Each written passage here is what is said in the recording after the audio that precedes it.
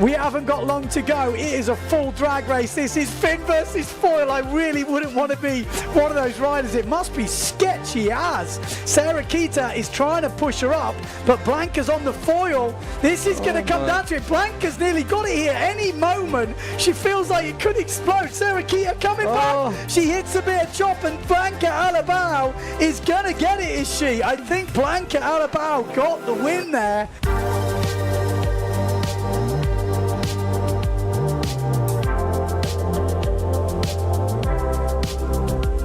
Here we go, final. Oh, it looked like Reeswijk with not the best start. If it's a general recall, he's laughing. If it's not, he's pretty deep. So Bruno Martini round in first place.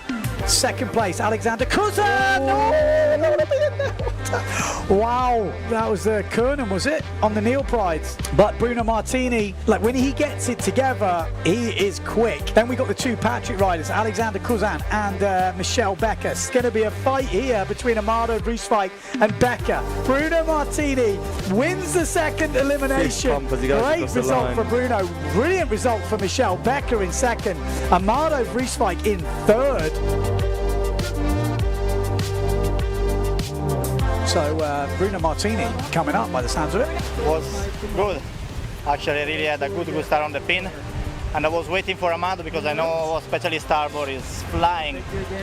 Actually didn't come, so I said, fuck, this is my opportunity. And then I was pushing hard, Portag as well. I'm feeling a little bit more comfortable if I'm not exploding, obviously. But yeah, especially I feel so good with this stuff. At the beginning, first round, I did a huge mistake because I was too much overpowered, but now with my 5.7 foil, I was consistently good. Yeah, super happy and still long win. We have Blanca Alabao for an interview. It'll be interesting to hear what she says about that last reach. It was actually really scary. I had a good start and a good first round, first reach. And yeah, I was with her all the time. Some side it was a little bit straight, so it was better for the foil. And yeah, we've been fighting all the time, and in the end she was pushing to not let me pass, and I shoot full power and then I shoot down, so I was like, or I pass her and I shoot down, or I crash with the boat. So I have to go full to pass her and then shoot down.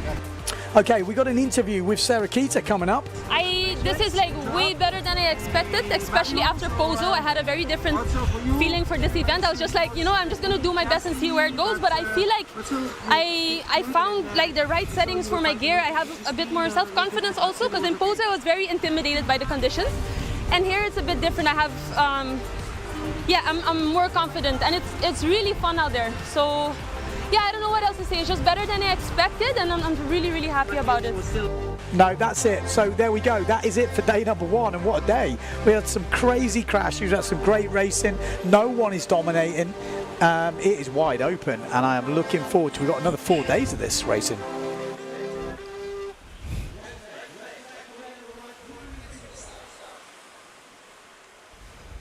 Okay, so there we go. That was the day one wrap up, and I think that is a great wrap up. That really gets you in the mood, doesn't it, for racing? There was some great moments, some big crashes, some crazy duels. I mean, that one with Sarah Kita and Blanca Alabao was right to the line. Really, really exciting stuff. Like I say, the women's fleet has definitely gone next level this year. Lots of different potential winners, although at the moment Sarah Kita dominated yesterday on the fin. Today's lighter. Is that going to play into the foil's hands? It could well do, you know. Sarah Kita, I don't think we're going to see her on the foil today. I think she's only got fin equipment, so we'll have to wait and see. And in the men, we've got the William Huber, who is the he's the actual speed record holder on the foil, the world champion in speed on the foil. He has been the most consistent and leading at the top. And then we've seen a mixture of results from the rest of the riders. Obviously, Maciek getting that win. He's still up there, even though, you know, a disappointing second elimination. The Beast, I think, is up there as well. Off the top of my head, it's all gone wrong, hasn't it? I'm trying to, my brain is fried. Amado Reeswijk, that was what I mean. If he hadn't have crashed out in that first final, he would be probably leading by a country mile, so to speak, after 2 eliminations. Looking at the rest, Pierre Mortefond, consistent as ever, 6th and 6th. Yeah, Johan So in third, and they're all in there. So Nicholas Goya is the one I think we should keep an eye out for. He's got some small wings, a bit lighter today. Going to see, because he won both of his finals yesterday. The problem was he wasn't in the winners' final. He made costly mistakes that led to it. So he did win both of his finals, but they were both 9th places, so to speak.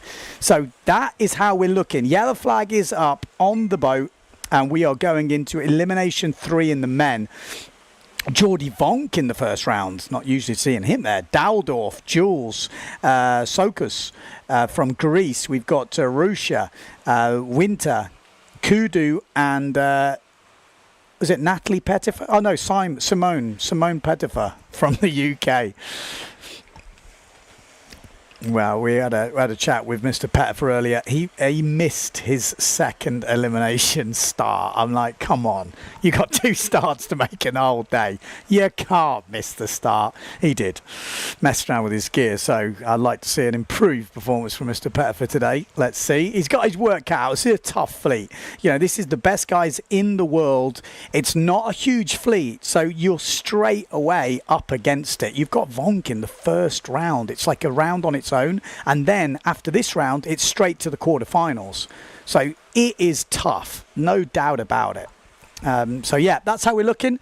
If you are just tuning in and you missed yesterday, you definitely missed some exciting racing, and this is just the start. It's going to get more tense, it's going to get crazy.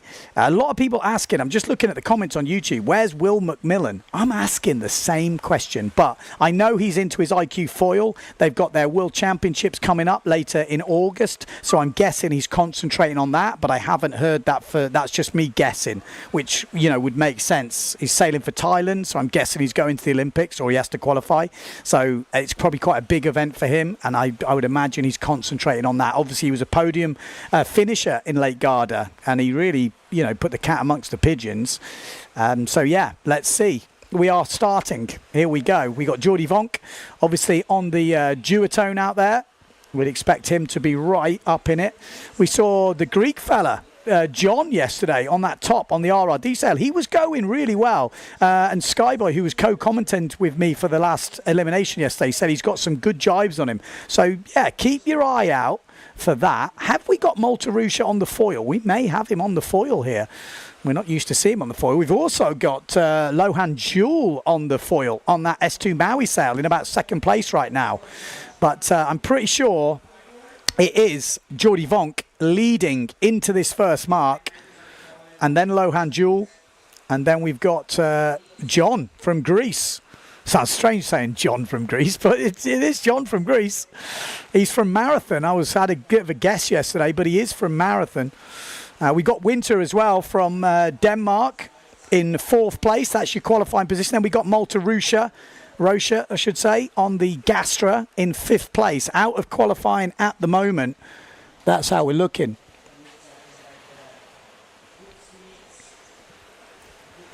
So coming into this second mark, we've got Jordi Vonk.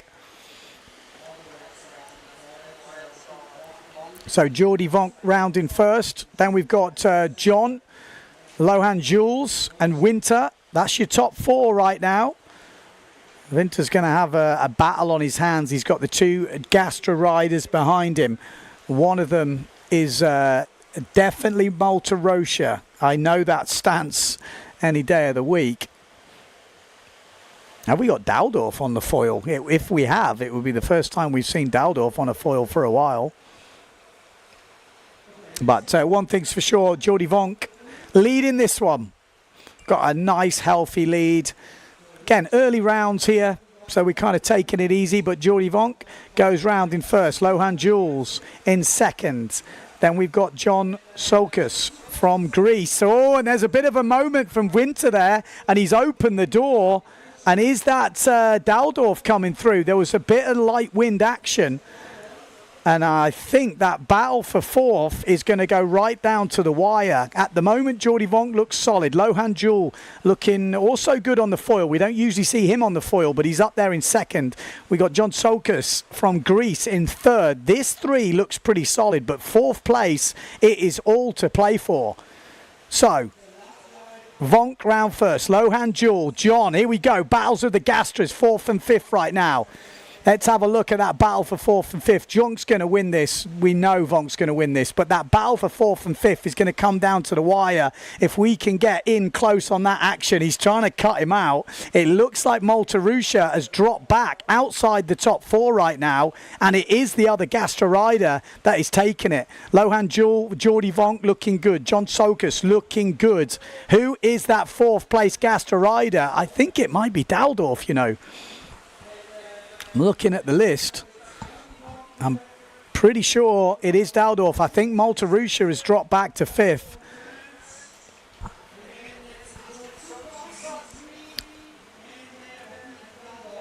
Yeah, it is Daldorf. There we go. Daldorf gets that 4th spot. Maltarusha misses out. Vinter, after that bad jibe on that inside, just left the door wide open. Daldorf said, thank you very much. I'll be taking that.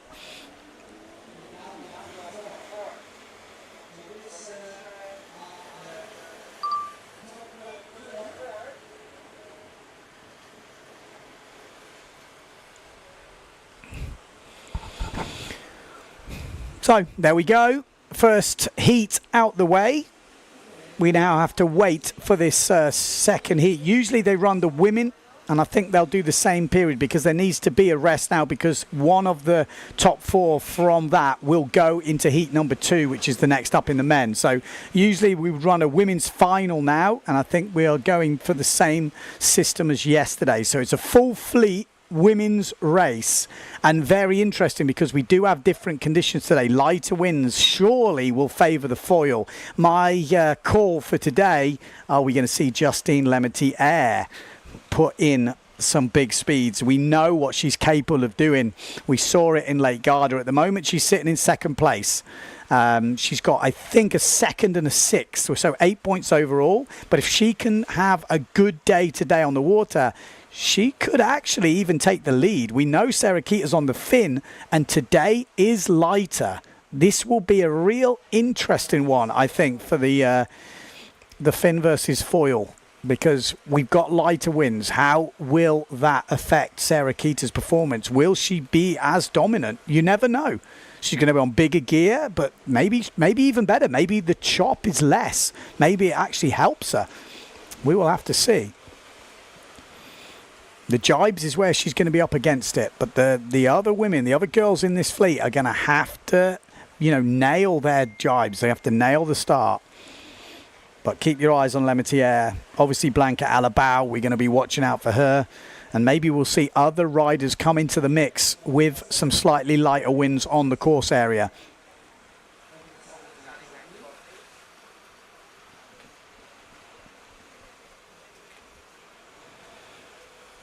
Okay, lining up for the start. Let's see if we can pick them out. We've got Lemaitre down here on that yellow and orange sail. Really easy to spot her. We've got the 2 duotone riders. We've got Jenna Gibson and Marion Mortafon down this right closest to us.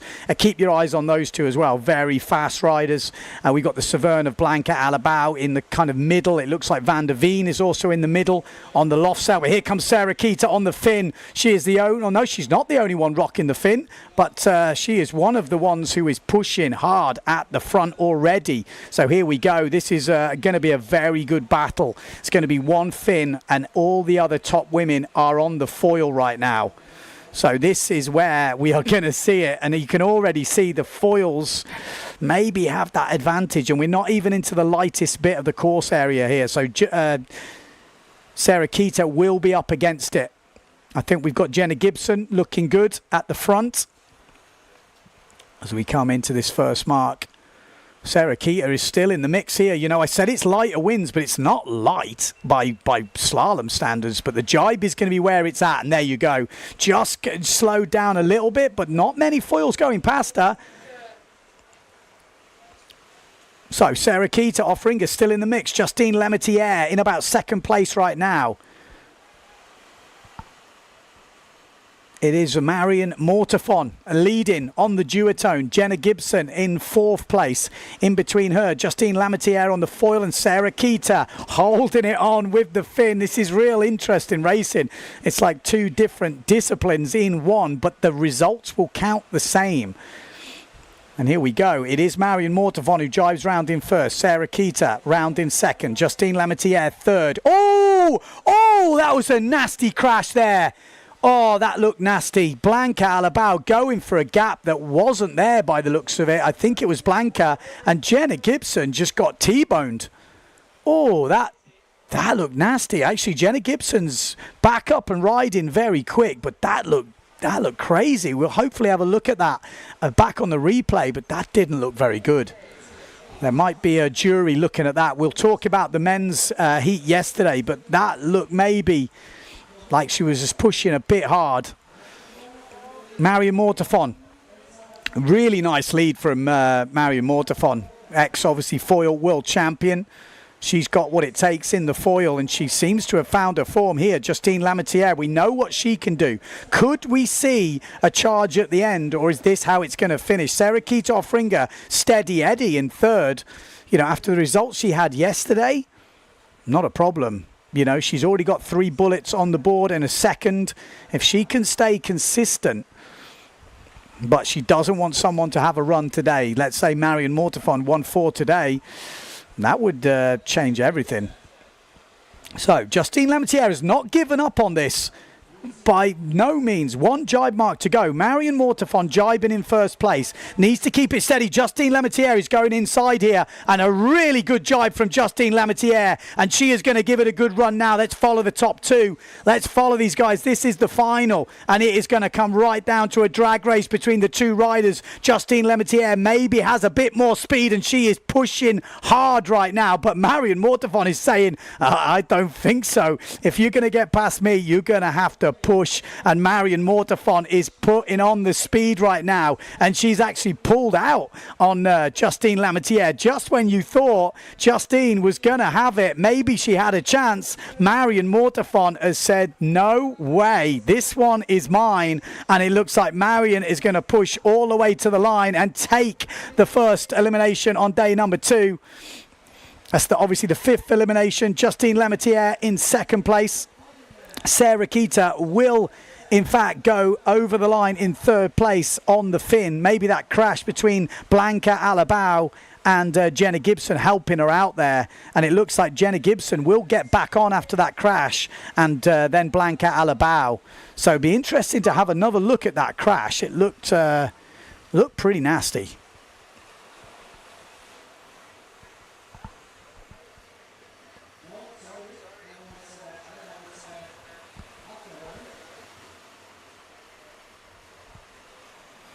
Okay, so red flag is up the boat. Like I said, hopefully we're going to have a look at that replay, but I'll let you know. Here we go. Oh, let's have another look at that, because a bit slow-mo just to see, because we've got 4 minutes till the start, so we do have plenty of time. Be interesting to dissect it a little bit. Okay, well, I mean, Jenna Gibson came in from really wide. If you go back, can we just go back at the beginning? It's easier to see exactly what happened right at the beginning of that, because there was a huge gap. Watch the duotone at the back there. That is Jenna Gibson. She's gone really high and then she's coming in wide. But I mean, I don't know. I don't think. Yeah, that could have been. I mean, it was. I was about to say it could have been nasty. I'm not sure about that. What do you reckon? Let me know in the comments. I mean, there's a lot of you out there racing. Oof. It looked sketchy, that did. I mean, there is no rules in PWA racing, but there is a dangerous sailing rule. They looked at the Maciek Rakowski-Mateo incident yesterday, and it was decided he had nowhere to go. He had the beast upwind of him. He had to go inside, otherwise he would have T-boned him. So they decided, and the riders as well, they kind of said, yeah, that was okay. I mean, there was nothing else to do. In that one, well, I'm sure it will go to the jury, let's say. But that looked pretty vicious.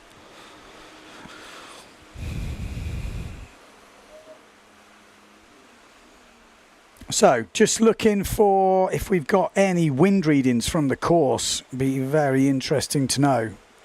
Like I said, we haven't heard any yet, but I will take a look at the information out there and relay it to you.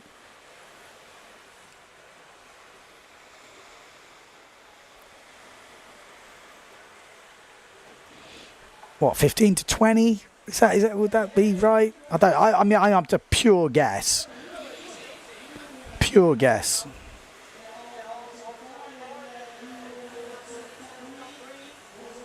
But I will try and get some information. I mean, it's always windier than it looks because it's not sunny at the moment. As soon as the sun comes out, we might see some crazy action because the wind will get up and they might be on their big gear. So, second heat coming up. Men's Elimination 3. Mortefon, Stallman, Vrieswijk, Jacquino, Macker, Board, Dalpont and Jules. That's who's in it.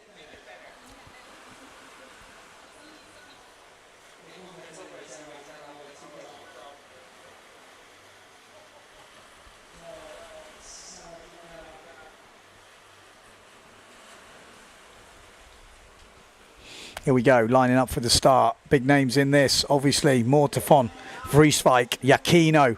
Some of the biggest names in windsurfing right there. We got Jacquino closest to us on the Severn. Then we've got Mortefon on the duotone. We've got the Gastra of maybe Stallman there, who looks like he's going well. Amado Vrieswijk has just popped out from the middle, just behind Lohan Jewel. And we know how fast Amado Vrieswijk is. Had some spin out yesterday in that first final.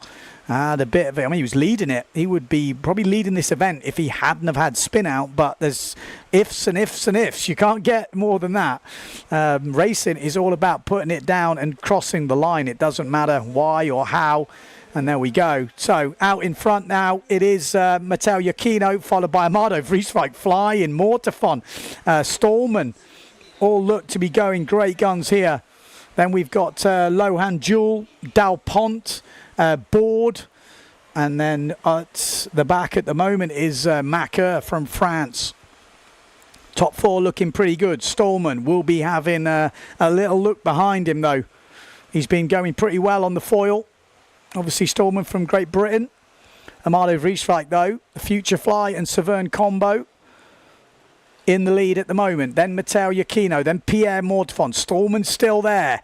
Got the chase impact right behind him. Dalpont is hunting him down. Cedric Board has got his eye on him. This is going to be a great battle for fourth and fifth here. Obviously, fourth place makes it through to the semi-finals. Top 16. Guarantee yourself a top 16 result if you're top four in this quarterfinals. Amado Vrieswijk looking pretty solid. Look at that fourth place. It's going to get exciting.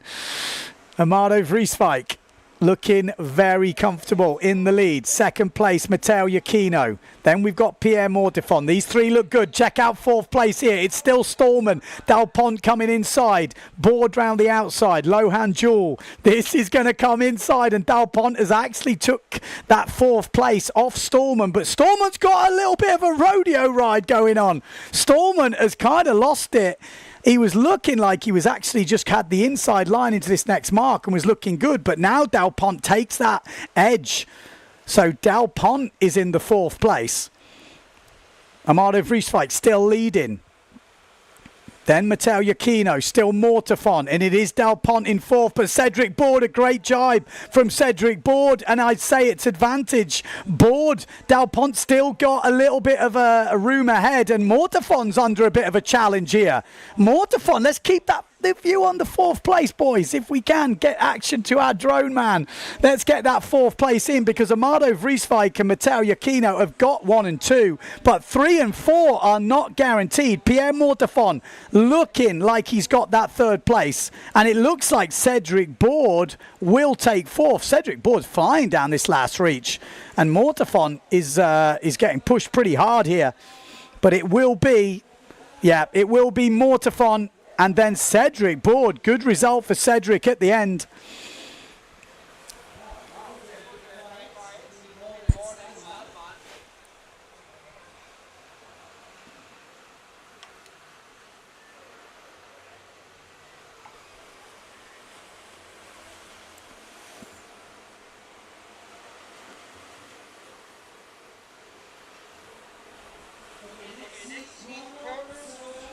So there we go. Good racing, I got to say.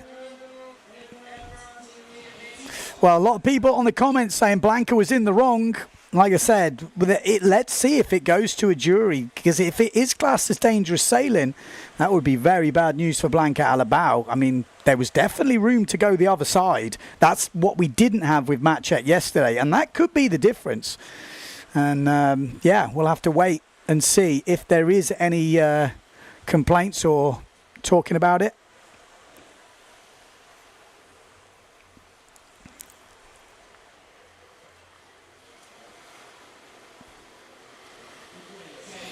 We got on the live ticker Alabau with a super dangerous jibe as she T-bones Gibson at the mark.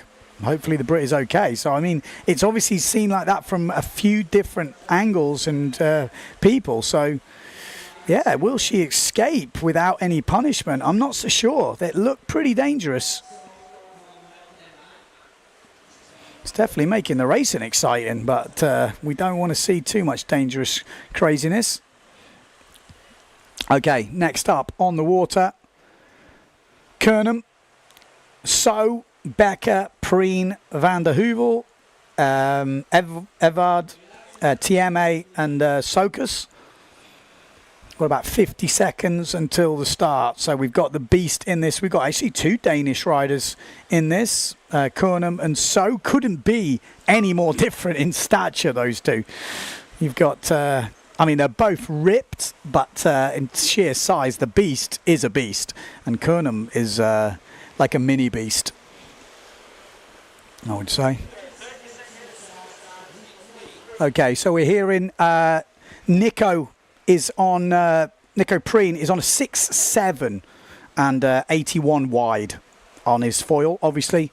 And Blanca is disqualified for dangerous sailing. I mean, we saw it here. It's pretty hard to make a case the other way. I mean, she could have gone upwind, and you need to stop that before it starts becoming a thing. So I think that's a good decision. I think there was nothing else that the committee could have done with that. And there we go. But did I just see Becca just take a dive? Is Becker in this? Yes. I'm pretty sure I just saw Michelle Becker hit the dirt. Well, the water, so to speak. The beast going well out in the front. Jimmy Tieme still going on the fin. And Lohan Jewel, it looks like. Oh, no. That's Van der Heuvel on the S2 Maui sails taking the fin. Be interested to see how they get on. Jimmy Tieme is fin through and through. Did he even bring a foil? That's the question. Out in the lead, though, Nico Preen, followed by Johan So, a.k.a. The Beast. Then we got Jimmy Tieme on the fin. Then we've got, looks like, Sebastian Kernum from Denmark in 4th place. And then we've got Sokus from Greece.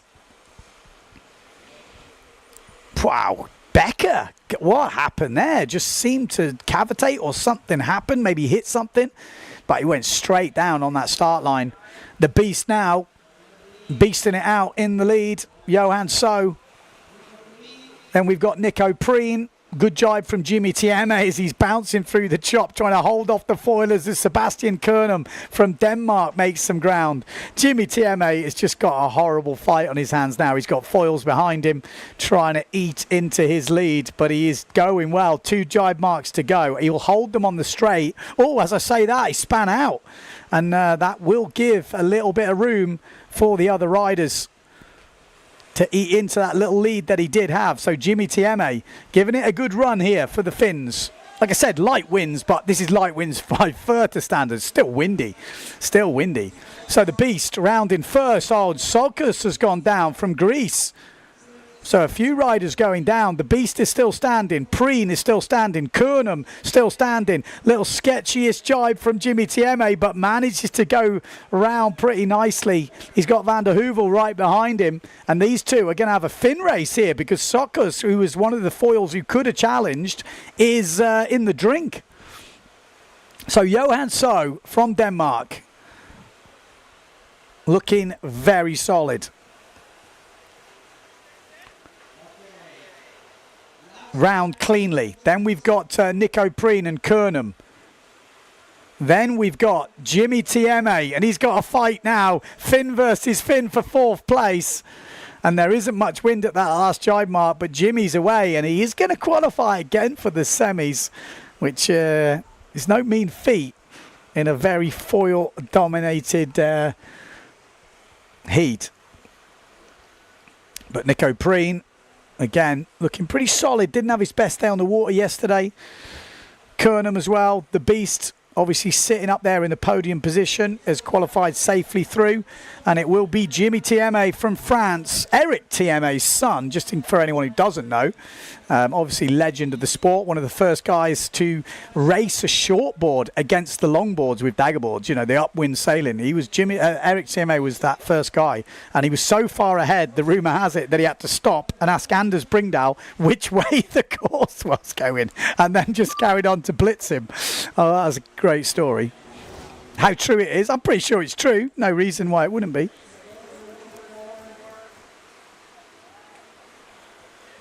Here we go. A couple of replays from the action.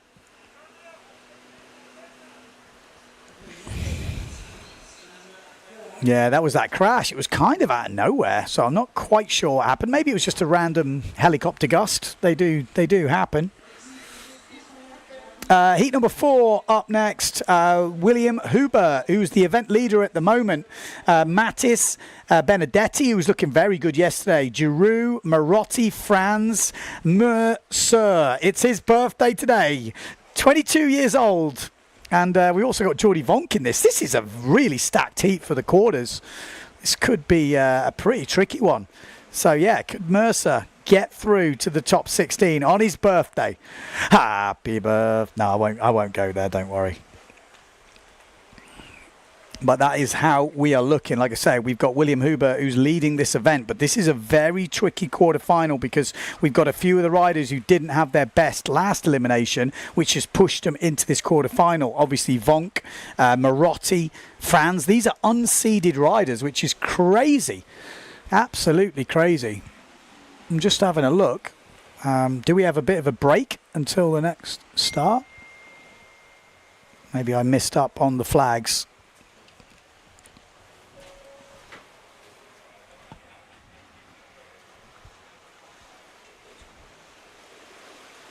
Okay, so red flag. We do have a red flag is down, so 3 minutes until the start. I can only think it was probably delayed because they wanted to change the drone battery. We want to have drones, so that would make sense. We will have a few of those, like a little bit delayed starts, just to give the drone a little bit more time to get back up there, which I think is definitely a good move because the drone has definitely changed the game in slalom racing, no doubt about it.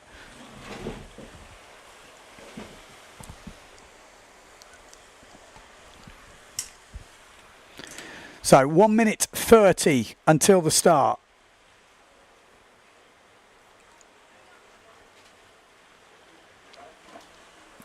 Who's your money on for this? This is going to be tricky. Huber, Mattis, Benedetti, Giroux, Marotti, Franz, Mercer, Vonk. This is honestly the most stacked quarterfinal I have seen looking at results yesterday. Benedetti is not to be taken lightly, finished 6th in the last final. Giroux, we know what he can do. You know, Mattis has been having some good ones. Hubert's leading the event. And then the unseeded riders are actually, you would probably class as the seeded riders, which is kind of crazy. So 50 seconds on the clock. As I just said, Blanca Alabao has been disqualified for dangerous sailing. So that's big news.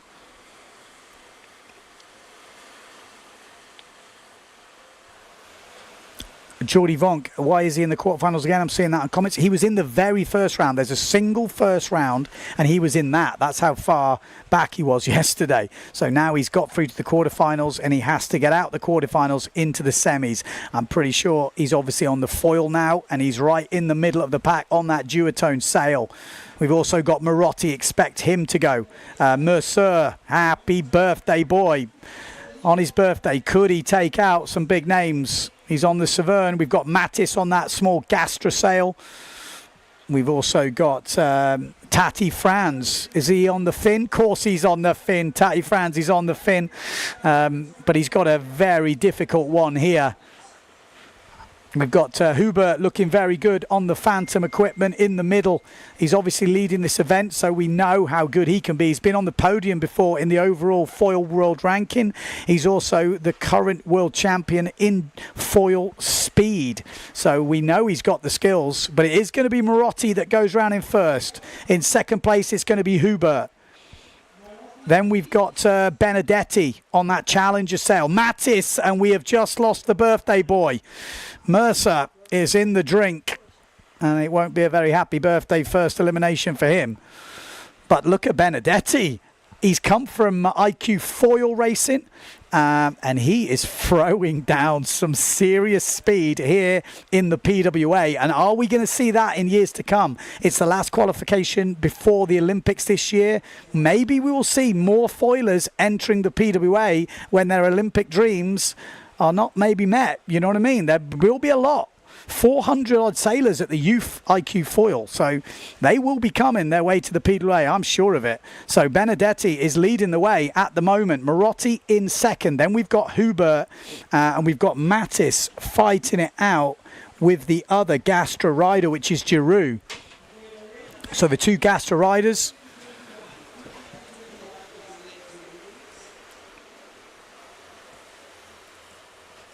So Enrico Marotti, Hubert on the fight, and then the Gastra boys, Giroux and Mattis. These two are going to have a big, big fight. Out in the front, though, still Benedetti. Yeah, he's got some lead, actually. Marotti probably just cruising. Hubert looks comfortable. The real fight is to the two Gastra riders. And it looks like at the moment, Mattis maybe has the edge over Giroux. Obviously, teammates, they'll know each other pretty well. But we will be finding out because we've got one jibe mark to go. Benedetti looking very solid. Italy have got some top riders at the moment. Bruno Martini obviously winning the last final yesterday. And Benedetti will know Bruno very well and he'll know his speed. Marotti still in second. Hubert in third. And it is Giroux that just goes inside Mattis. And Mattis comes to the other side. And it's Giroux that's poking out a little bit, I think.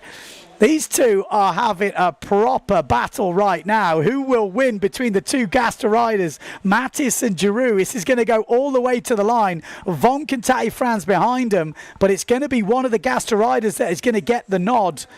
I think it's going to be Giroux. I think Mattis is going to miss out, and Giroux from France will take that fourth spot. It's not easy to tell them apart, to be honest, but I'm pretty sure it's Giroux. Hubert third, Marotti second, and Benedetti winning that qualification round. Just as I say that, we'll bring in a freestyler who doesn't really do much slalom, but he's here soaking up the atmosphere. We've got Jentel Cares. What's up, Ben? You all good? Yeah, doing great. It's so cool to watch the slalom guys here battling it out. A bit of foil against Finn. It's really excited to watch. I watched yesterday all day and I really enjoy it. Guys are pushing hard. Yeah, so for anyone who doesn't know, we've obviously got the freestyle coming up. We've got 5 days of slalom and then 5 days of freestyle, I guess. Yeah, exactly. I think we're all really excited to be back on Fuerte. Many of us slalomers and freestylers love this place because it's just windy every day. And we're seeing today is a light wind day, but they're still flying around. What would you be on, 4.8 on the freestyle, something like that? Outside probably like 4.4, inside a bit 4.8 because it's quite offshore. When it's cloudy like today, the wind turns a bit more offshore. So it gets a bit more tricky for the freestylers to do the moves close to the beach. But for the slalom guys, you see them flying and they get some proper gusts coming through. Yeah, no, for sure, 100%. And we've got the next heat coming up. This is the last of the quarterfinals. Alexander Kuzan, we've got Nico Goya, got Bruno Martini, obviously winning that last elimination yesterday. We've got Maciej Rakowski winning the first elimination yesterday. We've got Sjöberg from Sweden. We've got Van der Berg. We've got Vorenberg. And we've got Daldorf. So again, these heats are not easy. As soon as you get to the quarterfinals, there are not many easy ones. We've got 2 elimination winners in this, in Maciej Rakowski, obviously current tour leader, last year's world champion. He's having a hell of a year, but he can't really afford to make too many mistakes. I mean, that mistake yesterday will definitely have hurt him, but he needs to get back on the horse today and put down a good result. And then we've got Bruno Martini as well, 25th in the first elimination actually, after an explosion, and then winning the next elimination. Bruno is a bit of an all or nothing type of guy. Yeah, Bruno definitely just goes for it, you know, it's like all or nothing. But I really like that style of sailing, you know, like also when you see them on the water, there's a little bit out of control, but you know, they're so fast and pushing hard. They just bring the sport forward.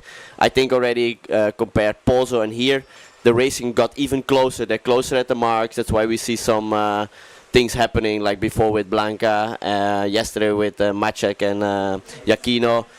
I mean, it makes it really exciting to watch. Yeah, 100%. Well, we got 20 odd seconds to go. 20 seconds right now until the start. This is the last of the quarterfinals. Top 4 make it through to the semis. Guarantee yourself a top 16. Is it a full foil affair? It looks like it. So Maciej Rakowski, second from the right-hand side. On the Neil Pride is Bruno Martini right down the pin end. So it's Bruno closest to us. Then we've got Maciej Rakowski. Then we've got Nico Goya. Those 3 surely are in the next round, and the fight maybe is for 4th.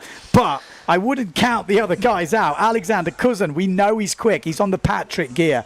We've got Sjoberg on the duotone as well. Vorenberg on the other Patrick gear. He's no slouch. Oh, we do have a Finn. We have Daldorf, obviously, from Holland. But the top 3 at the moment, Nico Goya, Bruno Martini and Maciej Rakowski. In that order, it is Nico Goya round in first place, Bruno Martini second, then Rakowski, and then it looks like Alexander Kuzan and Vorenberg fighting it out for 4th and 5th. So let's see how this one pans out. Will the battle for 4th go right down to the wire? Looks like Vorenberg at the moment is in 5th place and out of the qualification.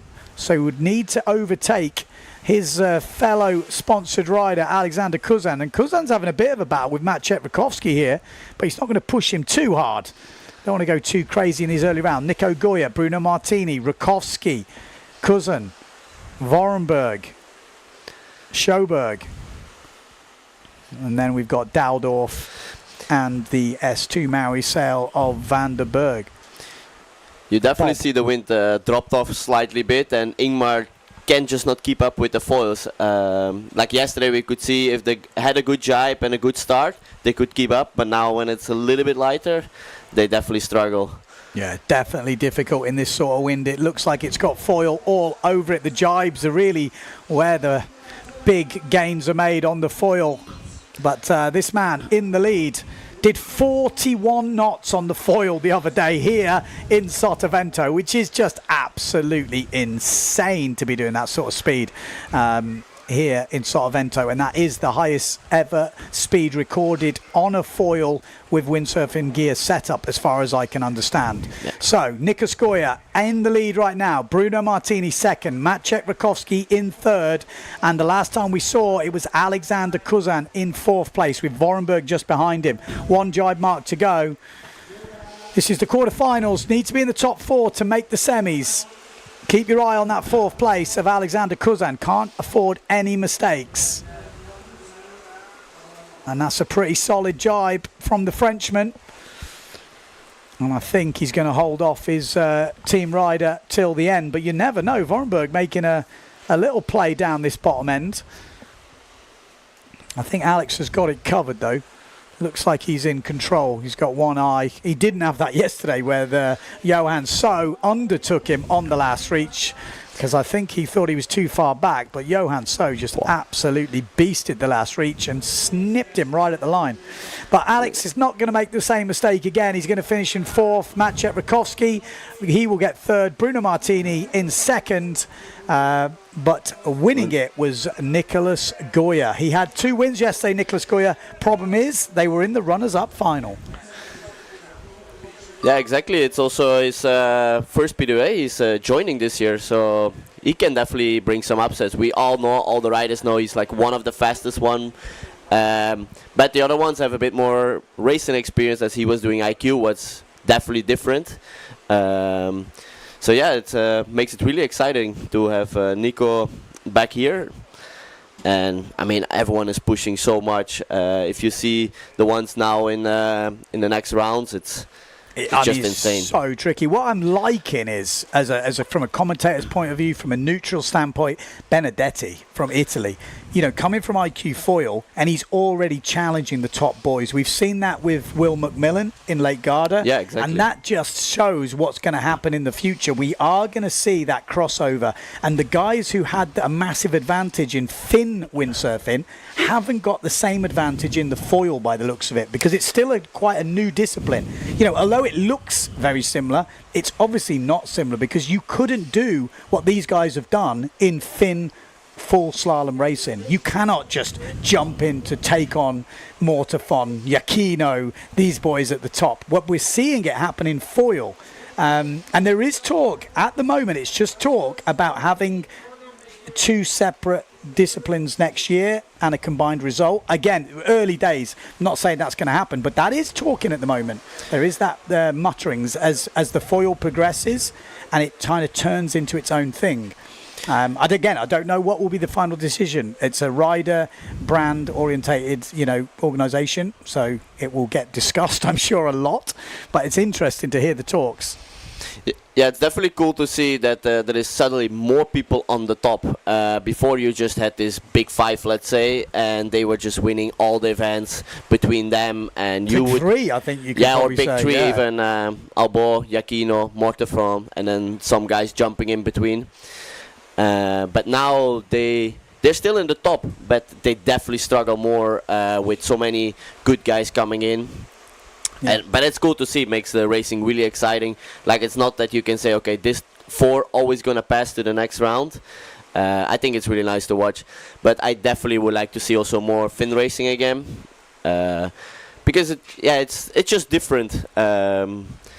It's like putting MotoGP and Formula 1 together. It's on the same circuit, but it's just different.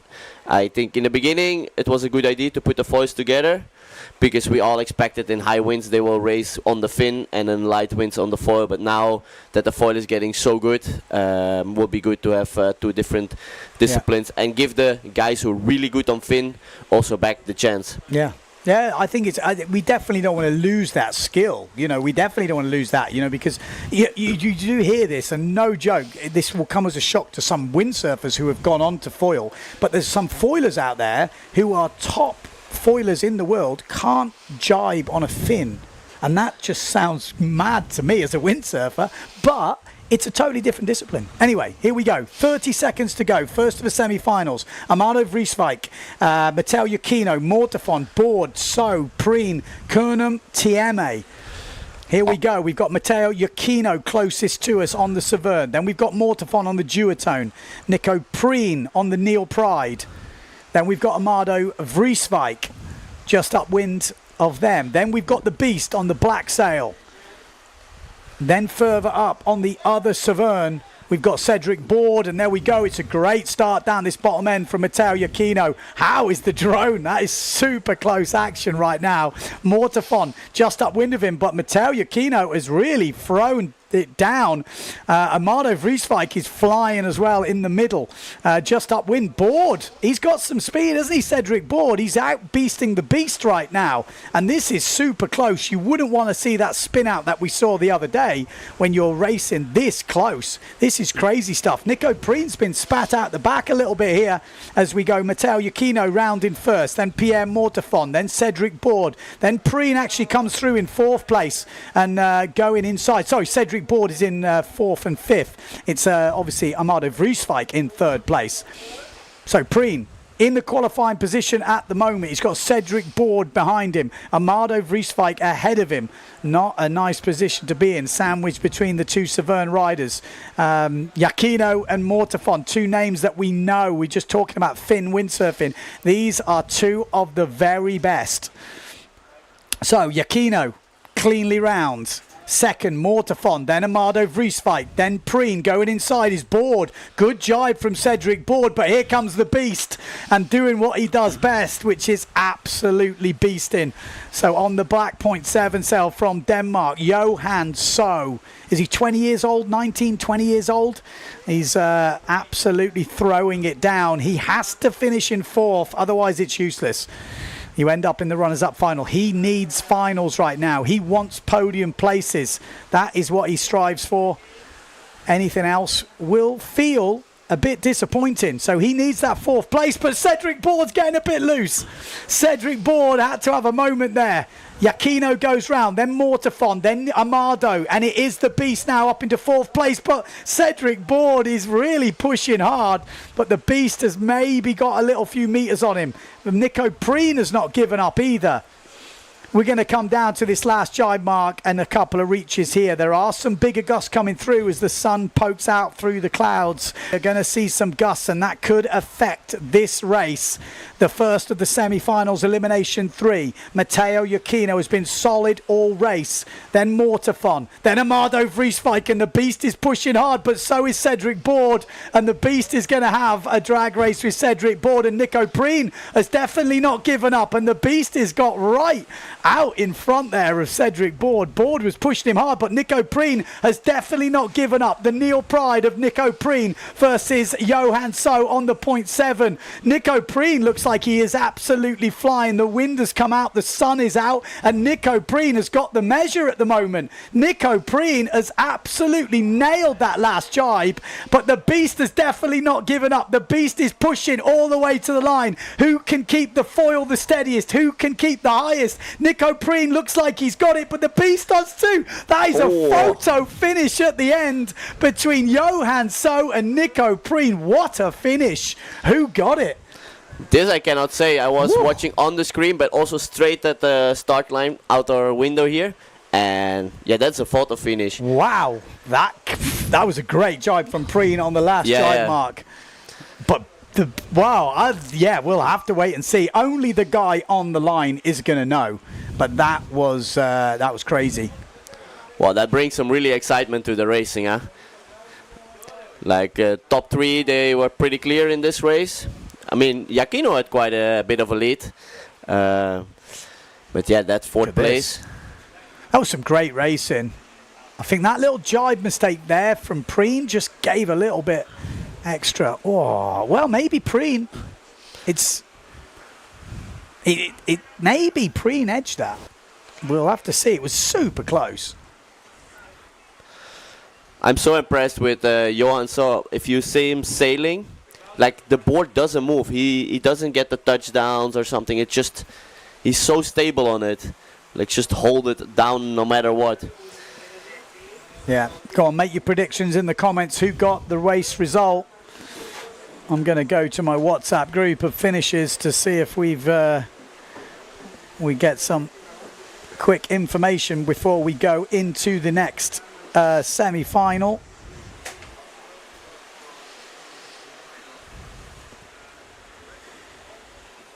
Still waiting. They're probably reviewing the video, and here we go. It's just popped through, and guess who got it? Guess who got it?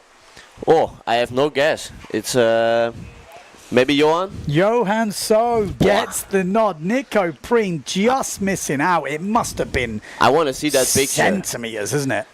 Absolutely centimeters. So unfortunately for Nico Preen, a really great fight all the way to the end, but 20 years old Johan So, he is an absolute Hulk, that guy. They must have been both on the limit, like just pushing the max out of it.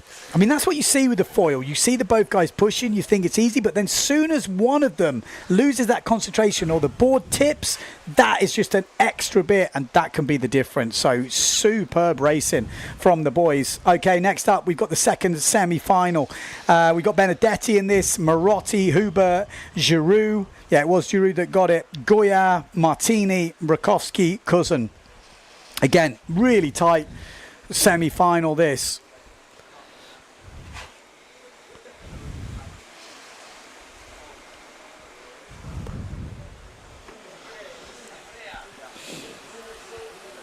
Looking forward to this one. That first semi-final was pretty impressive stuff. How do they decide those close calls on the finish line? They have an iPad which they record the close finishes, looking straight down the line from the flag on the boat all the way to the line, and then obviously it's the first one who crosses ahead. So obviously much different when you're looking straight down the line. It'll be coming very clear.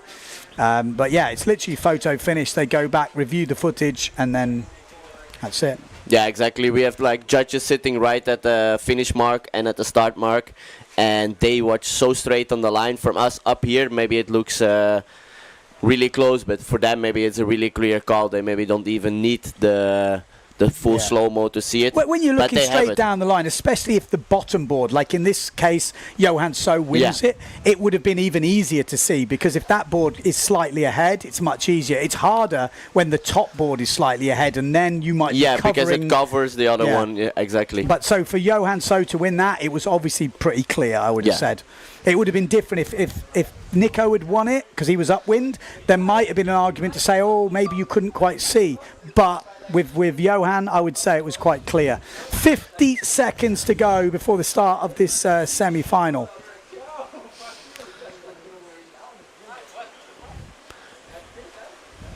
Here we go. So we've got Maciej Rakowski on the pink challenger today. I like it when he's on the pink. So we've got Bruno Martini as well. These boys love it. Oh, look at those two right down the bottom. 30 seconds to go. Having a little kiss and a cuddle. Looks quite close down there, doesn't it? Looks very intimate. Yeah, they're already fighting before actually the race started. 24 seconds to go. We've got Enrico Marotti staying a little bit higher than the boys. He doesn't want to get into that little fight they've got going on down there. It looks like we've got Giroux in this, obviously, on the Gastra. We've got Goya. He likes to start in the middle, no doubt about it. Kuzan a little bit further down. We've obviously got Hubert as well, the two Phantom riders, as we get straight onto the start. And Maciej Rakowski was poking out a bit there. If he's had a good start, he is living the dream right now, because that was absolutely on the button. So let's see. Maciej Rakowski leading, Nicholas Goya, William Hubert, massive crash, absolutely huge crash from Bruno Martini. That is one of the biggest crashes I have ever seen in foil slalom racing. Ridiculous, he got ejected. I wouldn't be surprised if the boom broke or something. Wow.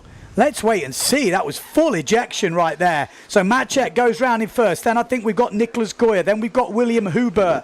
We've got Alexander Kuzan in fourth place. And then I think we've got Benedetti from Italy. Well, actually, Benedetti might have just moved up into fourth place, having a real fight with the Patrick rider here. Wow. That was absolutely ejection mode. That was like James Bond style.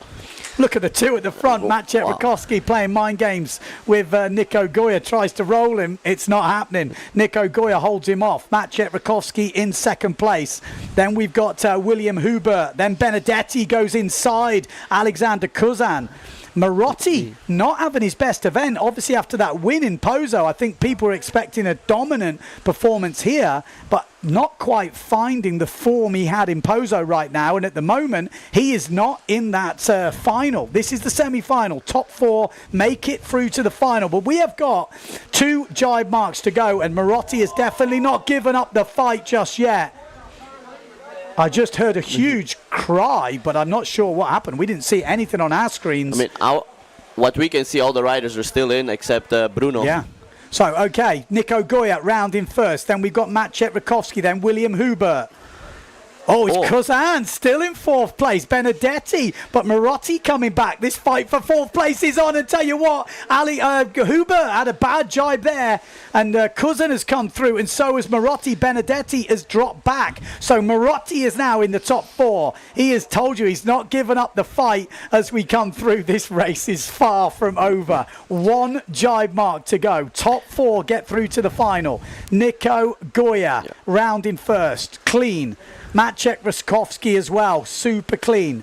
Then we've got the Patrick rider, Cousin and Benedetti has just got inside Enrico Marotti. What a jibe from the Italian. So Benedetti has done a Nico Preen on Enrico Marotti, but is Enrico Marotti going to do a beast? Is he going to beast underneath Benedetti from Italy? Let's stay on this fight. At the moment, Alexander Cousin is in third, Benedetti in fourth. Enrico Marotti is getting very high on the foil and he's wavering around. One mistake from Benedetti and Marotti's in here. Benedetti is pushing as hard as he can, but Marotti is coming through. Enrico Marotti is pushing all the way to the line, and it is going to be the Croatian. Oh! And Enrico Marotti catches something on the line. I it think must he have gets been the rope. Oh my God, that race was crazy right now. Wow. That's what you call flying over the finish line. Wow. But I think he got it, but you can clearly see he got stuck on the rope. Wow. There were some 2 big crashes in one race, huh? How is that crash from Bruno? I mean, obviously, we're hoping he's all right. We haven't heard anything, so we're guessing he's okay. But that was just bonkers. I have never seen something like that. Check out. Oh, I just caught the chop and then watch the foil. Wow. I just checked out the window and I see Bruno up again, so looks okay. like he's okay. Wow. There is some crazy stuff. Who said foil racing is not exciting? Wow. We are seeing some crazy stuff. Look at this jive from Benedetti. You were thinking at this point, fourth's wrapped up. I really thought he'd done enough there. But Enrico Marotti. Yeah, that last reach is a pretty long one, and they can. Oh, there was that push crash short. behind. That was the crash. I think it was Goya, Giroux.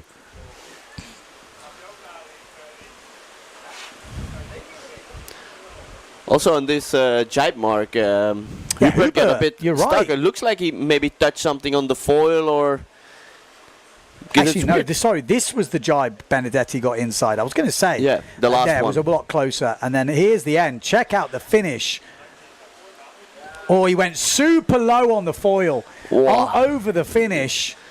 I mean, maybe that should be like the end. We should have a rope, which is like 50 centimeters under the rope. So you have to go high on the foil. Yeah, over we the should line. put one in the middle so you give a bit advantage on the Finn guys. Yeah, because they will go over it.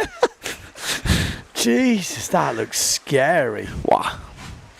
Yeah, and that's how fast they go on the last reach. 38 knots, 36 maybe if it's a bit lighter. Wow, 34 and a half, 35. Yeah, but they were I think. pushing hard on this last reach, huh? Yeah. No, they're definitely pushing. But I looked at the watches yesterday, and we were seeing 34 and a half, 35. Okay. And yesterday But was still, pretty windy. Still quick. I mean, you as a wave sailor, me as a freestyler, if we go 34 kilometers per hour is already pretty fast. It's quick. Oh, So- I won't lie. I have been 50. I Yeah, mean, I you've don't want been- to go you've on been in about the it. channel, so yeah. I have been 50 knots, mate. I've got to put that in there. I don't, you know, anytime I get the time to mention I've been 50 knots, so I like to do it. Right, women's up next. Second final of the day, 6 elimination overall. And we've got the usual suspects, Mortefon, Lebetier, we've got Offringer, Gibson, Van der Veen, Van Hoon, De Jong, we've got Houdendam, Davico.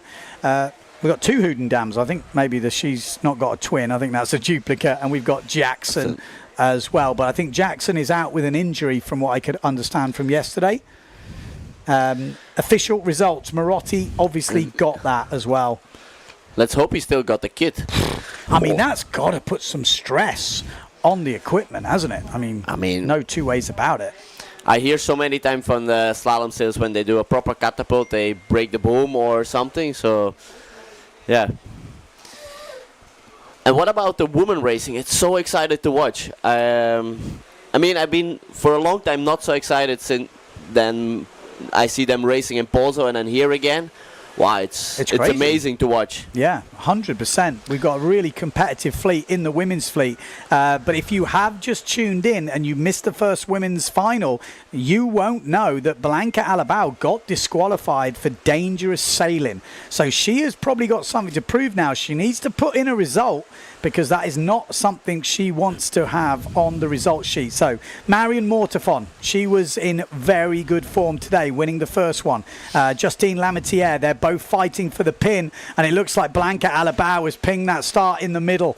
And Blanca Alabau is going to go all guns blazing here, but Sarah Kita on the fin has not given up. And like I said, lighter winds today, so shorter chop. Maybe it suits Sarah Kita. She's on bigger equipment, and she is holding it down. It looks like Van der Veen has also gone on the fin. So Van der Veen, the closest up. I've got to be honest, I like the drone, boys, if we can. I love the chase cam, but the drone is just so good to see. So Van der Veen is on the fin. Yeah, Sarah Kita on the fin, and Sarah Kita is going to be first into the mark. Marion Mortefon second, Blanca Alabau third, and we've got Justine Lemetiere all lining up like synchronized jibing as Van der Veen goes to the inside. Where's Jenna Gibson? Not in the mix at the moment. Did she make it through? She had that crash before, obviously that run-in with Blanca Alabau. I don't know, do they do redress? What happens if Jenna got injured? Or I have no idea. I just came a bit too late to see it, or I didn't hear anything from the guys. Look at this. Sarah Kita off ringer. The sun has come out, and the fin is absolutely dominating these first two legs. So Sarah Kita off ringer on the fin, leading the way in the women, coming into this second jibe mark in first place. Then we've got Marion Mortefon with Blanca Alabau. Justine Lemetiere going the inside. Another good jibe from Justine. She's done that to really good effect. She was doing that to really good effect in Pozo. We saw it obviously happen over in Lake Garda, but that was a great move from Justine, and it wouldn't surprise me to see her win this elimination, because look at the speed of Lemetiere right now. Look at her go. She is absolutely just crushing Sarah Kita. Absolutely solid as a rock from the French lady. Justine Lemetiere is flying, so is Marion Mortefon, and Sarah Kita has got two jibes to go to try and hold off the charge of the foils. Blanca Alabau has drift back a bit. Two jibe marks to go. Justine Lemetiere, though, has the advantage, and she's actually going to go round in first place. So great leg from Justine. So Justine takes the lead. Sarah Kita in second. Marion Mortefon, good jibe from the French lady. And Blanca Alabau is sitting, waiting right behind. Any mistake, she is back in, but Sarah Kita has not given up. And I would say Sarah Kita seems quicker on this outside leg than she is coming in. One jibe mark to go at the moment. Justine Lemetiere is proving she has the speed. Has she got the composure on this last jibe mark? Needs to keep it together for one more jibe and one more leg. Justine goes round. Pretty solid, very solid, I should say. So Justine safely round, Sarah Kita safely round. Marion Mortefon, not the best jibe, goes very wide. Blanca Alabau inside her. These two are going to have a fight for third and fourth, but Sarah Kita looks like she's going to have to settle for second, because Justine Lemetiere has found an extra gear right now. She has just gone into turbo mode. She is absolutely flying. She's off the screen. She is going to cross the line on her own. What a race from Justine Lemetiere. She didn't go around the first mark in first, but she is going to cross the finish line in first place. But and the sixth elimination goes to Justine Lemetiere from France. What a result from her. Look at the fight for second. Second is on, because Marion Mortefon might... Oh, she's missed it. Oh, my God. Oh, my life. What happened Sarah Kita off ringer span out as she was going towards the line, and she's totally missed the finish line. She did not cross the finish line, and that result will not count until she crosses the line. So Van der Veen will get fourth place, Blanca will get third, Marion Mortefon will get second. Sarah Kita has basically thrown a pretty simple guaranteed top three, whether it would have been second or third, away by missing out on that finish line. Wow. Wow. Here we go. Sarah Kita, look at the lead she had going into this first mark. Look where Justine Lemetiere is. She's in fifth place. In fifth place round the first mark. Crazy. Insane the speed she had from after the third mark. Oh, is that Jenna Gibson getting a bucking Bronco going on? That must be, because Mortefon is more ahead. Yeah, this was when Justine had already got the lead on that last jibe mark, and then she came onto this inside leg, and she looked so good from then on. And this is what, I mean, Sarah Keita's got a fair bit of speed, but maybe just it was too tight for the fin, which is a shame, isn't it? It's going to favour the foil here. She spins out there, can't make it. I mean, Marion would have got the second. It looked like Sarah Keita had already lost that battle. She was going to have to settle for third, but I think the problem sometimes with here in Fuerte, where the finish line is, the wind turns a bit offshore close to the beach, and she had to push so hard to get to that reach that she spun out. On the foil, it's much easier to adjust going up or downwind.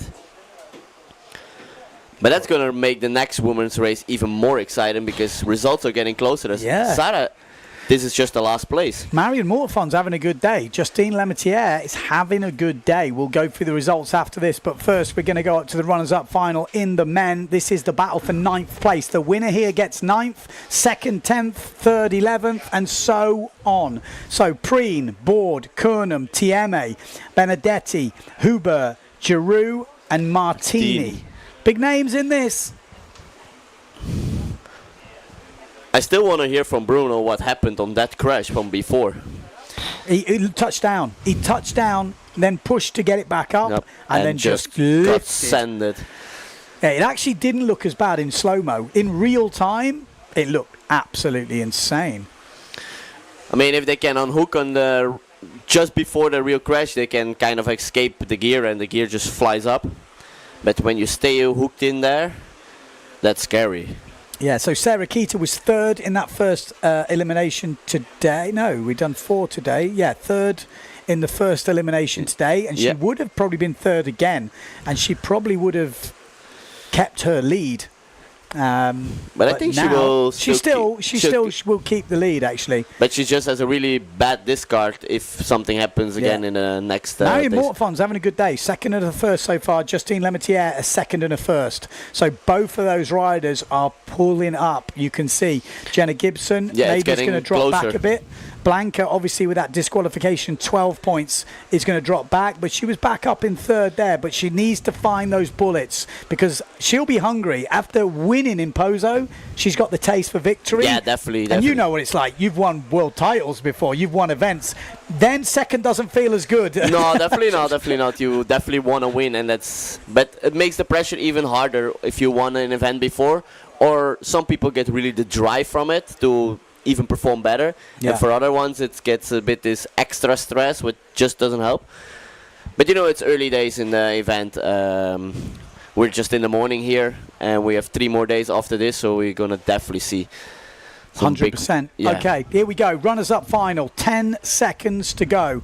Preen, I mean, you expect to see Martini pushing for the win here, Benedetti. These guys have been right up there and they've got the speed, but Preen, definitely don't count him out. Got his first win over in Pozo in the last elimination of the competition, and he's been showing some good speed. Looks like a good start. Yeah, definitely. Good start down that bottom end. Bruno Martini pushing hard. Cedric Board pushing hard. We got William Huber as well. He was the event leader coming into today. So a 9th place for him is still a solid result. Still single digits. So keep your eye on William Huber, and he's looking very good at the moment. So Huber, current foil world speed champion, is going to be leading around the first mark. Bruno Martini is going to go around in 2nd. Then we got Cedric Board, Nico Preen, Kernam. Preen gets stuck on the water, and so does Board. Preen got stuck, but Board got stuck way more. And Kernam coming around the outside from Denmark. The small frame of Kernam, but guess who it is? It's Jimmy Tieme on the fin. Still pushing on hard. Love to see it. In 3rd place right now, and the wind is picked up. The sun has come out and we're seeing a bit more breeze on the course as Jimmy Tieme is pushing hard behind Sebastian Kernam. Huber still in the lead at the moment. Bruno Martini 2nd. Then we've got Kernam, and it's still Jimmy Tieme in 4th, fighting it out to get round those jibes and hold off the foil riders. Preen getting a bit of a moment there. Oh, no, not Preen. We've got so many Neil Prides in this. We've got Bruno Martini out in the... Martini out in the lead. And so 2nd place behind William Huber. And then Preen 2/3. Yeah, they're a bit further back than Kernum on the other Neil Pride. But Hubert, 2 jibe marks to go. Can he get a 9th place to add to his consistent day yesterday? Hubert keeps it solid. He's been on the podium before in the world title foil. Bruno Martini, though, we know he's got the speed, but he likes to live on the edge, Bruno. And this will be a full drag race to the finish between those two. Kernum in 3rd place. Then we've got a bit further back, actually, Preen, and then sandwiched in between. Is that Benedetti? Benedetti. Fourth. Okay, Benedetti in 4th. Here we go. It is Bruno Martini who's took the lead. He must have pushed super hard on that leg. So the Italian, like he does first or last. Bruno is like... it's all or nothing. Tagadalian Nights or whatever it's called. If you're not first, you're last. Ricky Bobby absolutely pushes all the way. I love that style of racing. For me here in the commentary booth, it is definitely a rider I love to see in a heat because we know he is going to give everything. The Italian absolutely dominating right now as he's pushed all the way to the front. Hubert is in 2nd place and Bruno is way off the screen. This is the runners-up final, so 9th place will be Bruno Martini. Yeah, Bruno Martini finishes in 9th. 10th place for Hubert. 11th will be Kernum. Oh, Preen just took a huge crash. Was that Preen? Yeah. Wow. That looked pretty brutal. That looked pretty brutal. I think that might have been Giroux just behind Kernum there on the Gastra. And then Jimmy Tieme coming through. Wow. That looked pretty brutal. Then Board coming over the line. Couple of replays from that runners-up final. There we go. Preen pushed it down. Board then absolutely locked it down. Kernum come around the outside. Jimmy Tieme in the middle. Then Giroux. And then coming into this mark. I mean, it was fucking Broncos all the way. Yeah, that first mark is always so hectic. They come with such a close racing all together there. Wow. Interesting stuff. I mean, we didn't see that leg where Bruno took it out. It was actually the next reach where Bruno just put it down. And he took out some distance on Hubert. You must look at him when you come around that mark. And that was the way they finished. So, I mean, he must have done something. Hubert took a really wide jibe and Bruno just went on the inside. Preen. Wow. I mean, that is what we're seeing with foil racing. These guys are on the edge. They are pushing the limit. Just in case you don't know, the higher the foil is out the water, the faster it is. Obviously, the less drag you get from the mast. So the mast obviously is the long thing which attached to the bottom. But the lower that is in the water, the more drag you've got. So the higher it is, the less drag, the faster you go. The problem is you have less room for error. If that is to breach, if the wings at the bottom come out, you lose all lift and you just get absolutely thrown out the front door. Yeah, so there is no saving of it. You hit one wrong chop or get a gust would start lifting the board. You just go down. And they know it. They know it like before they crash. Yeah, and that's it. They're getting lifted. You know, you got big gusts coming through. They get lifted. So then they try and push down. Then maybe you get a hole or the wind headers. And then the board goes down too quick. Then it touches. Then you push up. And then bang. Yeah. You know, that is what we're seeing happen. It's some crazy-ass racing right now. Really interesting to watch. I hope you guys at home are enjoying the action because these guys are pushing the level. Final coming up.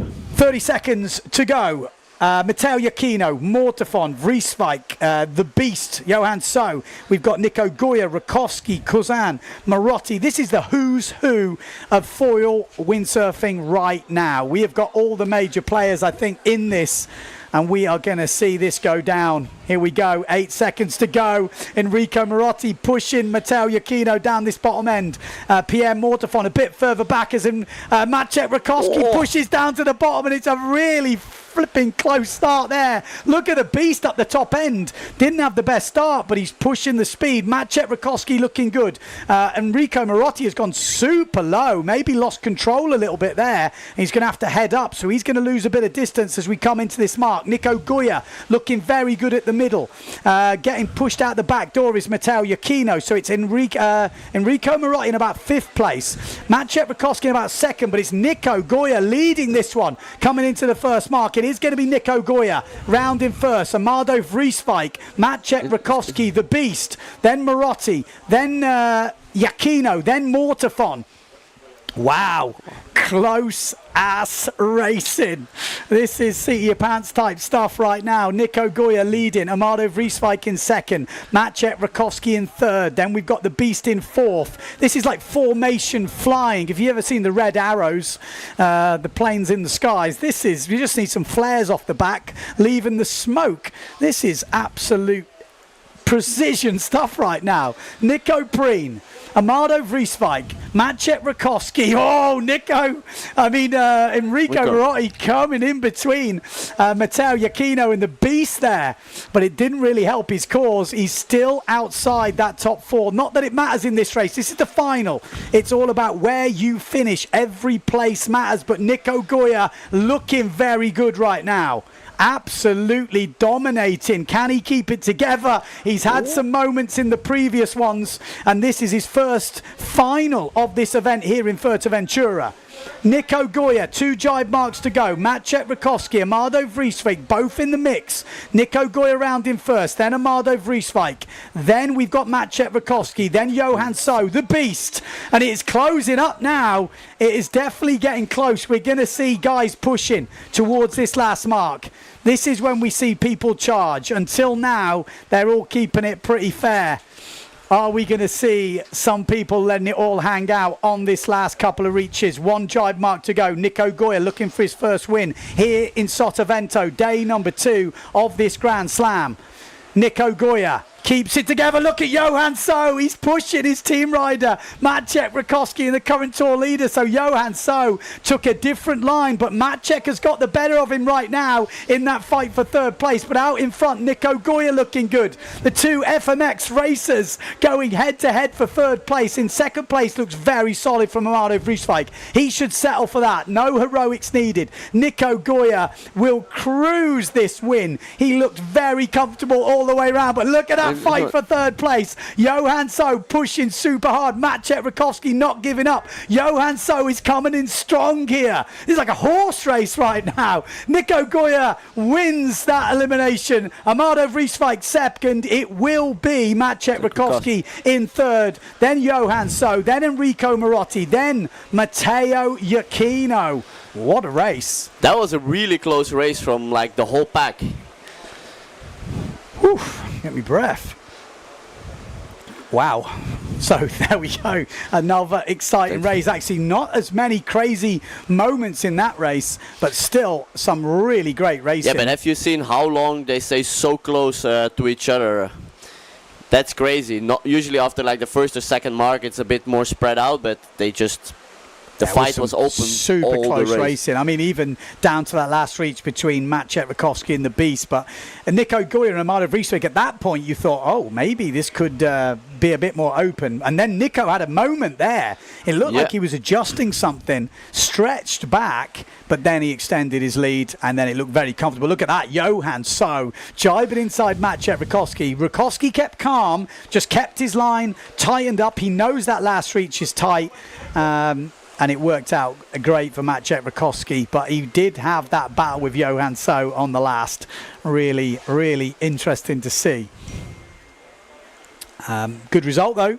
So there we go. That does end the first elimination of day number 2, which is obviously the 3rd elimination in the men, and we will see some change in the results because William Hubert was in the runners-up final. Maciej Rakowski will probably move up a little bit now. Johan So is going to be up there still. Amado's going to be moving up. All 3 riders are looking very good in the overalls right now. So we will bring you all those results when they come through.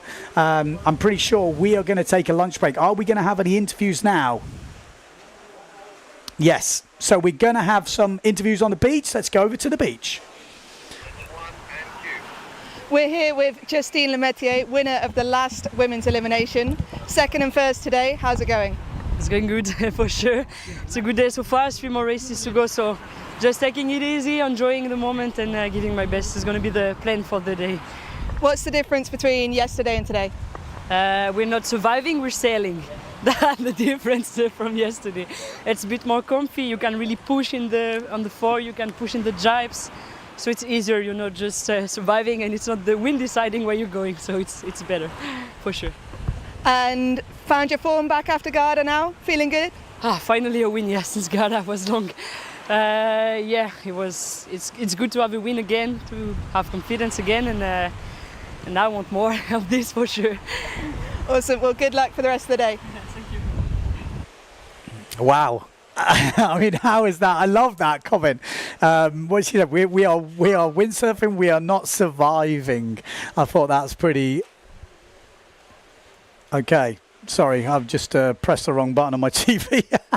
It's back. But yeah, I like that comment. You know, we're now windsurfing, not surviving. And Justine getting her first win, as she said there, before, after Garda, which is what we were waiting for. She dominated in Garda, and then she hasn't quite found that rhythm yet. So really good to see her back on top, and she'll be challenging here, no doubt about it. Looking at the overalls, looking at the forecast we've got, I think we are definitely going to see that. So I think we're going to have more interviews coming. So if you're interested in hearing from the riders, stay tuned, because we do have Sarah Jackson down the beach roaming around, and she'll be picking out some of the major players. Then we're going to be taking a lunch break, and then we'll be back for more action this afternoon. The sun is out now, and I think we're going to see more wind on the course area this afternoon, so it could change things up. We might see some different leaders, we might see some different players. So yeah, let's see. Just waiting for these results to get updated, and I can bring you them as soon as they do, as we're looking here. So what have we got on there? We've got 1, 2, 3, 4. No, we're not updated just yet. So we do have a bit of time. We can probably work them out. It's not rocket science, I don't think. Okay, we do have Nicholas Goya, though, on the beach for an interview. So this should be an interesting one. 5, 4, 3. Nico, winning the third elimination. How is it today? Today, like, the wind is just kicking in now. So at the beginning it was a bit cloudy, and now it's getting stronger and stronger. We had a big shift to the left when the wind kicked in. So it was a bit like tricky on the start line, because everyone was a bit low, and then we had to pump to keep on falling and to stay high on the fall. So the start was a bit compromised, but then we all managed to have a decent start. I had a good speed, so I managed to just overpass Maciek just before the mark and take the lead, and then just manage the race. So it was just amazing.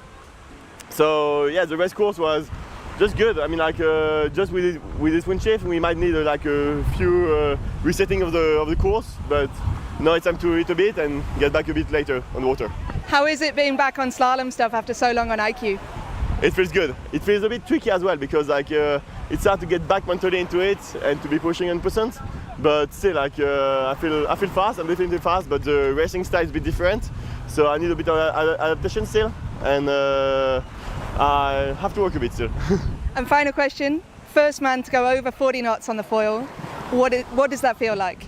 To be fair, when I did I felt like the day was really fast, because like my two first runs were clearly like close to my best speed, like 39.8 both, and then like fourth run, like just like I took the gust. I didn't really feel it. Just like I saw the water, I was like, what? And it was just like we just went for it, and it was just amazing. So yeah, it just feels good after so many years of trying to do it, and now achieving this goal.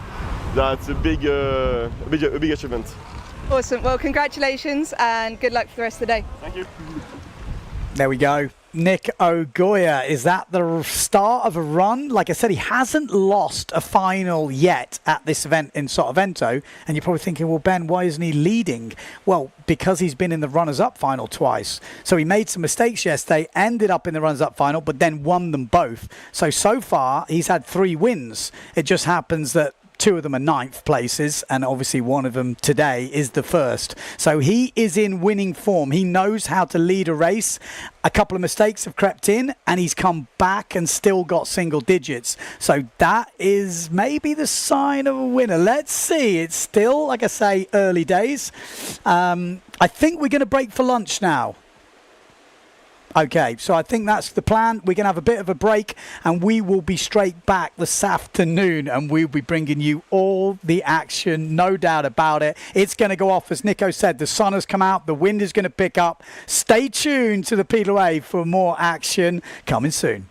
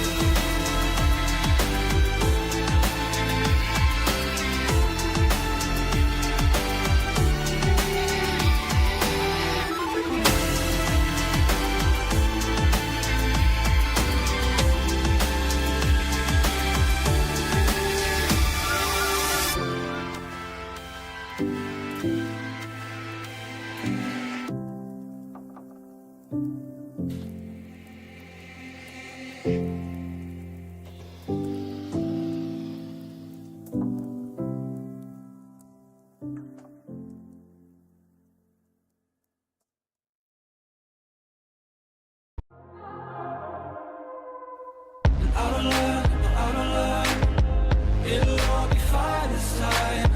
I don't learn, 'cause you always seem so kind. I don't learn.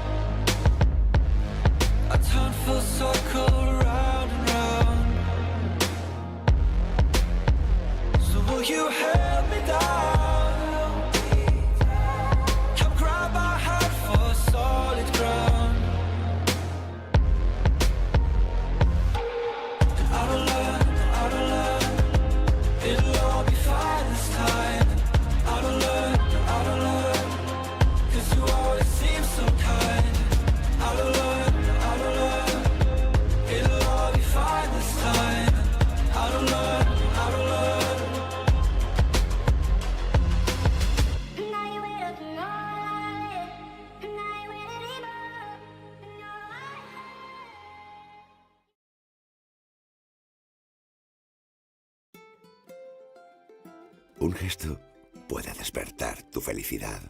Podemos sentir amor a través de una fragancia. Un pequeño detalle tiene un valor incalculable. ¿Y si pudiéramos despertar el alma de las cosas poniendo toda nuestra pasión, todos nuestros sentimientos en ello? Bienvenido al lugar donde todo tiene alma. Meliá Hotels and Resorts. Soul Matters.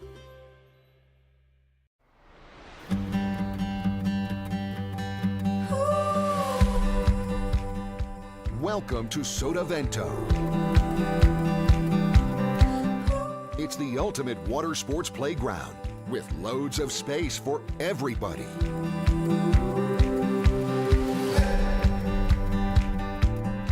We offer the latest rental gear. Our professional courses will help you improve your style and riding technique. And with the hotels nearby, it's only a few meters from the bed to the board. Come and enjoy our water sports paradise.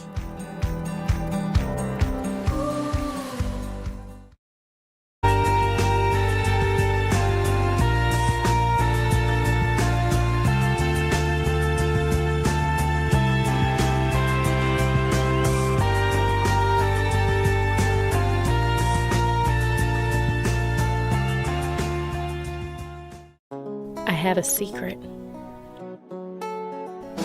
Beaches, beaches, and more beaches. Wild and unspoiled nature.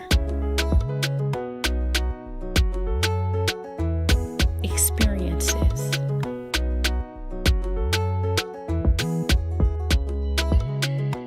Sensations. Stories.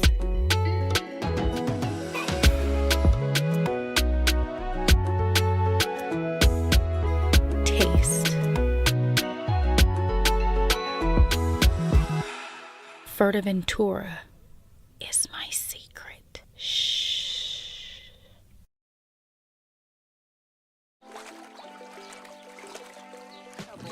Here, everything is designed with you in mind. From our distinctive private areas to our most privileged suites, where light and colours evoke a distinctive sense of peace.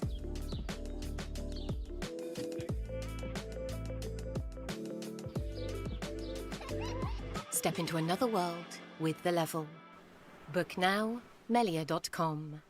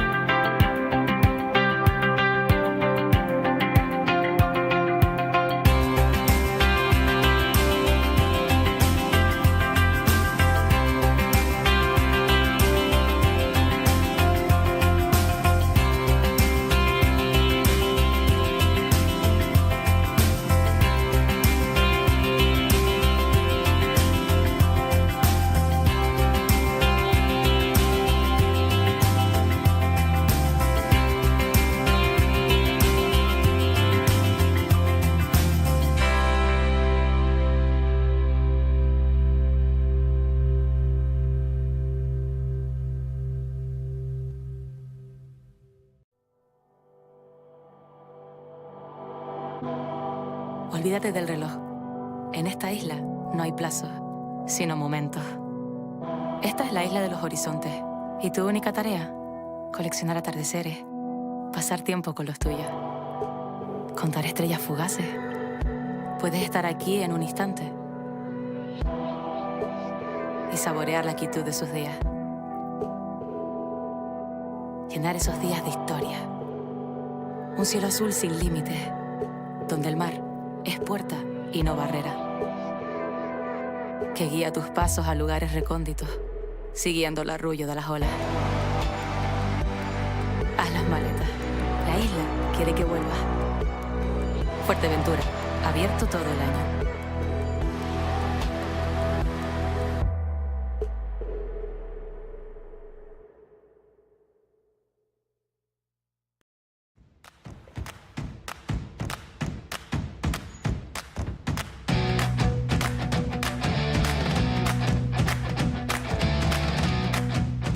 The Fuerteventura World Cup looks back on a long tradition.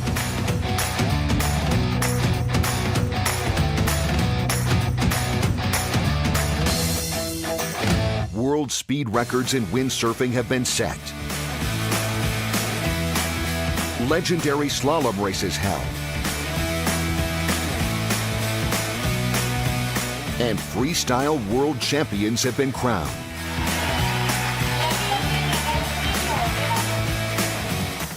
In kiteboarding, we have seen hang time records.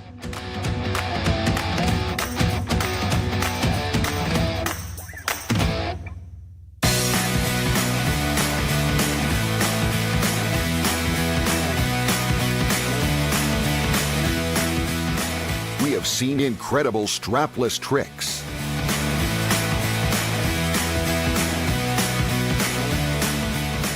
As well as exhilarating kiteboarding freestyle world championships. And just like the sporting part of the event, the evening parties have become legendary.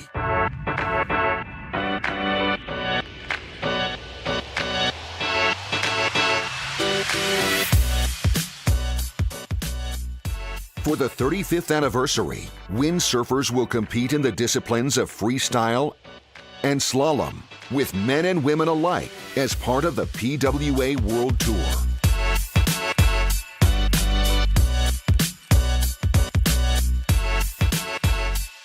For the first time, the wingfoilers of the GWA World Tour will carry out their competitions at the Fuerteventura World Cup. They will also compete in two disciplines, free fly slalom and surf freestyle.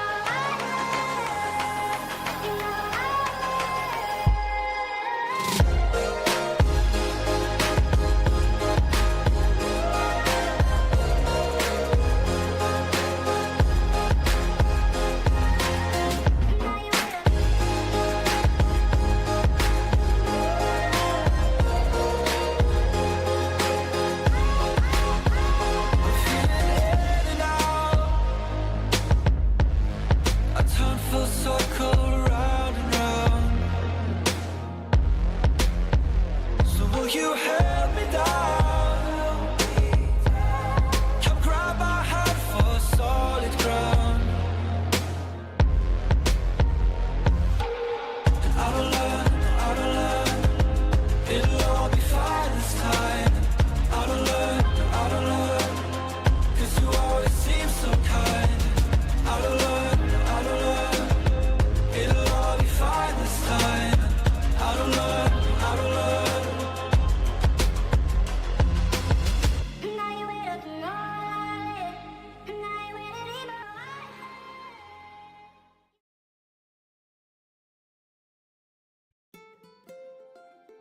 Un gesto puede despertar tu felicidad. Podemos sentir amor a través de una fragancia. Un pequeño detalle tiene un valor incalculable. ¿Y si pudiéramos despertar el alma de las cosas poniendo toda nuestra pasión, todos nuestros sentimientos en ello? Bienvenido al lugar donde todo tiene alma. Meliá Hotels and Resorts. Soul Matters.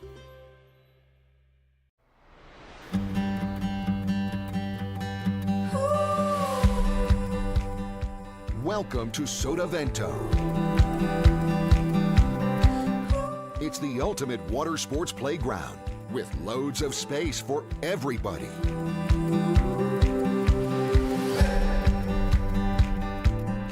We offer the latest rental gear.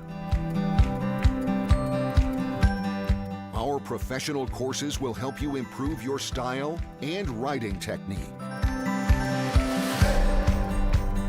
And with the hotels nearby, it's only a few meters from the bed to the board. Come and enjoy our water sports paradise.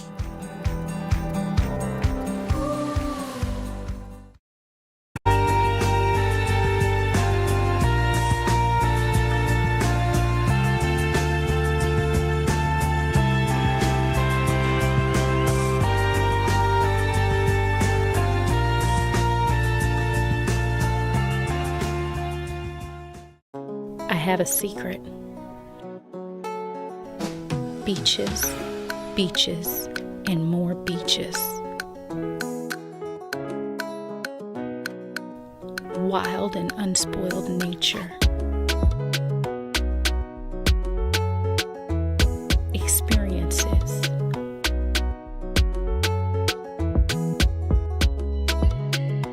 Sensations. Stories.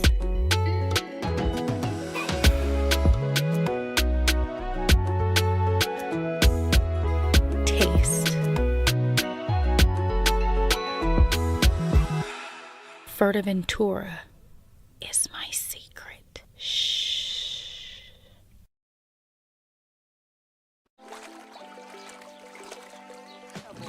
Here, everything is designed with you in mind. From our distinctive private areas to our most privileged suites, where light and colours evoke a distinctive sense of peace.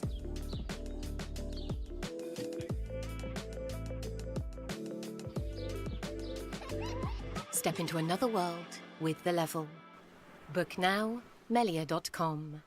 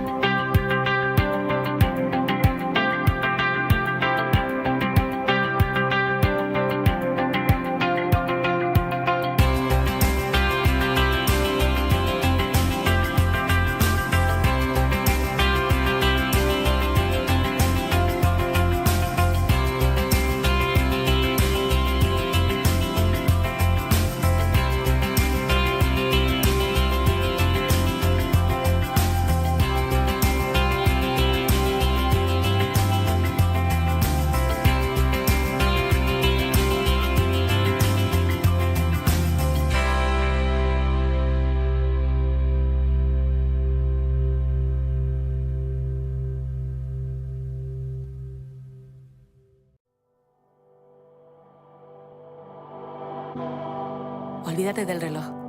En esta isla no hay plazos, sino momentos. Esta es la isla de los horizontes. Y tu única tarea, coleccionar atardeceres, pasar tiempo con los tuyos, contar estrellas fugaces. Puedes estar aquí en un instante y saborear la quietud de sus días. Llenar esos días de historia. Un cielo azul sin límites, donde el mar es puerta y no barrera, que guía tus pasos a lugares recónditos, siguiendo el arrullo de las olas. Haz las maletas. La isla quiere que vuelvas. Fuerteventura, abierto todo el año.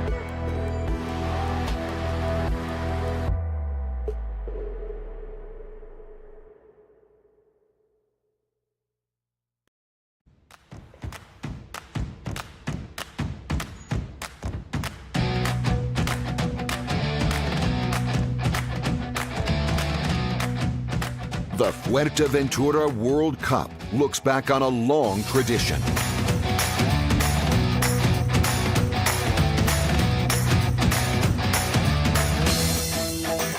World speed records in windsurfing have been set. Legendary slalom races held. And freestyle world champions have been crowned.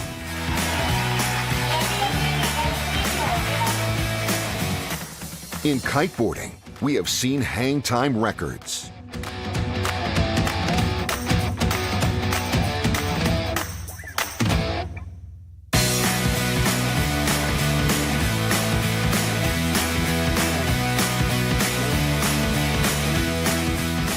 We have seen incredible strapless tricks.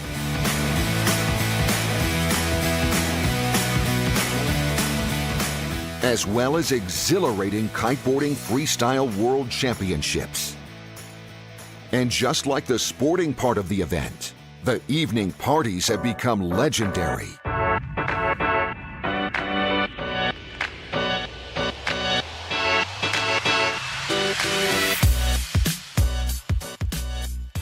For the 35th anniversary, windsurfers will compete in the disciplines of freestyle and slalom, with men and women alike as part of the PWA World Tour.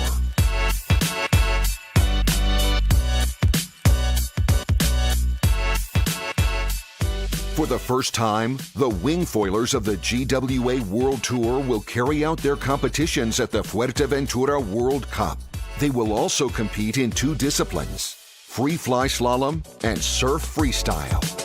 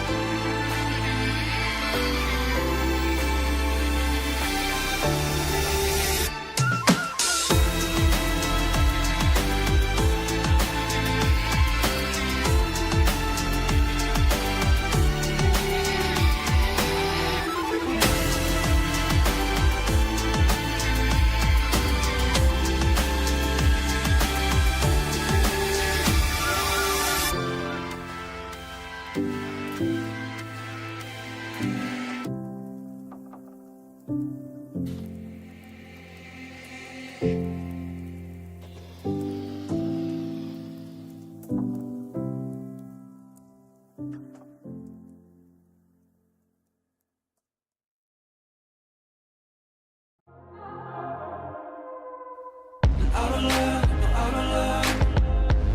all be fine this time. Out of luck, 'cause you always seem so kind. Out of luck, it'll all be fine this time. Out of luck, out of luck.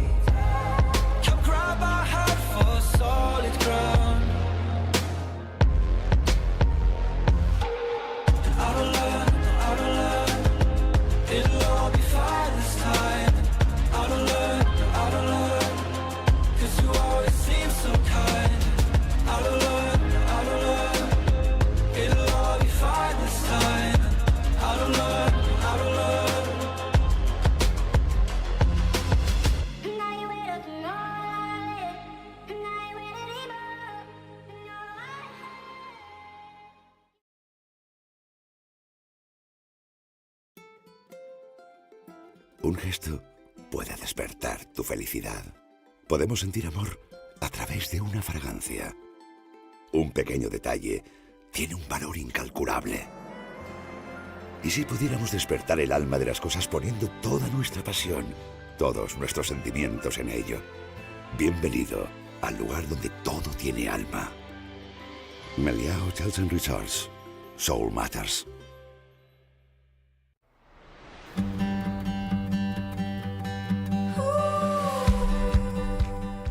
Welcome to Sotavento. It's the ultimate water sports playground with loads of space for everybody.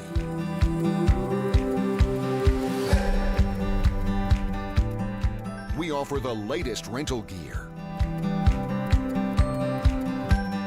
Our professional courses will help you improve your style and riding technique.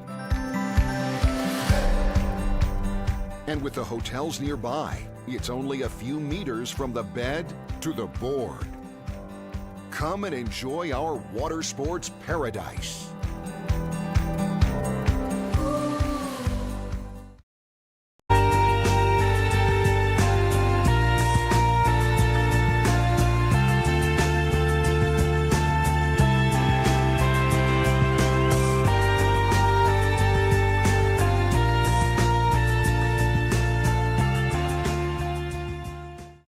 I have a secret. Beaches, beaches, and more beaches.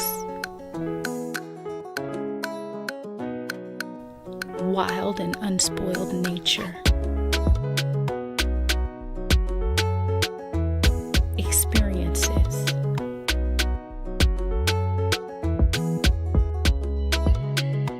Sensations. Stories.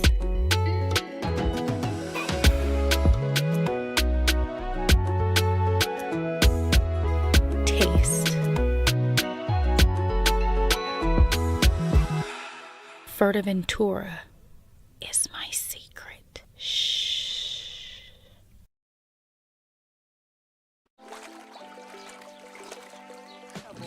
Here, everything is designed with you in mind. From our distinctive private areas to our most privileged suites, where light and colours evoke a distinctive sense of peace.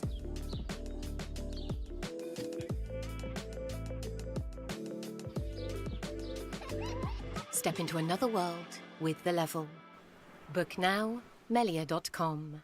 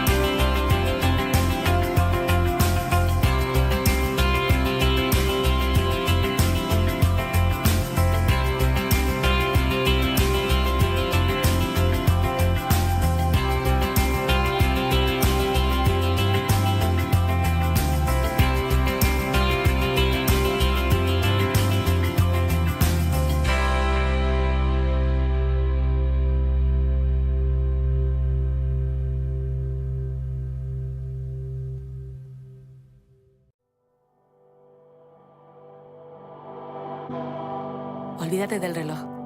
En esta isla no hay plazos, sino momentos. Esta es la isla de los horizontes. Y tu única tarea, coleccionar atardeceres, pasar tiempo con los tuyos, contar estrellas fugaces. Puedes estar aquí en un instante y saborear la quietud de sus días. Llenar esos días de historia. Un cielo azul sin límites, donde el mar es puerta y no barrera, que guía tus pasos a lugares recónditos, siguiendo el arrullo de las olas. Haz las maletas. La isla quiere que vuelvas. Fuerteventura, abierto todo el año.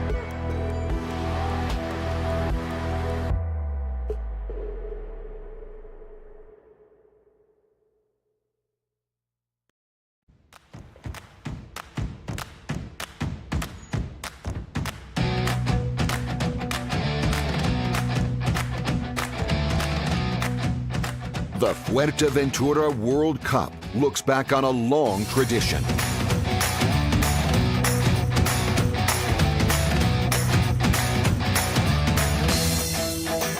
World speed records in windsurfing have been set. Legendary slalom races held. And freestyle world champions have been crowned.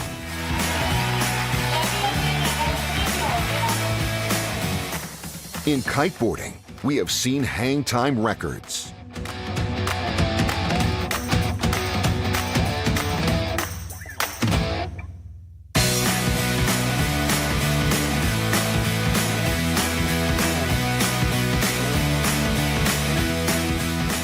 We have seen incredible strapless tricks.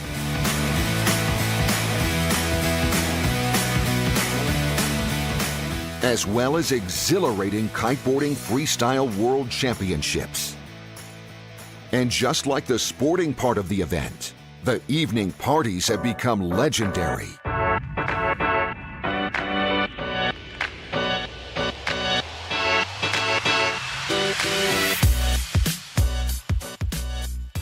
For the 35th anniversary, windsurfers will compete in the disciplines of freestyle and slalom, with men and women alike as part of the PWA World Tour.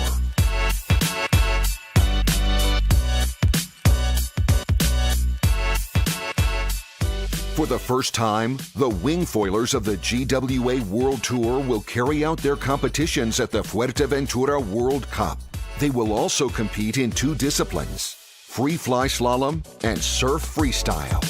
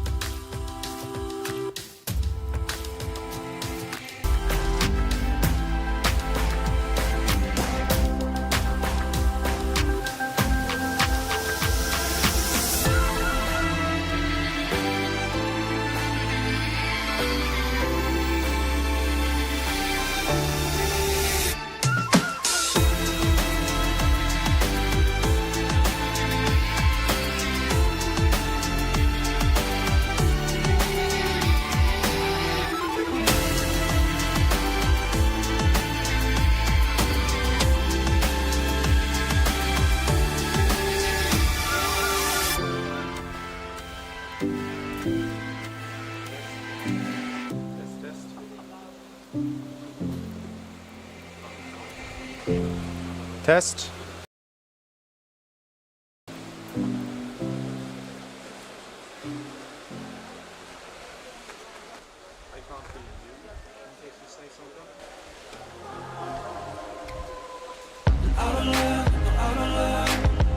It'll all be fine this time.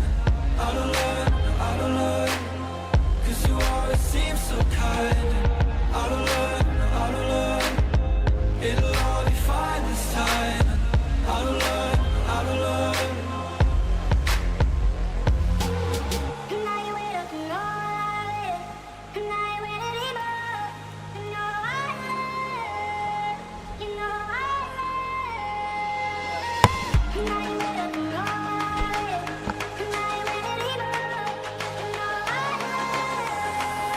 Do you hear me?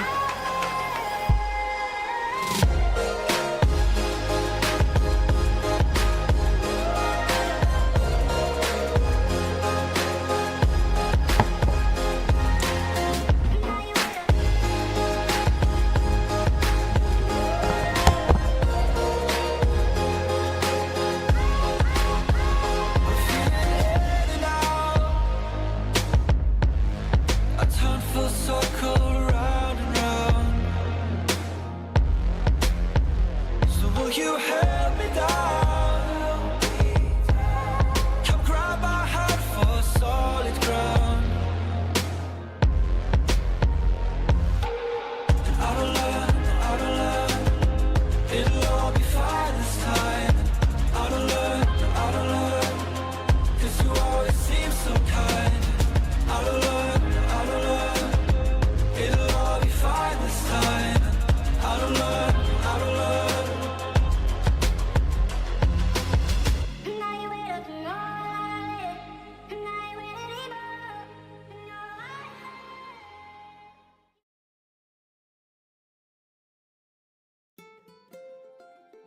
Un gesto puede despertar tu felicidad. Podemos sentir amor a través de una fragancia. Un pequeño detalle tiene un valor incalculable. ¿Y si pudiéramos despertar el alma de las cosas poniendo toda nuestra pasión, todos nuestros sentimientos en ello? Bienvenido al lugar donde todo tiene alma. Hotels and Resorts. Soul Matters.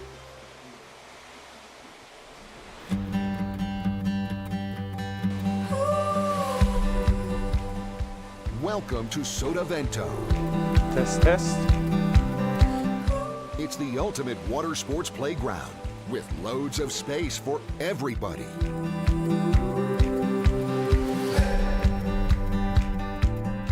We offer the latest rental gear. Our professional courses will help you improve your style and riding technique. And with the hotels nearby, it's only a few meters from the bed to the board. Come and enjoy our water sports paradise.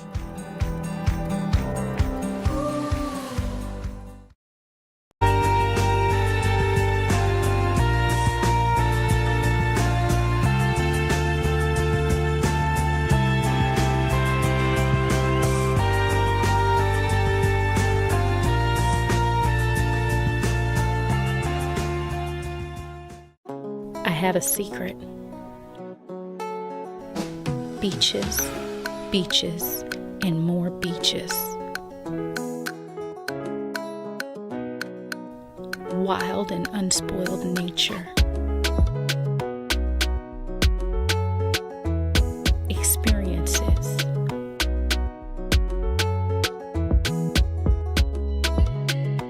Sensations.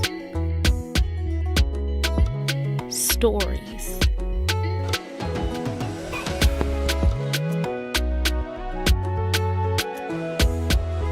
Taste. Fuerteventura is my secret. Okay, I hear nothing, Cliff.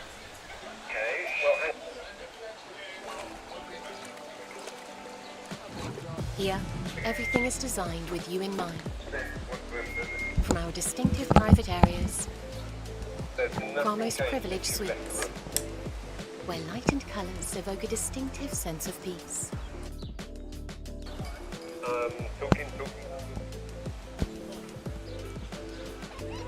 Step into another world with the level. Book I'm now, not hearing you. Melia.com. But you were able to hear Cliff, right?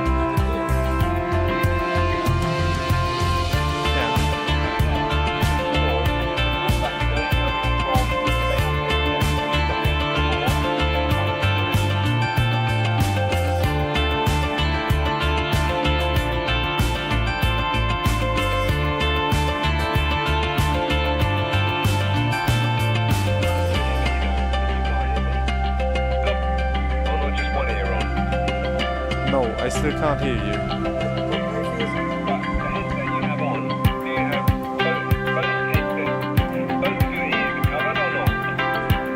Yes, now they're both covered.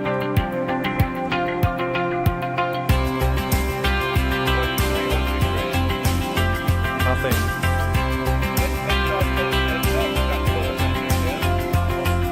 That is bent, that's it.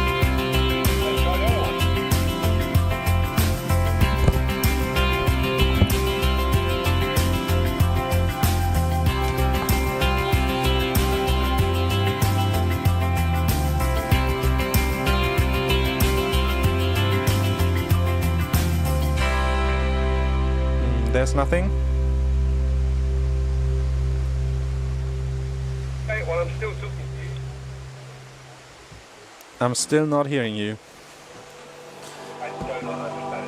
Olvídate del reloj. En esta isla no hay plazo, sino momentos. Esta es la isla de los horizontes. Y tu única tarea, coleccionar atardeceres, pasar tiempo con los tuyos, contar estrellas fugaces. Puedes estar aquí en un instante y saborear la quietud de esos días. Llenar esos días de historia. Un cielo azul sin límites, donde el mar es puerta y no barrera. Que guía tus pasos a lugares recónditos, siguiendo el arrullo de las olas. Haz las maletas. La isla quiere que vuelvas. Fuerteventura, abierto todo el año.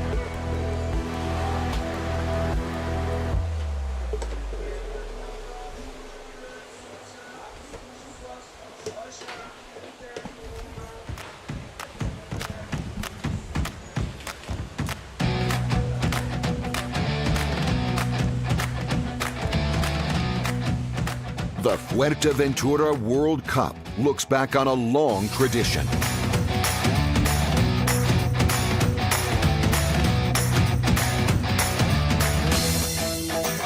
World speed records in windsurfing have been set.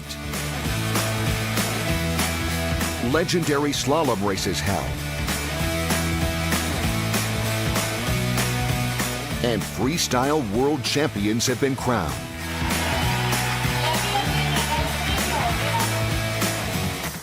In kiteboarding, we have seen hang time records.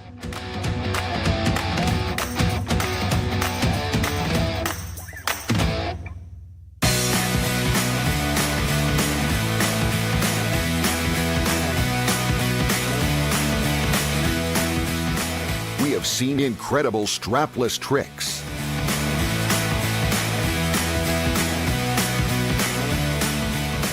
As well as exhilarating kiteboarding freestyle world championships. And just like the sporting part of the event, the evening parties have become legendary.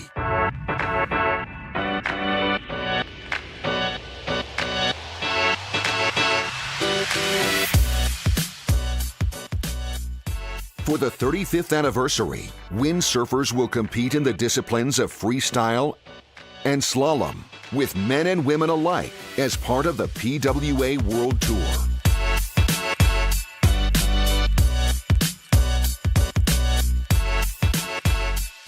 For the first time, the wingfoilers of the GWA World Tour will carry out their competitions at the Fuerteventura World Cup. They will also compete in two disciplines, free fly slalom and surf freestyle.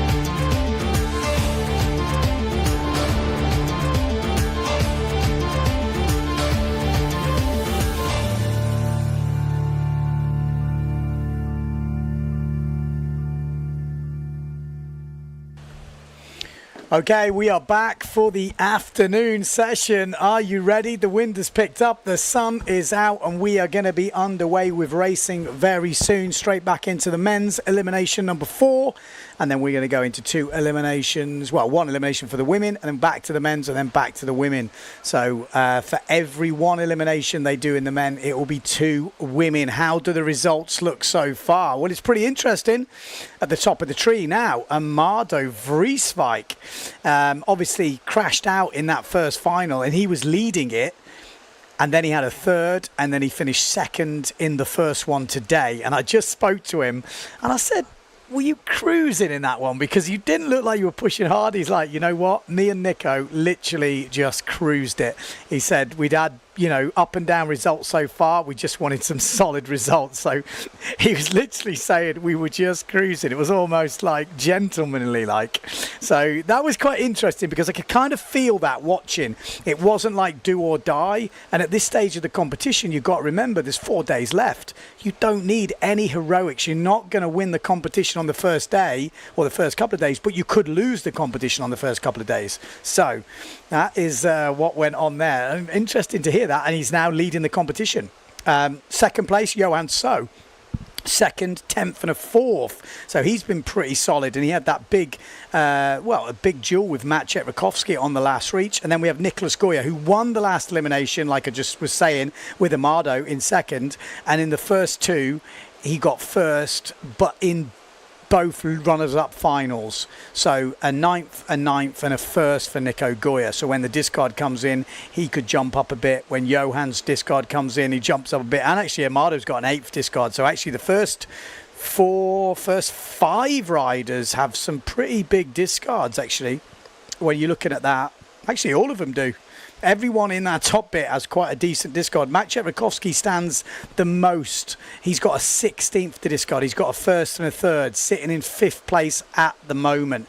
So if Maciej was to do good in this final, this elimination now, he then discards a 13 and he will jump right up in the rankings depending on where the other boys finish. So it's really close in the men's. In the women, Sarah Keita still leading despite missing the finish on that 6th elimination. Yeah, they said there's some big gusts out there, so there's some big headers. When you get the gust, it's going more offshore, which is then making it harder coming in. You get knocked down the beach, and it looked like Sarah Keita was struggling to make that bottom finish line. She then got that gust with the header and span out and didn't make the finish, so she didn't even bother. So she's got an 11th on a sheet, but she got 3rd in the first one. Not to take it away from Marion Mortefon, who was pushing her all the way, and I think she'd actually got the better of her coming into that mark. So Marion Mortefon, good day for her, 1st and a 2nd. She sits in 3rd overall, but leading the probably day and the rankings going up is Justine Lametiere, also a 2nd and a 1st today, winning the last one. Her first win since Lake Garda, I think, or one of the only wins. I'm not sure she won in Pozo, but she's so dominant in Pozo, and lighter wins here.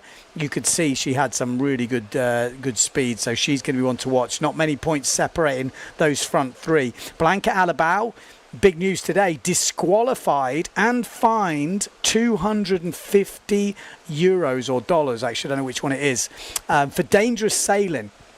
So the difference is, if you watched the racing yesterday, we had Maciej Rakowski, Matteo Iachino coming into the jibe mark. A jury looked at it for dangerous sailing, decided that Maciej had nowhere to go. The safest thing for him to do was to go where he went. He couldn't go upwind, he would have T-boned him. You know, the Johan So was upwind, he couldn't do anything. But today, they looked at it, looked at the evidence, they decided Blanca Alabau did have a chance to go round the outside. She would have lost ground, it wouldn't have been a good tactical move, but she would have been the safer move and it would have avoided any problems. She went for the inside. There wasn't a gap.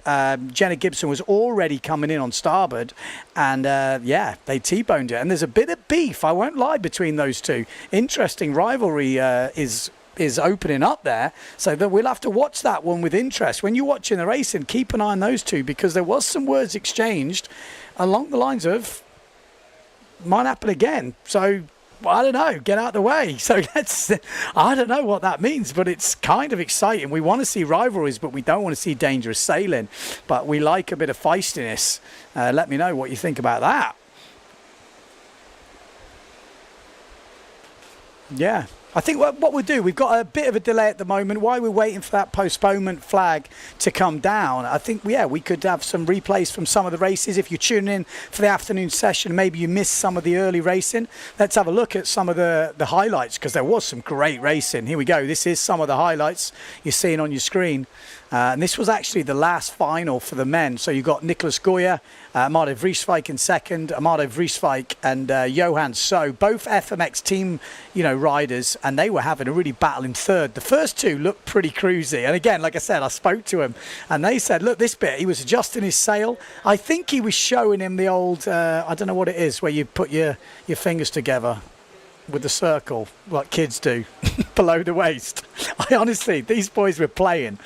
There was a massive fight going on behind them, but those boys were playing. And quite interesting. So yeah, there we go. Interesting. Like I said, we don't see, going from that women's disqualification. I don't know if we've got a replay of that. It might be hard to find it. I don't know. But the dangerous sailing, it's an interesting one. Like I said, some people might think it's controversial. We haven't seen it before. It could be the first one we've seen for a while. It's definitely the first one we've seen in women that I can remember. Not that that is gospel, but I'm pretty sure it's the first one I can remember. Like I said, there is a $250 or euro fine with that as well. Yeah, let's have a look at the women's highlights from that last race. So Sarah Keita was leading, and she had quite a good lead, I got to be honest. She was looking good into that first mark. And we had a bit of an explosion. This could have been Jenna Gibson, actually, having a bit of a moment at the back. Oh, this was the race after the disqualification of Blanca. And this is when Justine Lemaitre came through. She showed some really good speed on that last reach and then never really looked like any other winner. And then this is when the battle between Sarah Keita and Marion Mortefon started to appear. Blanca Alabao obviously back in fourth place, and it got very close towards the end. There we go. Sarah Keita down the bottom end, got that knock, spun out, missed the finish line altogether. Marion Mortefon gets the second place, and then Blanca finishes third. Okay, so postponement is down on the boat. So next flag we will see will be the red flag, and it'll be 4 minutes until the start. And that'll be that lone sort of first heat in the men's elimination. It's kind of like an early rounder just to sort out the guys. We've got a comment coming on from Yurko on YouTube. Says, Ben, why don't they use duck jibes in the racing? It's more dangerous, but it's a faster jibe. I would agree it's a faster jibe, but percentage-wise, with race sails and on foils, and in the how much power these guys are wrestling with, let's say, it's definitely not a percentage move. On the fin, nicely powered, not too much chop around. I would say it's not as big a deal, but I think in this sort of stuff, it's pretty crazy. Plus, you've got these weird gusts coming, which makes for some crazy crashes as well. But that doesn't stop you guys out there doing some duck jibes. I would love to see more recreational windsurfers or national level sailors doing more duck jibes. It is definitely the way to turn around. I don't see enough duck jibes going on. You guys are living too much in your comfort zones. Come on, step it up. That's what we want to see. So there we go. The bearded wonder himself, Bruno Martini. He's a bit of a beast, we've got to be honest. I mean, that is the definition of beast, isn't it?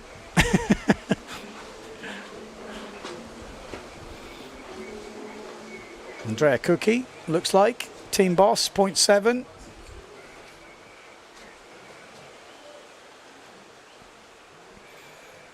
So we're getting ready for this start, early round. Like I said, we're going to cruise through it. Are we going to see too many dramas? Probably not. But you never know. We will keep a fresh mind.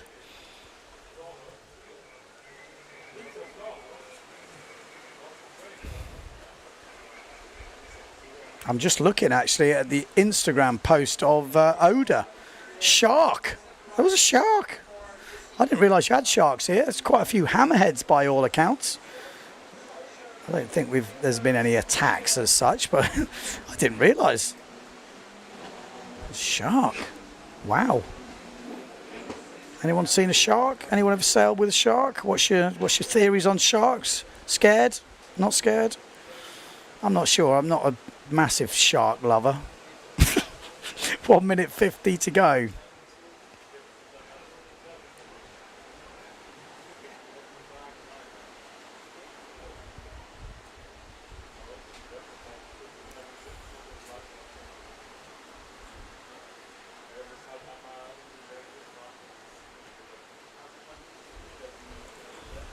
Okay, let's get into it. Yellow flag is about to go down.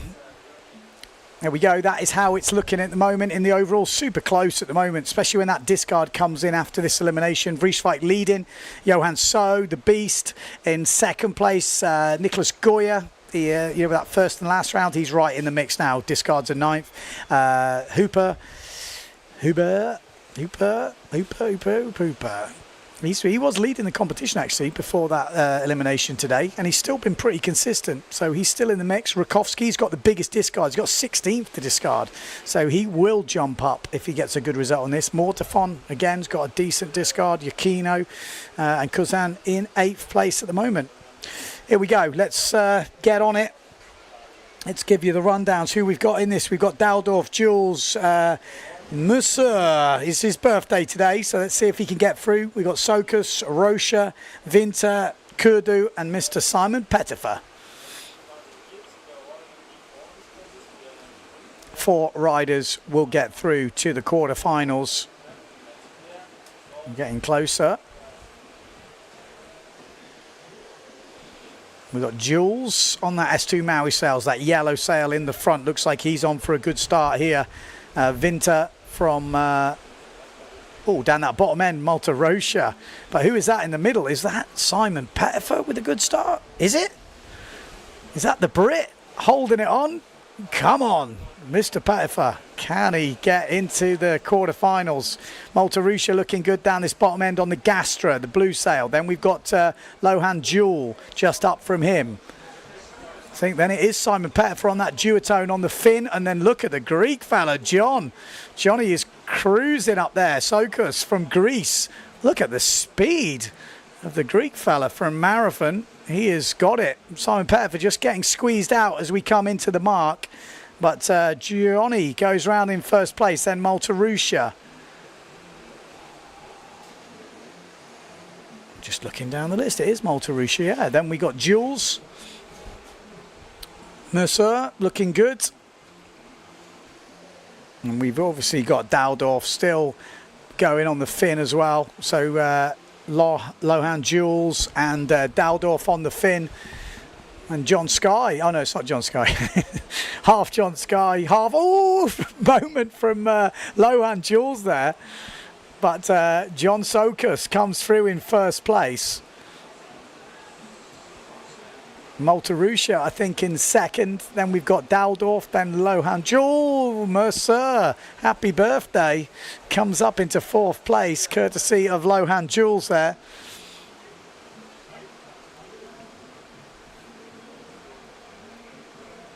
Oh, there we go. That's made it a little bit easier for the top 4 riders. Got quite a comfortable lead as we come into this 3rd jibe mark.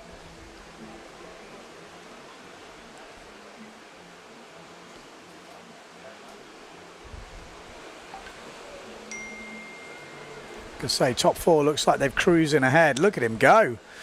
John Sokus looking solid as a rock on the RRD equipment. Malta Rocha, Daldorf, and then Mercer in 4th place. We won't get too crazy on the commentary, but I'm sure half of, well, not half, all the Greek windsurfers out there will be cheering him on. Come on, John. Always seems funny to have a Greek bloke called John. I don't know why. Maybe it's a popular name. John Sokus. There we go. Lovely jibe. Beautiful. Beautiful, mate. Bloody beautiful. I'll tell you what, 4th place might have just stepped up. Winter's got a chance now as he lays it down. Mercer. He's okay. He's got through. But we know the foil does have a bit of an advantage on this last reach because it's quite tight for the fin. but looks like he's got a pretty healthy lead. Daldorf as well, looking pretty safe to get through this early round. But Saukas is there, isn't he? He's gone. See you later. Greek in the quarterfinals. Nice. That's what we like to see. Malta Rusha in second. Then we got Daldorf and happy birthday to Mr. Mercer in fourth. Gets into the quarterfinals.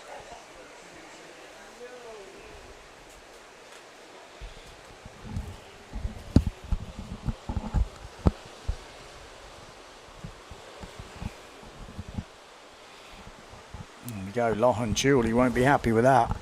A couple of replays from that first mark. Oh, Mr. Pettifer's not going to be happy with that. He was looking pretty good till that first mark, but Saukas round the outside looked very good. Oh, there was that moment from Lohan Jewel where he got a bit loose.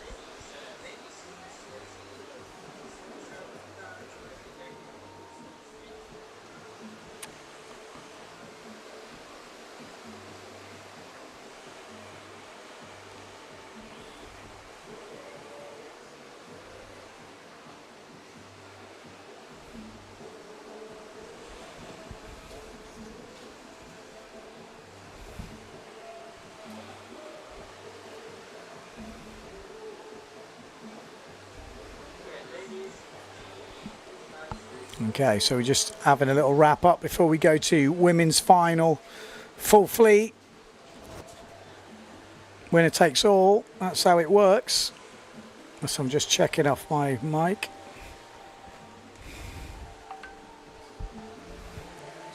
Okay. So, lining up. Are we going to see any new winners? I don't know. Let's... So I'm getting a bit of feedback at the moment.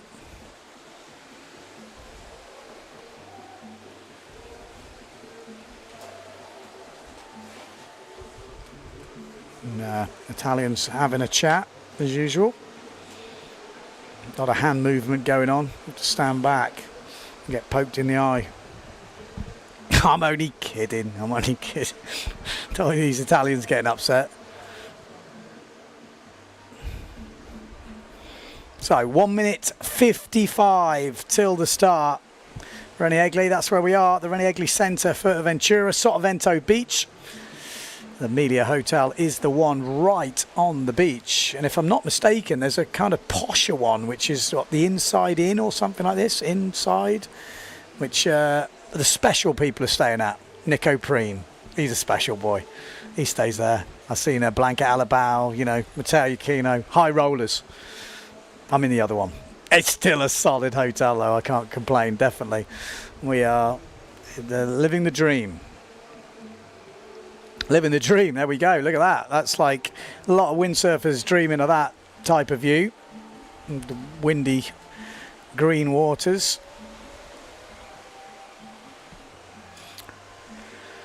So, women are getting lined up. 1 minute to go until the start.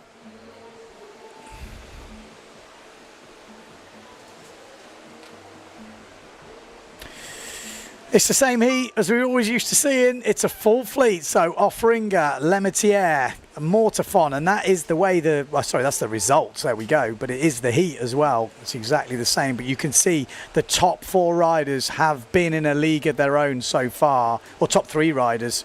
Alabao has obviously had that disqualification, and Jenna Gibson was involved in the crash that led to the disqualification. So you can see what is happening there. Would surprise me to see Jenna Gibson up there again. She has had moments, but maybe that crash is, you know, maybe hurt her a little bit, you know, mentally as well. It's some pretty feisty racing in the women's fleet right now.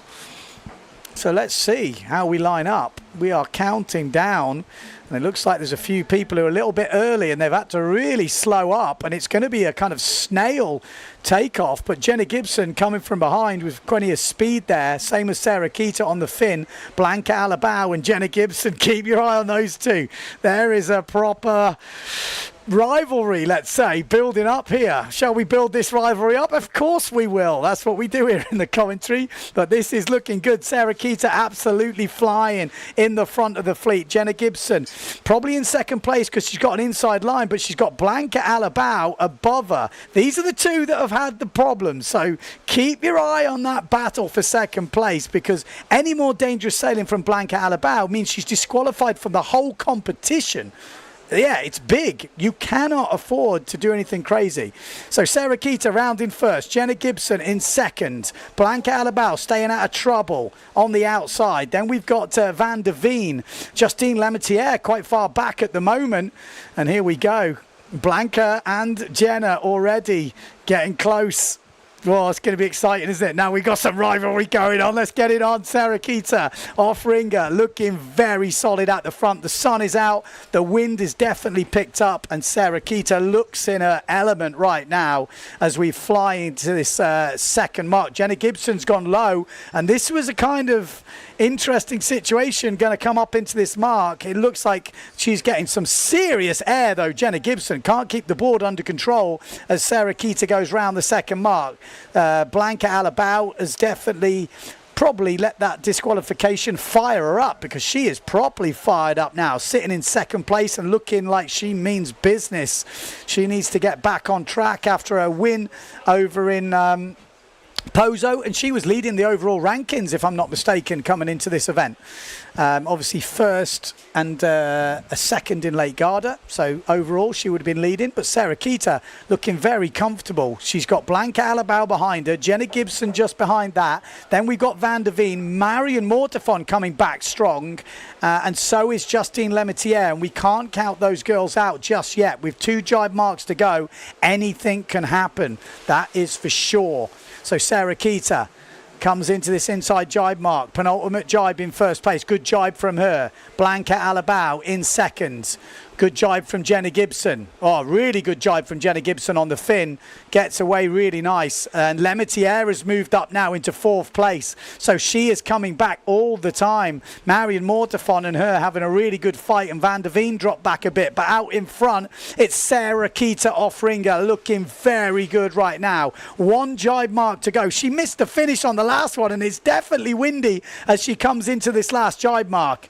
So into the last jibe mark, Sarah Keita from Aruba, and here's the fight. Blanca Alabau and Jenna Gibson going toe to toe as we come into the last jibe mark. Jenna Gibson bouncing a bit but gets it under control. We have got a real fight on our hands for second place. Sarah Keita looks like she's got first place matched up. Justine Lemaitre is right behind, but Jenna Gibson is going to have a fight here. We know the last reach does favour the foil. That is the only problem going against the fin. It's quite upwind, and the foil has got way more speed at this angle, so we could see Blanca Alabau come back, but Jenna Gibson is powering down underneath. Blanca Alabau has not given much to go on, but Jenna Gibson is coming.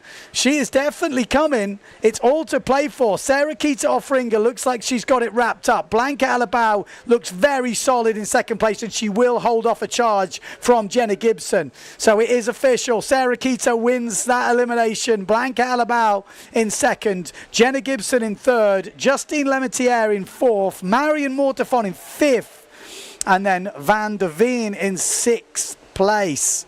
Solid racing from the women.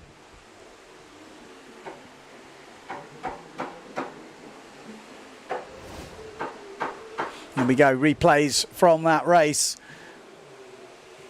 Looking a really good race from all the girls there. Solid. I mean, Sarah Keita really dominant there. As soon as that wind's picked up, you can see she is a tough one to handle, isn't she? Sarah Keita didn't look like losing it. There was a moment towards the end. Blanca looks like she had a moment, and then Jenna Gibson came back at Blanca, but to be honest, the win kind of never looked in doubt. Jenna, this was the little look-in she had, but a good jibe from Blanca going wide. And then the foil on that last reach definitely had the edge.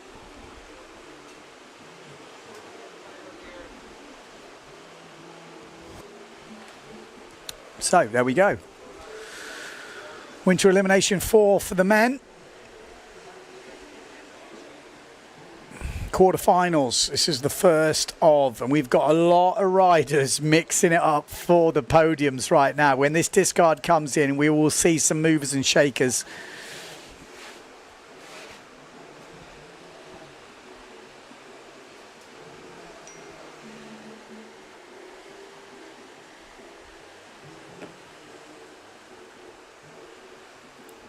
So yellow flag is up on the boat. So fourth elimination for the men. This is when the discard comes in. Can be exciting. Just in case you're wondering, Enrico Marotti, the winner of Pozo, so far a 10th, a 22.5 and a 5th.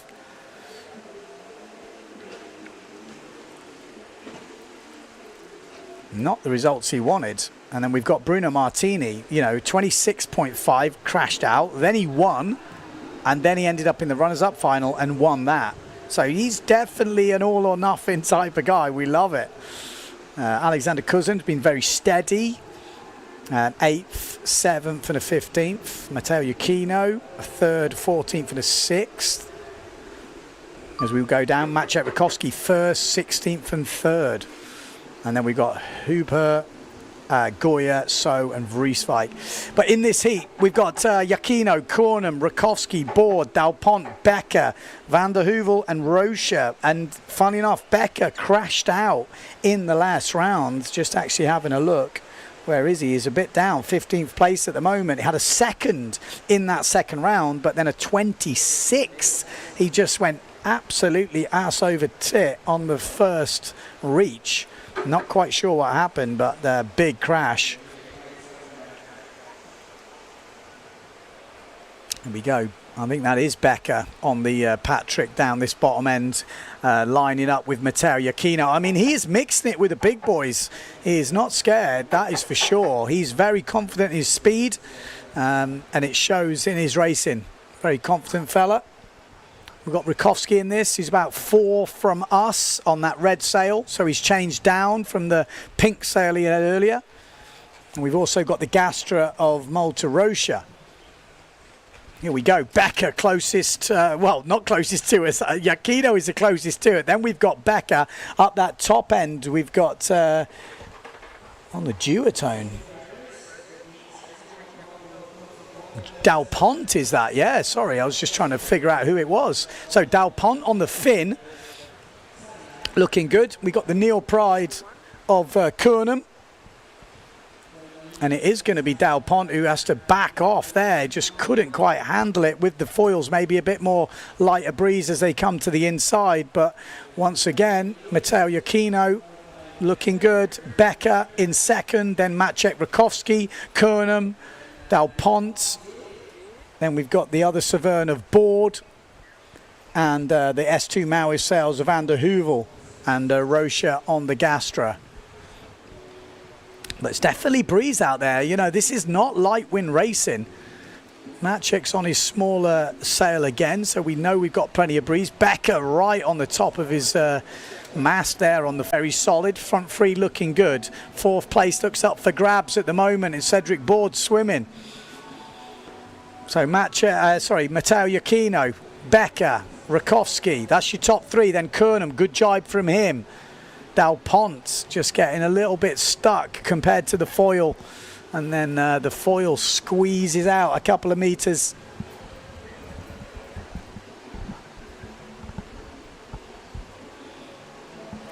Looks pretty solid at the moment from the boys.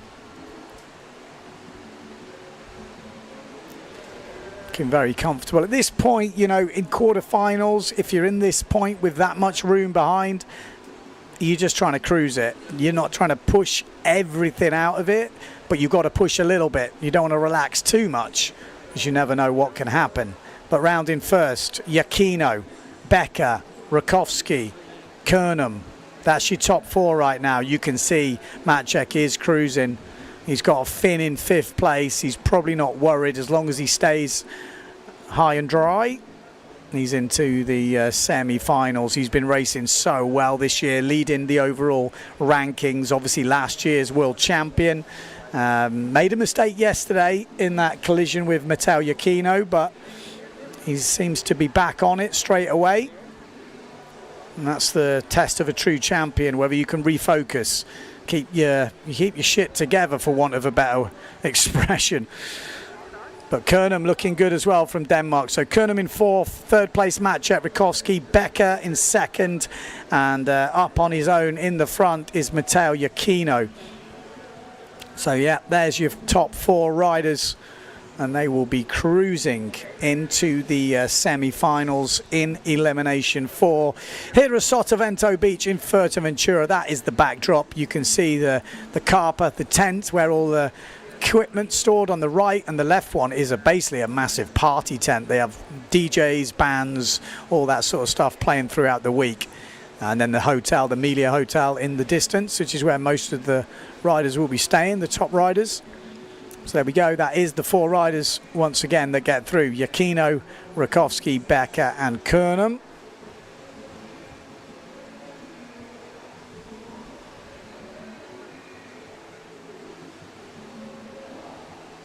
Okay, so have a couple of highlights of that heat.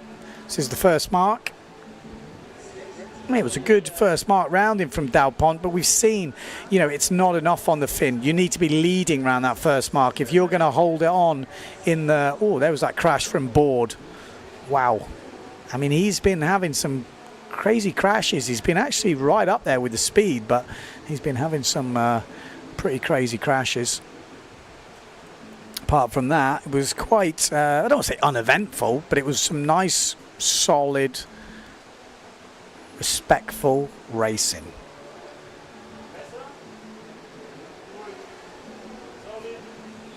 Okay, we're here. We're going to have a little interview on the beach with Sarah Kita, the winner of that last elimination in the women. Sarah Kita, winner of that elimination, back on top. How is it? Yep, feels amazing. This morning for me it was a bit like damage control because it's lighter winds, and I did what I could and I finished third, so I was happy about that. The last race was a bad ending, but to come back on top now is super, super exciting. I can't take any race for granted, and I'm really enjoying the moment, I think. So, yeah. Back on 5.6? Yeah, I was thinking between 6.5 and 5.6. I think I'm faster on the 5.6, so if I just make sure I plane through my jibes, I think that's the better option for me. How does it feel knowing that everyone's behind you? What goes through your head at that point? It's scary. It's so different than a few years before, like where I knew I had a certain speed, and if I was ahead, I'd be ahead if I do right jibes. But now, like, I am pushing in over every chop, over every gust. I'm trying to go as fast as possible, because even if the foil is like 15 meters behind you, they can still catch up, you know? So like there's never, can't ever relax. I'm destroyed, I'm tired. We'll keep going. A few more today. Good luck. Thank you. There we go. Interested actually to hear her explain that. You know, and that is the difference. When you've got foilers behind you, it's not so comfortable. They're on the different a different thing, you know, a tighter reach. They might take so much speed out of you. If you're racing against other fins, that's not going to happen. So it does make for some exciting finishing. But hearing she's on 5.6, we know it's windy. I'm just looking on the YouTube comment. It says, hi Ben, from Tibet. Hi Ben, can you explain how these races are linked together? How many races before going to the final? Which races count? Basically, we have got quarterfinals, which explains itself. 4 heats in the quarterfinals, and then semi-finals, which is 2 heats, and then we have a runners-up final and a final. At this event, there is actually one sort of bogey round at the beginning. But before I explain that, we're going to go to Jenna Gibson on the beach for another interview. Jenna Gibson in the wars this morning, now back on fin. How's it going? Yeah, I'm a bit sore from this morning, but yeah, it's all right. I'm glad to be back out on the fin. I'm a bit more comfortable on the fin, so yeah, looking forward to some more wind this afternoon. How is it racing against the foils when you're on fin? It's tricky. It's a different kind of tactic to when you're racing on the fin. Like if you're racing on the fin, you can kind of get into the lead and then kind of relax, but that's not at all the case when you're on when you've got the foils against you. You don't know, like they could easily just come past at the last mark. So yeah, no, you have to like push the entire race. So. Yeah, no, it's good. Thank you very much and good luck. Thank you. Yeah, there we go. Well, yellow flag is up. So I was going to explain before, There is one heat before the quarterfinals. It's kind of like a first round just because we've got an odd number of sailors. But if you look at it from the quarterfinals, there's 32 riders. So 8 in each heat. This is the second of the quarterfinals. So you've got 4 heats like this, 8. Top 4 go into the semi-final. So if you finish 5th, you will finish 4 points from 16th, if you know what I mean, or you equal the distance. So maybe you get 18. I'll have to have a look at the results. 18.5 is it? Excuse me for being a bit of an idiot. But basically you have to share the points. So because there's going to be 4 5th places, and then you're going to be behind the top 16. So you add up the points, divide it by 4, and that's what your points is, and it works way back. So each place, 5th, 6th, 7th, 8th, in a quarterfinal does count to your overall rankings, but there's 4 points separating them. So it's a big result. If you finish 5th, let's say, and you're fighting for those minor places, if you finish 6th, that's 4 points you lose in the overall rankings. Does that make sense? And then when you get to the semi-finals, obviously the top 4 go to the final, and the bottom 4 go to the losers final, runners-up final. And then once you're in the runners-up final, the best you could score is a 9th, because first in the losers final is added on to whatever the final was 8. So anyway, I don't know if I've made that clear. You're best to look on the website. It's much easier to tell as we go into the second semi-final. Kozin, Hooper, Vrieswijk, Preen, Schoberg, Macker, Stallman and Daldorf. Here we go. Cousin down this bottom end. Neil Pride in the middle, looks like he's flying. Is that Macker? I think it is on the Neil Pride. So Macker with a good start. Amado Vrieswijk just pinching out the middle. Not the best start, but cruising through the middle. We know he's got good board speed. Hooper at the top end, looking very good as well. So these two have already just showing some really good board speed as they come through. Nico Preen a little bit further back up that top end, but maybe fancies his chances to race his way back into contention. But we're seeing more breeze on the course now. We've also got the Gastra of Stallman looking good. So Vrieswijk, Hooper, Cousin, Stallman, and then that is on the duotone is Schoberg. So Nico Preen out the top 4. Needs to get a wriggle on. Macker as well was in the mix. But out in front, Amado Vrieswijk, Hooper from France.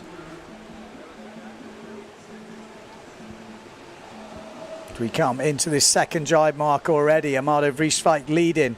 Second place Hooper, third place Kuzan. Then we've got Stallman. Then we've got, a very interesting jibe on the fin on the Gastra. How's that? Just throwing it in there from Ingmar Daldorf. And we've got one of the Neil Prides fighting his way back through. Is that Nico Preen making a move? He's going to have to overtake Stallman or Cousin at the moment, because it looks like Hooper and Amado Vrieswijk are quite clear ahead.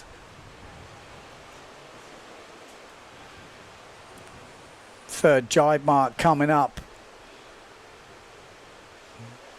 Amado Vrieswijk probably just in cruise mode for him. He has got another gear, that's for sure. So Amado Vrieswijk leading this event so far. Rounding first. Second place Hooper. Third place Stallman. Fourth place Cousin. Not the best jibe. Daldorf going in. That fight for fourth is on, boys. Let's keep a look at that, because that is where the action is happening. Amado Vrieswijk, Hooper looking very good. Stallman looking solid in third now. And Cousin has got to start watching his back, because he is getting a bit of pressure from behind. And it is, I think, Nico Preen coming through on the Neil Pride and Ingmar Daldorf on the fin. One jibe mark to go. Let's stay on that fourth place. So Amado rounding first, Hooper second, then Stallman. Big crash from Daldorf, so he's out of it. And I think it's either Nico Preen that's come through. I think it's Macker that's dropped back. And Cousin has dropped back, and Cousin's still in it. You can see him down here just on the side of your picture. I just don't think he's got enough time left to make much ground up. I think it's Nico Preen that's done some damage there. So good race from Nico, just raced himself back into contention and into the semi-finals. Amado Vrieswijk, though, you know, controlled that one from the front, you'd have to say. And then Hooper in second. Stolman, good race from him. And then, oh, geez. And Nico Preen in fourth.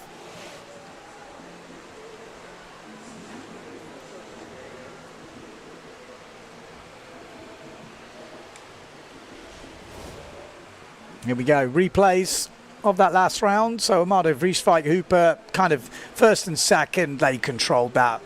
But the other places, I thought Stolman had a really good race.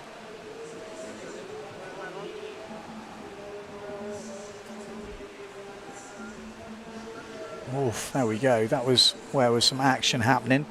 Daldorf had a good go, and it's interesting. He was the one that got it all wrong on that reach coming in. There you go. Wow.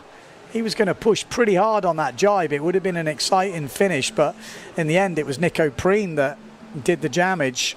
Oh, big crash from Daldorf there.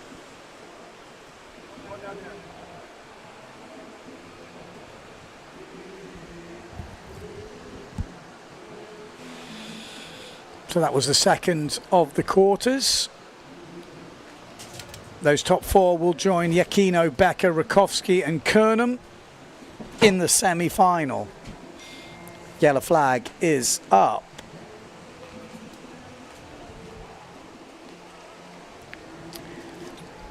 So yeah, heat number 4, which is the third of the quarterfinals. Marotti, Giroux, Johan So, Jimmy Tieme, Tati Franz, Van der Berg, Mattis and Sokus from Greece.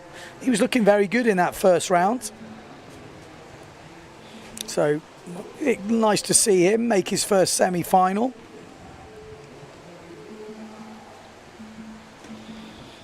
It's a perfect day for windsurfing here in Sotavento. It is windsurfing paradise, I would say, here. You've got everything you might need. And there is less sand these days, so you haven't got a very far walk to the beach. It's much closer.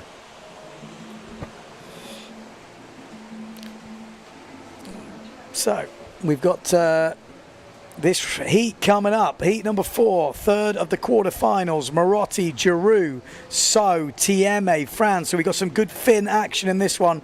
Van der Berg, Mattis and Sokus. Keep your eyes on the beast.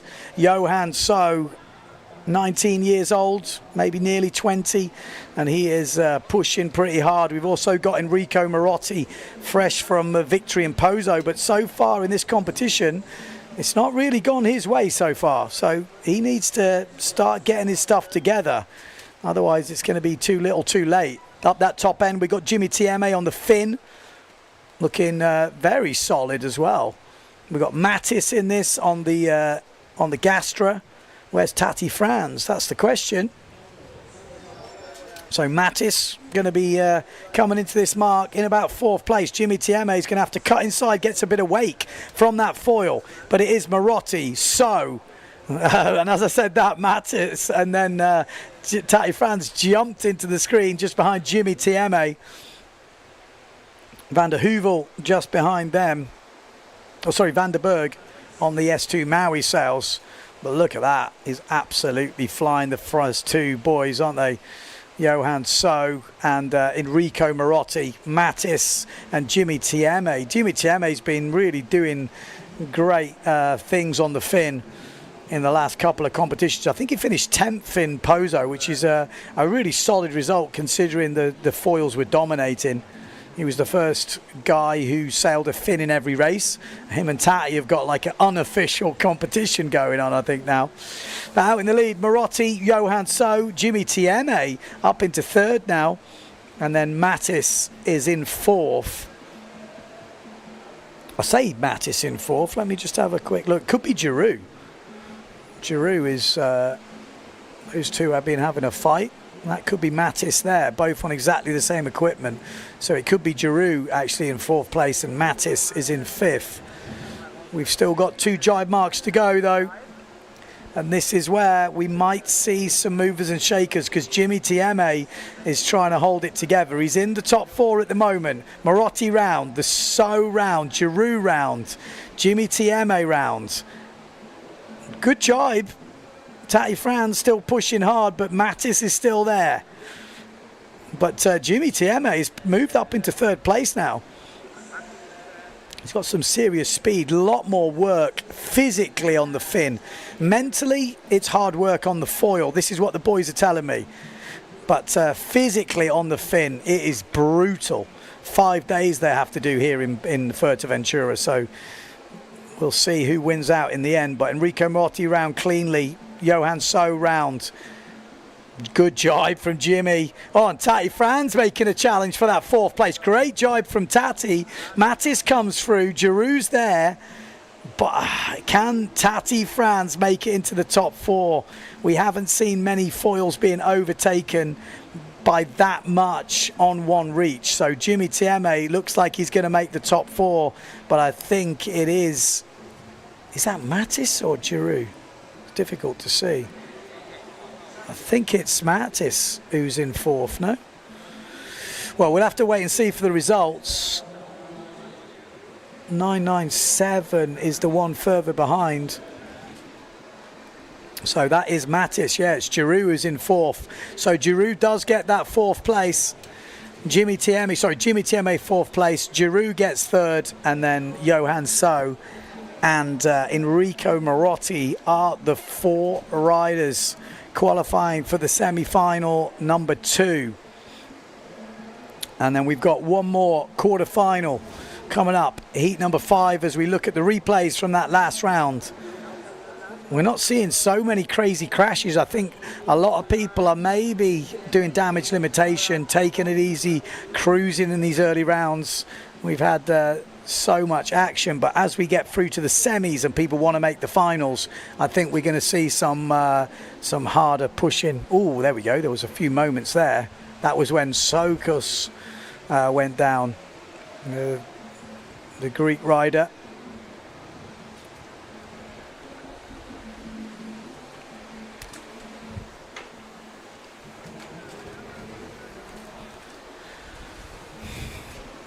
So we're going to get Sarah Jackson in, do a bit of co-commentary.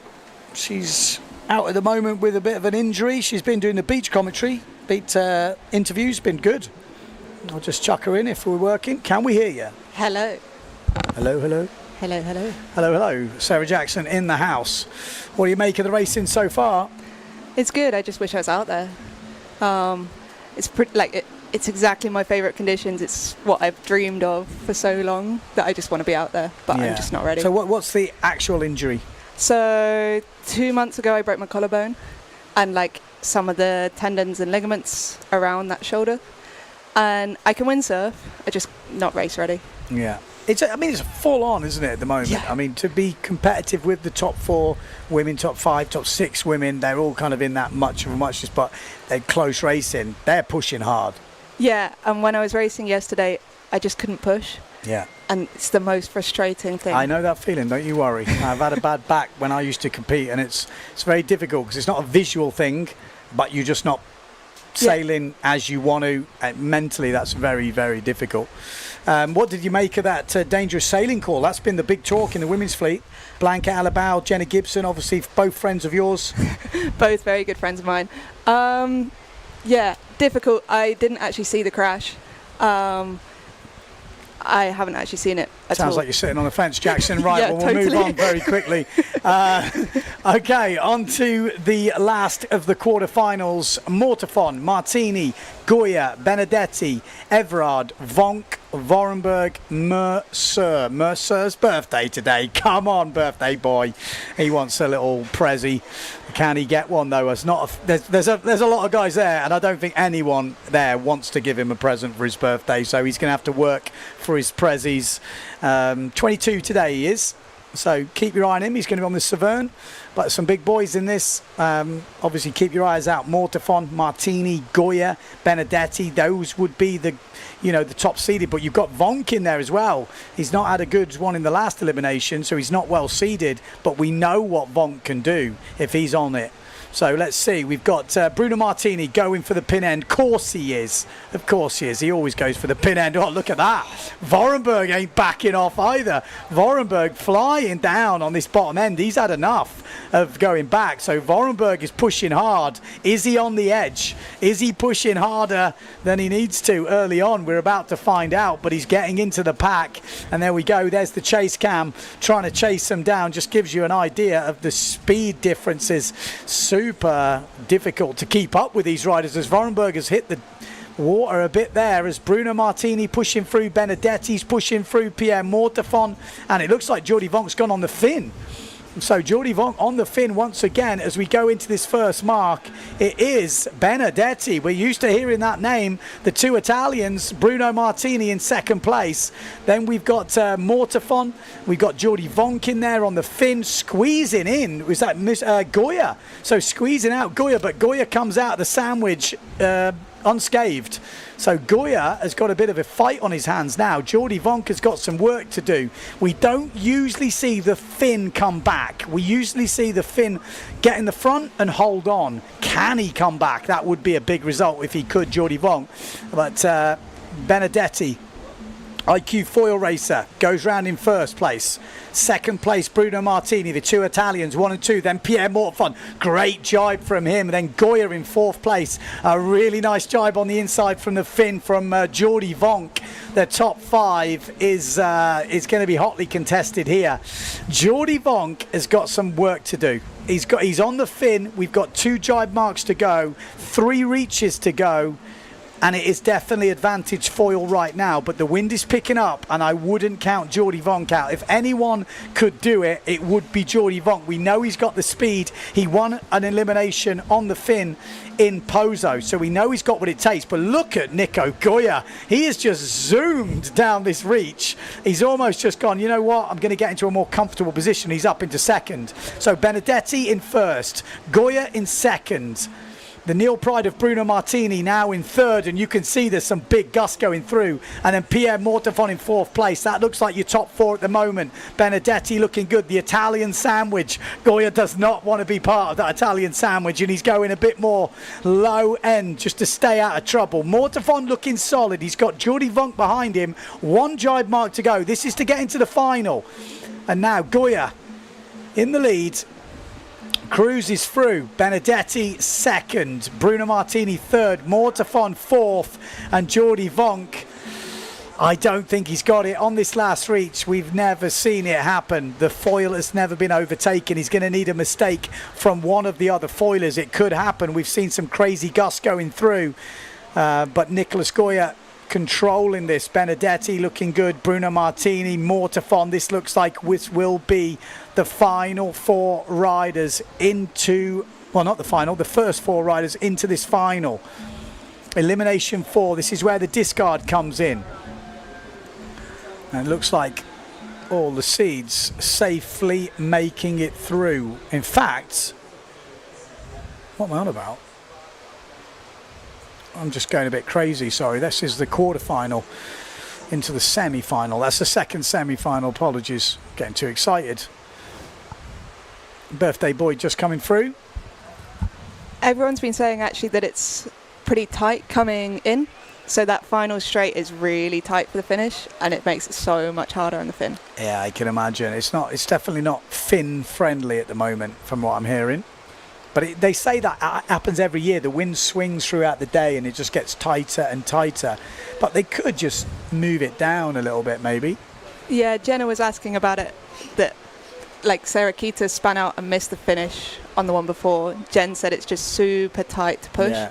You can see that Sarah Keita was getting eaten alive on that last reach. She had such a good lead, but you could see it just getting eaten away. It makes for some exciting racing, but yeah, let's see. So, next up, we have semi-finals. Yep, semi-finals. Yakino, Becker, Rakowski, Kernum, Vrieswijk, Hooper, Stolman and Preen. Scotty's been doing well. Yes, I could see him in Pozo. He was pushing with the fin, and in the end, as soon as he went on the foil, he started making semis. So I think he definitely learned something from then, and I haven't seen him on the fin at all this this competition. So that's good. That's good news, because some people don't learn that fast. No, it's just nice to see the next generation of Brits coming through. Like, we haven't really had anyone since Ross.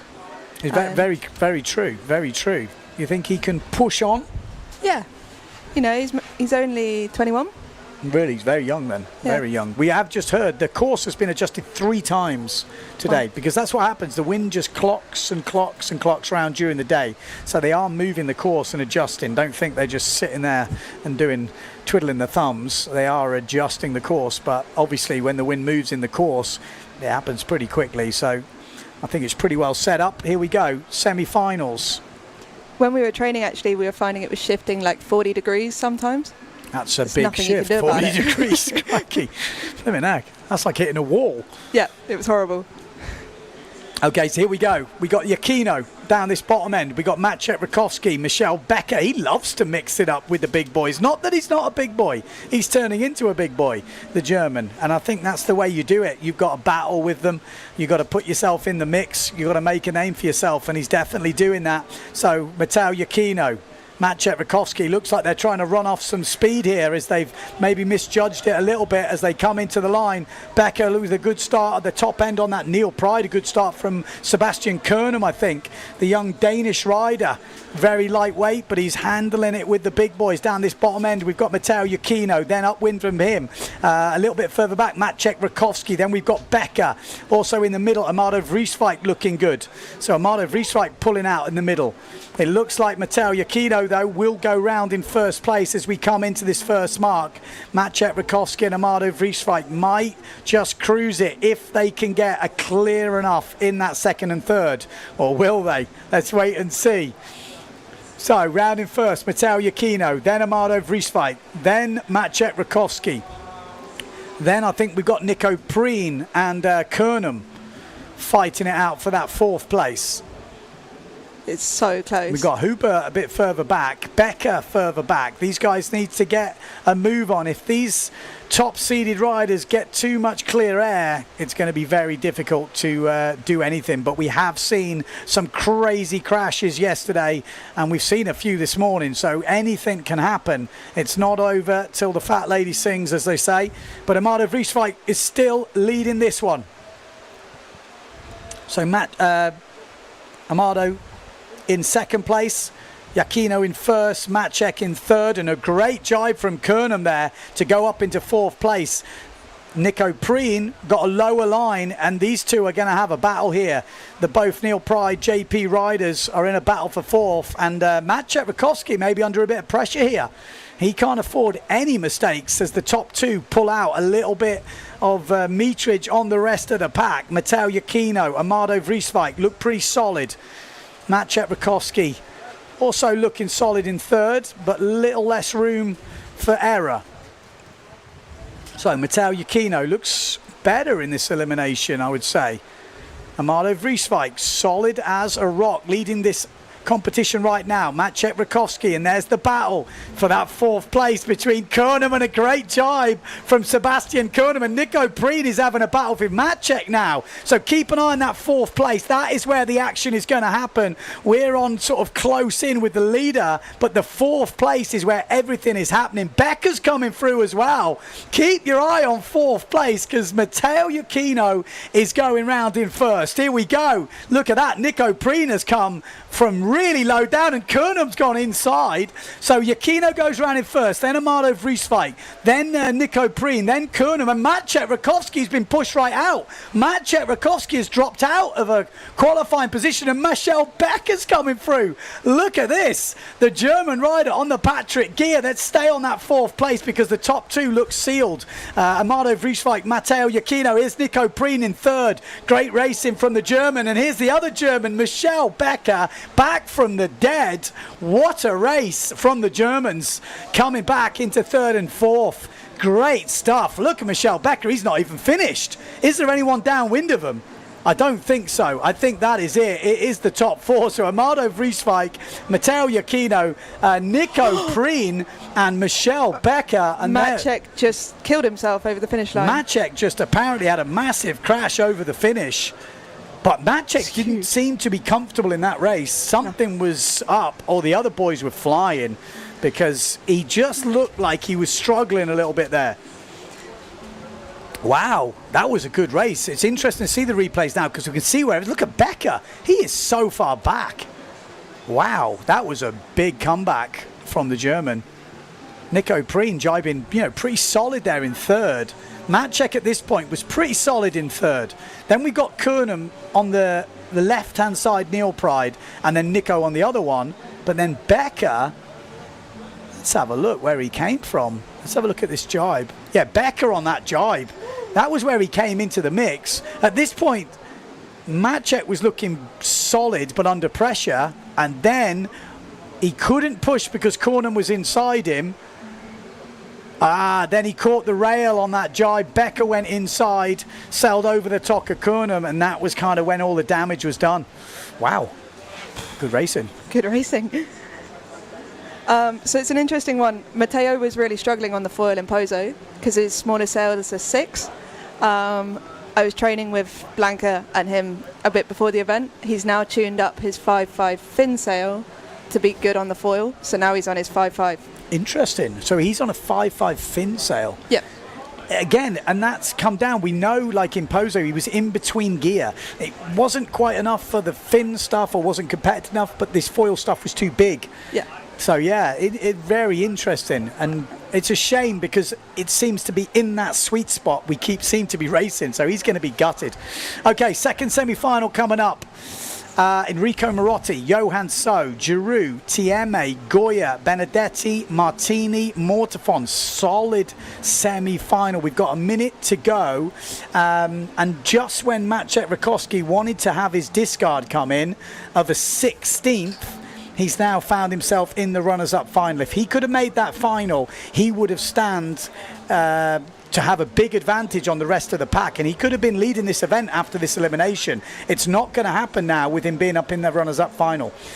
So yeah, let's see. We've already got Amado Vrieswijk who's leading this competition. He's in that winners final. Johan So, can he make it? Nicholas Goya, can he make it? They're both in this one coming up.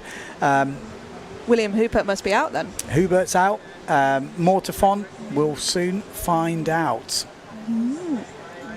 All right, not long to go. Yeah, it's really hard with that like fin foil changeover point where some people have gone for the big wing and the medium wing for the foils. Some people have gone kind of medium and small. There's always going to be conditions. Green flag is up. I'm sorry to interrupt you, but we are on right now. Straight in with the start.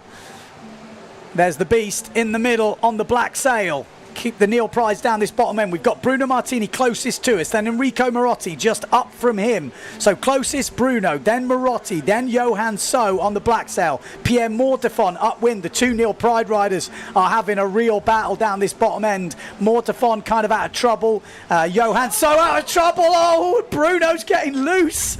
He just touched down. He managed to save it, and somehow he slowed down enough to make the jibe. What a jibe from Bruno. Really well done. But Marotti leading, Bruno in the mix. Oh, and having a moment now with Johan So, the beast. Mortafon's trying to stay out of trouble, keeping in the right at the top of your picture. But Benedetti as well from Italy is there to take advantage of any mistakes, sitting in 5th place at the moment. Wow. Bruno did really well to hold on to that. Thought he'd gone. Enrico Marotti, can he find the form that got him the win over in Pozo? He's yet to find it. Hasn't got the consistency right yet. Oh, Bruno, he's on the edge. Bruno, he's lost it.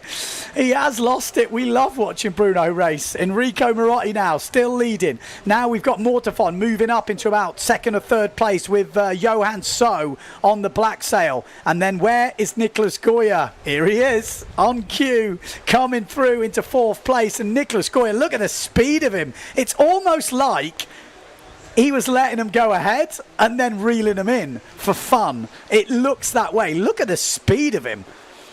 Is he playing? Surely not, but he's just got this extra gear. Nicholas Goya is going to move up into first place, I think. He's going to jibe inside here.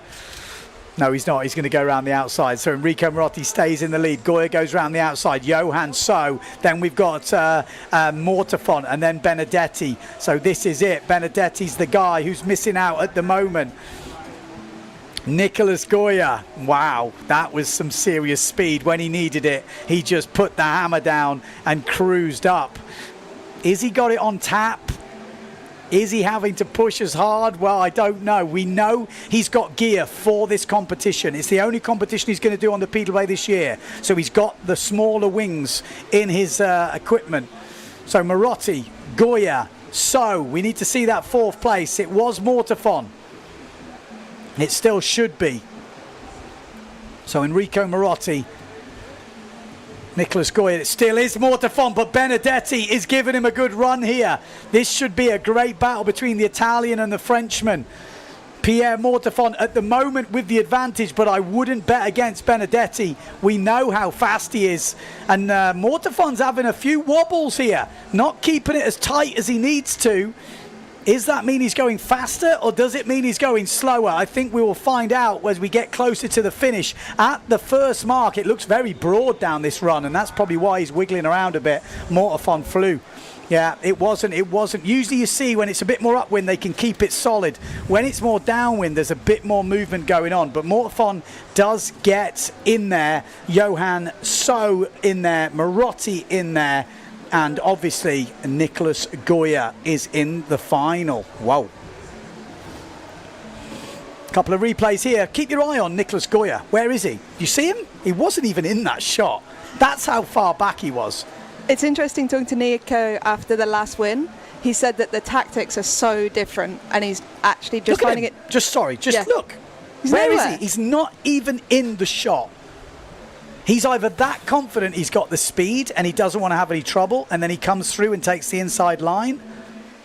And he's coming through in, what, 7th there? What do you reckon was going through JC's mind when Bruno had that wobble into the first mark? It'd be scary. I'm not sure I'd want to be in the water there, to be honest. I mean, he was still in 7th at this point, Nicholas Goya. Did he win it in the end? He probably did. I didn't even look. He probably could have won it. It felt like he had... Here he is, coming in 6th place here. And then that moment from Bruno. But yeah, in the end, I think in the end, Goya probably got that. He did.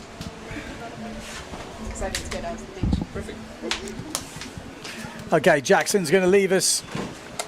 And we're going to get Jordi Vonkin. Oh, yes. The tag teaming in the duotone Fanatic Riders. Yeah, we're replacing each other. All right, well, tell us what's going on out there. You've been out there? What's the word on the street, or what's the word on the water, I should say? I have definitely been out there, not long enough. That's why I'm here. What's going on? No, it's windy. It's windy because, as you could maybe have seen, I decided to take the fin again. Yeah. And I actually had power all the way through on a 6/8 and a small board. That's hard to take, isn't it? It's like, from the start I had a decent start, and like afterwards there was a wind lull of like 50 meters.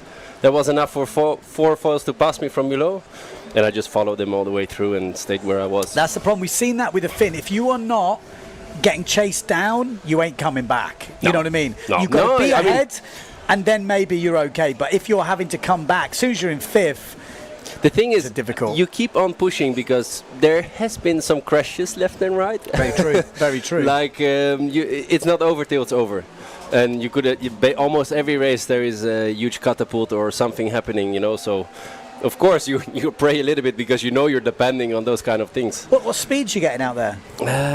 In the last race, I did 33.98. 33.9, 34? Yeah, 34 knots. 34 knots. And what foil's getting, do we know? I'm pretty sure they get similar speeds. It's just the jibes that... Yeah. And that upwind. I guess they've tried to make that last mark They are lower. adjusting the course all the time, but it's literally depending race per race, because sometimes you get the gust from the back, and you have to go really far down, and then it's quite choppy, so you kind of... Yeah, it looked like that then, actually. That looked really broad, that last ridge. you know, when you keep on hitting the chops, you cannot go as fast as you potentially can go. And then if you miss 1.5 knot, that can be the difference of being in the mix at the first jibe or actually walking behind on the facts. Okay, we've got about 30 seconds till the start of the women's final, the second fourth final of today. Wow, that went quick. Two eliminations for everyone in the men's, and Sarah Keita dominated that last one, looked in really, really good form. Like Geordie just said, the wind has definitely picked up. We're going to have, it looks like, a few more Finns maybe in this. We've got Gibson on the fin, Sarah Keita on the fin, Blanca Alabau obviously on the foil, Marion Mortefon closest to us on the foil. So just as we're looking up, Marion Mortefon closest to us. Then we've got Blanca Alabau. And then we've got, Justine Lemaitre a little bit further back with Jenna Gibson just upwind of her. Out in the front, though, Sarah Keita as well. But Blanca Alabau, since that disqualification, I tell you, she is charging. She Maybe is pushing. she loves the pressure. I mean, she's definitely in favor here. She's below. I think Sarah Keita is definitely closing in, as you can see now. But it's going to be tough to overtake because you really need a big speed difference to overtake. So it looks like Blanca will head into the first mark from below, always an advantage. But it's actually Sarah Keita trying to get that low line. I don't know. She's left a big gap. She doesn't want to get anything. She's staying out of trouble. I did not expect that one, to be really honest. Oh, but, little moment there as we saw Jenna Gibson coming through. Making a really good jibe, but Marion went the long way around. So those who will definitely come together at mark number 2. Sarah Keita is absolutely flying out in the front, and we've got that battle going on between the two rivals right now because these two have got some beef, I'm sure of it. Blanca Alabau and Jenna Gibson from the UK are fighting it out. Obviously Blanca from Spain, Jenna Gibson from the UK fighting out for second place. Marion Mortefon is there to pick up the pieces if we see any more collisions like we saw earlier today, but Sarah Keita still leading this. Blanca Alabau, a much more crazier jibe there, much more driven jibe. She was not backing off in that thing. She went full speed. Jenna Gibson lost out quite a lot of ground to Blanca there. So Blanca into second place. Sarah Keita leading once again at the front of the fleet. It really is going very well for Sarah Keita at this competition. But don't forget, she missed the finish line on the earlier round today. Span out right before it, probably got ahead of Gust as well. Yeah, she told me she was quite on the edge of making the line. So she was scared of not making it, and then by pushing it a little bit wrong, she even missed it completely.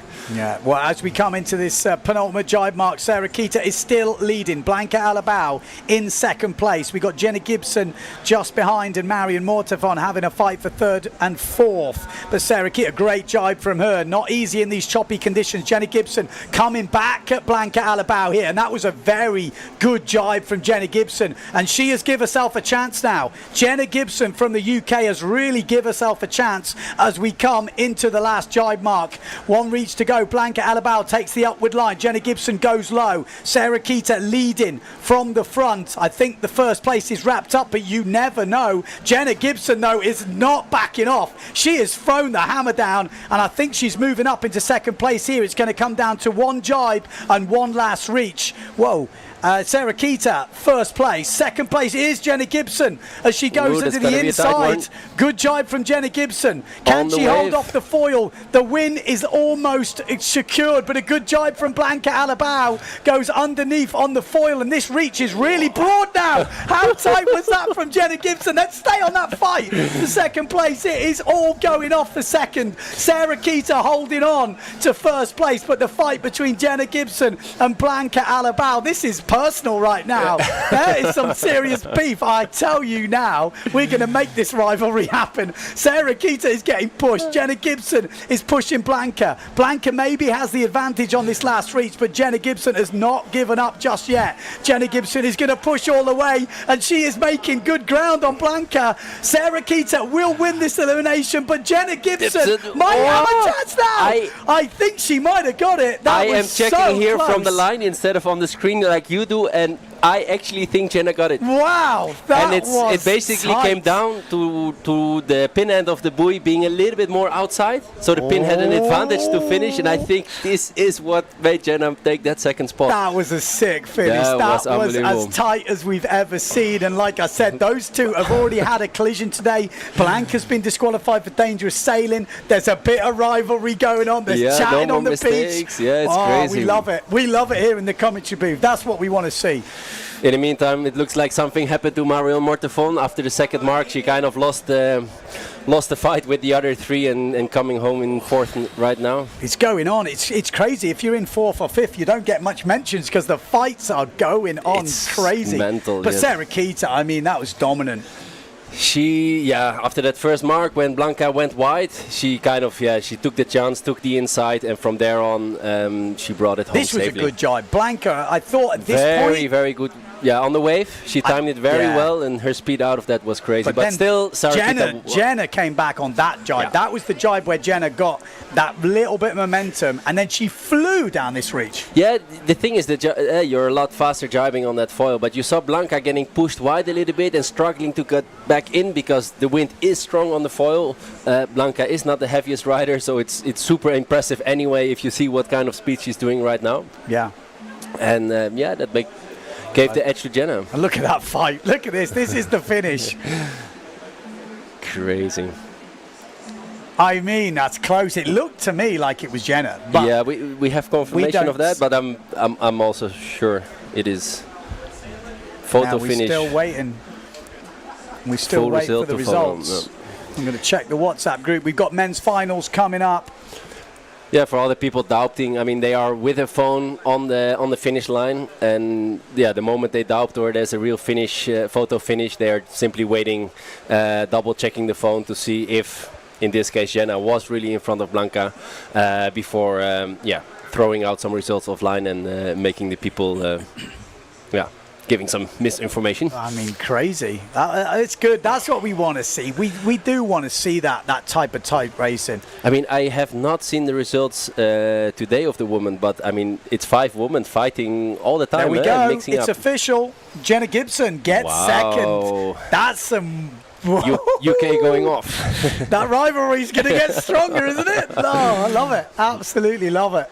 That's what we want to see.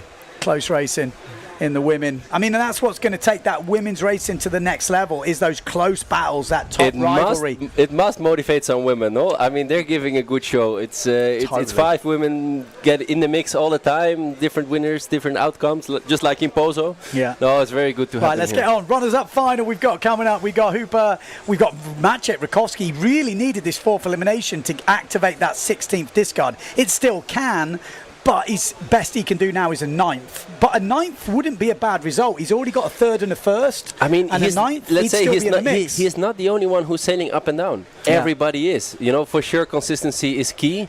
Bruno Martini is a key one. First, 25th, first in the runners-up final. He's now in a runners-up final again. Yeah, you never know. Benedetti's been going well. Actually, he's impressed me. Stallman. There's lots of guys in this. It's going to be super interesting. No. Here we go. So, heat number 8, runners-up final, counting down.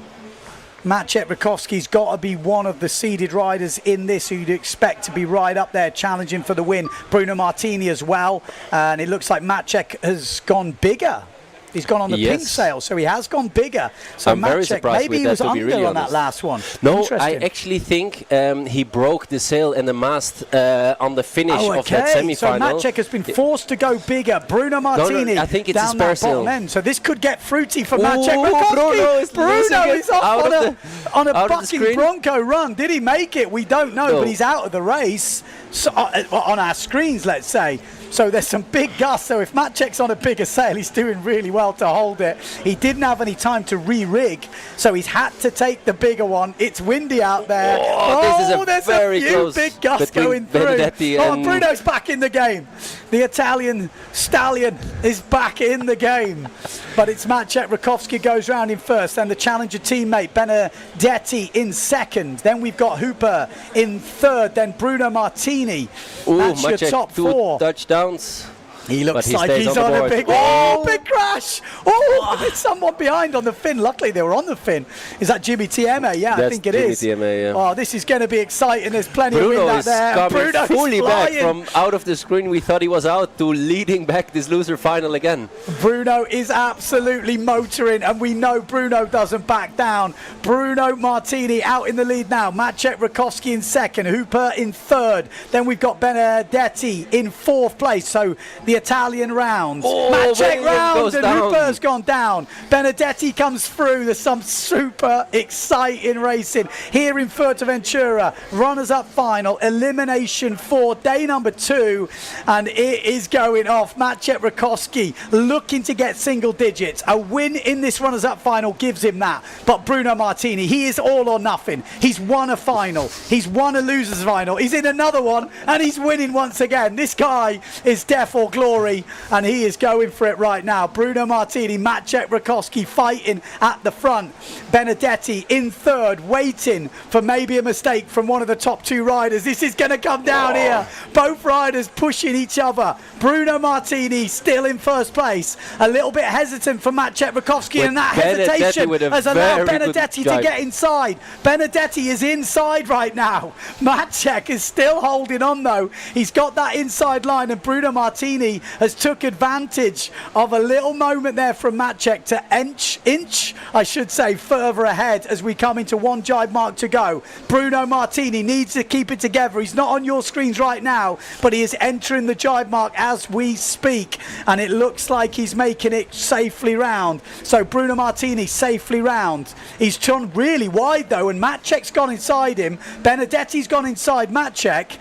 Nah, okay, No, Bruno Bruno's has it. out very clear now. So Bruno Martini has got a pretty open run to a 9th place here. This would be a win in the second runners-up final he's been in. So he's had 3 wins in this competition. 2 of them will be in this runners-up final. But Benedetti is not finished yet.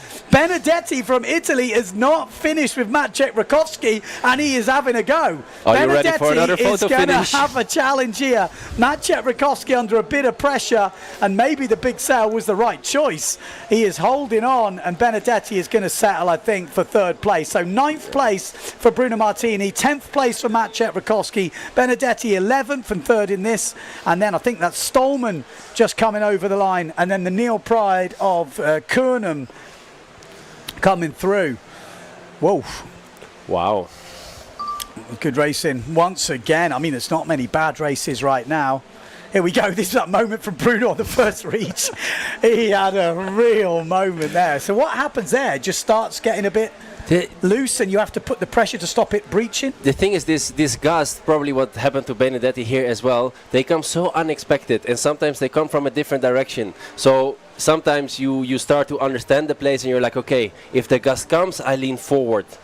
But when it comes from a different direction, it can suddenly push you down again, and, or you're full power pushing, and there is a wind hole, and you kind of, it's crazy. It's hard to describe, to be really honest. Man, I mean, you can see, I mean, I know you boys are the best in the world, you know. So if this is happening to you guys, your normal guy is going to get absolutely smashed. Yeah, so, and again, it's also the gear limitations, you know, because we could make ourselves more comfortable by having some smaller equipment, but we don't have, you know, and that puts us even more on the limit than we already are. And I mean, full credits to Bruno. I mean, sometimes we call him a ticking time bomb because you just I love it. Like, he's my favorite guy. When he's in the heat, I'm like, yes, I love it. He is so incredibly fast. Okay, we're going to go to interview on the beach with Jenna Gibson after that tight finish with Blanca Alabao. Yes. Jenna Gibson, 2nd place there, but after your fight with Blanca this morning, did that feel like a victory? Yeah, it definitely did. The whole way round, you know, I was a bit cautious. I don't want to get too close, but just waiting for my moment, and finally got it. Lots of backwards and forwards, but yeah, very glad I got it in the end. What was going through your head on that final jibe? Just nothing, to be honest. Just blanking it all out, just to make sure I go with the instincts rather than overthinking it. And yeah. Was it a bit broader now down to that last mark? To the finish? No, not really. It was still quite tight. Like the gusts seemed to come like dead offshore. So yeah, it was a bit better. I didn't have to pinch quite as much, but it was still a bit of a pinch. You know, you couldn't really get your top speed on that last reach. So yeah, it was close. Do you feel like you've put this morning to bed now? I mean, I'd like a win, so that's my aim for the last round, and yeah, I hope so. Good luck. Thank you. There we go. Jenna Gibson wants the win, so she should. I mean, she's got the speed, you know. Definitely. I mean, it really looked like she stepped it up this year. I mean, already before COVID, she won an elimination and she was there every once in a while. But now, especially since Pozo, she's on it. You know, she seems to be in the fight for a win all the time, and that's obviously great to see. Yeah, no, it's good. I mean, the women's racing, I'm going to say it again, it is definitely the best we've seen. I sure do get. We see some comments coming in. I see Jordi, it's time to give up on the fins and go on foils. I agree. But guys, it sounds so easy. You know, it sounds so easy that like, oh, Jordi, grab the foil and you'll be one of the guys. No, you know, like especially in my case, the foil I registered turns out too big. Yeah. You know, like my front wing is 540 square centimeter. There is guys on 300. Maciek I think has 390 square centimeter. Okay, we're going to have another interview. We only got 2 minutes 20 to go to this final, but we're going to have a quick interview with Gerard. Gerard? Goya, I'm guessing. No. You're absolutely fine today. How's it going? Yeah, the wind is really strong today. We started the day with maybe 20 knot average. Now we have 30 knot on the start line.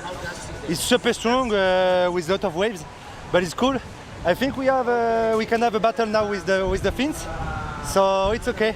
So the most important is to be here and compete. I'm really happy about that, and the races is really strong and hard, and I love it. You come from the same home spot as Nico Goyard. How is it to train with him? Yeah, it's always good to train with a six-time world champ and the test event winner. So yeah, Nico is my one of my best friends. So it's always good. After he had a great level than about me, but I push my maximum, and it's best. Awesome, that's great to hear. Good luck for the rest of the event. Okay, let's get warmed up for this final Elimination 4. This is a big one. This is when the discard comes in and we will see some movers and shakers. Vrieswijk could extend his lead at the top with a win here, and I wouldn't put it past him. We've seen the speed from Nico Goya. It almost looked like he had it on tap. I don't know, but if he gets a good start, it's going to be hard to see someone beat him. He does have smaller gear registered. He is one of the fastest in the world. He did 41 knots the day before this competition kicked off. We've also got Matteo Iachino. Obviously, Vrieswijk, like I said, Preen and Becker, the two Germans, been flying. Enrico Marotti, obviously the winner of the Pozo event. We've got the beast, as in Johan So, who we know is devastatingly quick. And then Pierre Mortefon, Mr. Consistent himself, is up there in every discipline, in every race. Never count him out. So here we go. Let's get lined up. We've got Matteo Iachino on the red sail, closest to us. Upwind of him, Becker, mixing it again with the big boys. And guess who it is? The Phantom himself, Nikos Goya, is mixing it up down this pin end. So maybe he means proper business in this final. But so does everyone else. And it's a great Becker, shot. what a start. What a start from Becker. Absolutely pinged out the middle. So does Nico Goya. We've got the beast in the middle who's dropped back a bit. Oh, Becker is so low on that foil then, touching down. But look at Nikos Goya in the middle of your picture. He is flying right now. We got Pierre Mortefon up that top end, the same as Amado Vrieswijk, also looking good. Matteo Iachino looking pretty solid down here, but it looks like Becker and Goya are looking so good as we come into this first mark. It is going to be Nikos Goya going round in first place. He's turned it on for the final, and it is so close. Amado Vrieswijk is pushing now. That's what we want to see. Amado Vrieswijk in beast mode. Talking of beasts, he's got the beast behind him on the black sail, and these guys are fighting for the event lead. Nico Goya will get a discard of a 9th place after this. If he could win here, he'd have 2 first places and a 9th, and it put him right up in contention. But look at Michel Becker. He's found some speed today on the Patrick gear, and the German is really pushing in the top, boys! And there we go. That was the Neil Pride of maybe Nico Preen or Enrico Marotti. I'm not sure who it was. One of the Pride boys just went down so hard. Nico Goya leads in, and the beast's gone down. Oh, no, he hasn't. Oh, my God. How did he manhandle that thing? He just and how did he not hit through. Amaro? That was so close. Oh, my close. life. Such crazy racing here. This is ridiculous. Nico Goya still safely out in front. Michel Becker, he's had 1 second place so far, and he's looking like another second place right now. We've still got 2 jibe marks to go. Amado Vreeswijk in 3rd place. Needs to keep it consistent. He has been guilty of pushing too hard.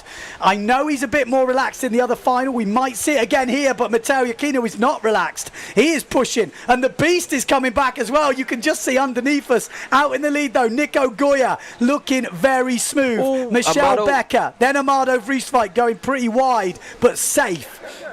And no, we've lost another one on that mark. Pierre Mortefon went down. Mortefon's gone down, but the beast is still in contention. Amado Vreeswijk in contention.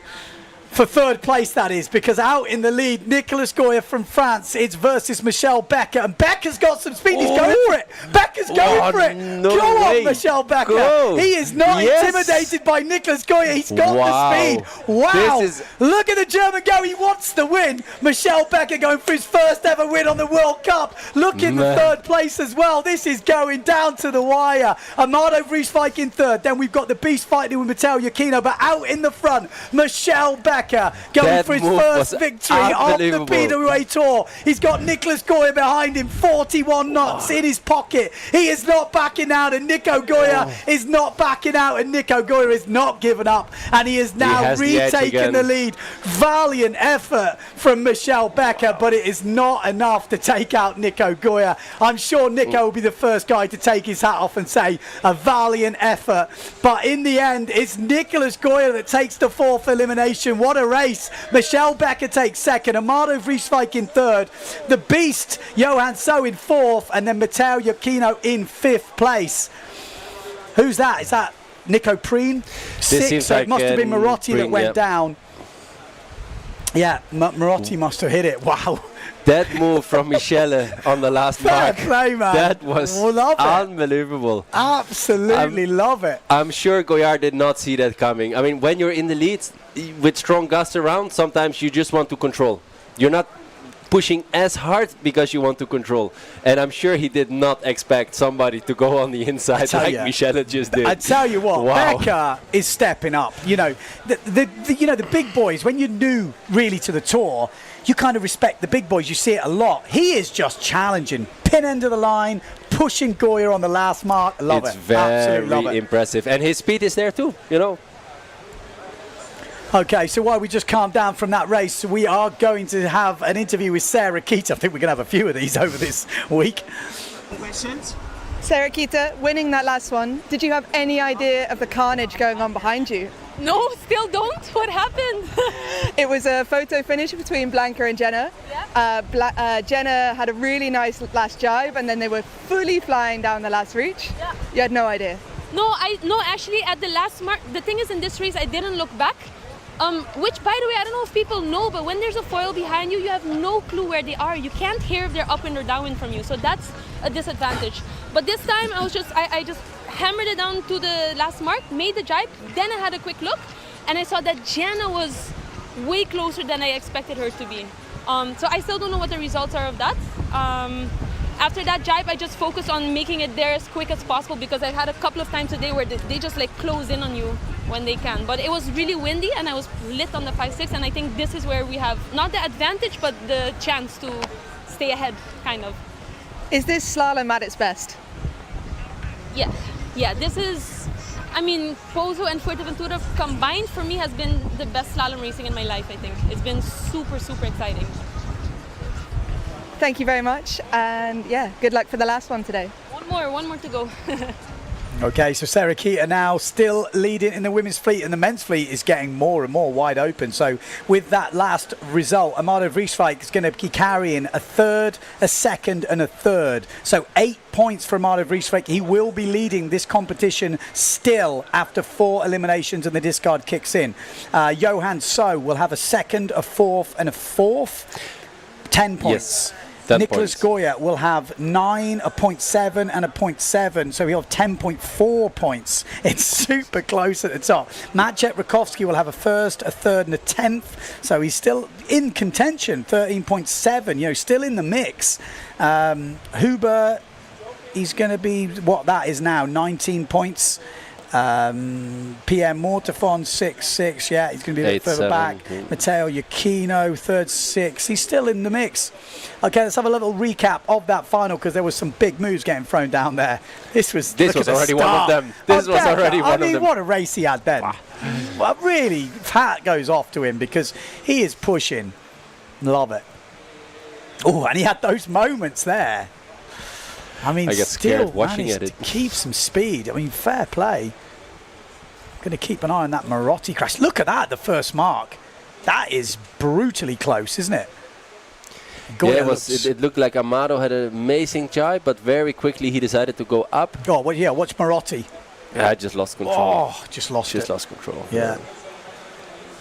That was a big crash from Enrico Marotti. Here you can see his foot come out. His back foot come out. I mean, he was already pretty high. Maybe he tried to try to put the pressure down by taking the foot out. Hard to say, but yeah, look at that. That one was close. This was Johan almost taking out Amado. I mean, oh my! He did well to hold that. Just in general, that was impressive stuff. Oh, and then we saw Goya nearly lose it. Pierre lost it. Yeah, Pierre lost it, and then Becker with that move. This is the move. Is the move. This is the move of the event so far. Yes, Michelle. You can see Goyard did not said you can't hear.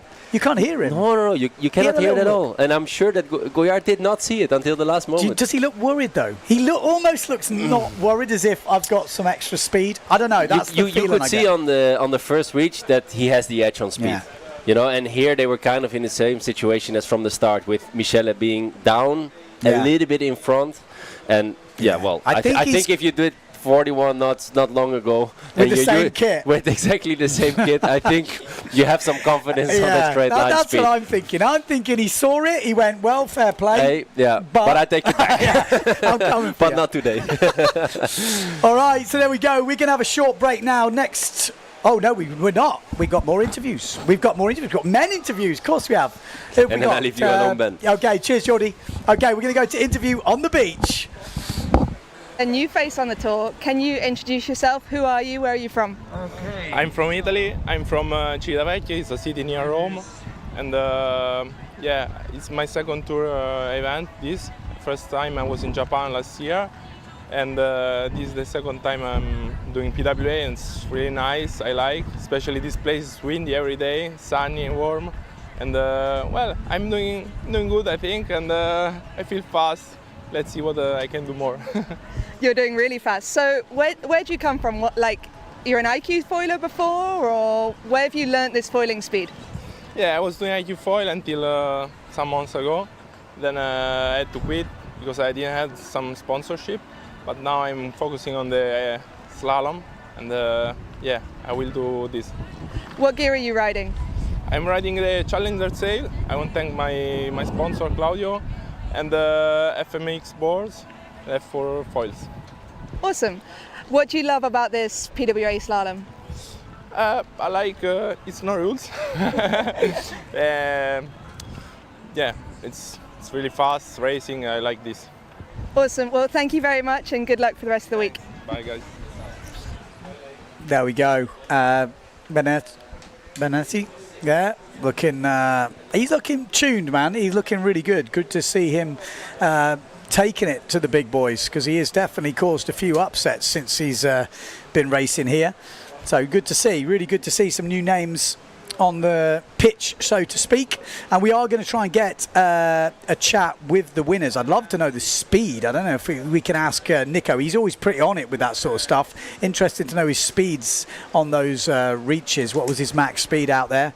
Just to give us some levels, and for the guys at home to kind of understand what sort of they're going. We're just speaking with Jordi, and it's crazy. He says we're laughing at the crashes and we're getting excited by them, but you know, these guys are taking some big hits.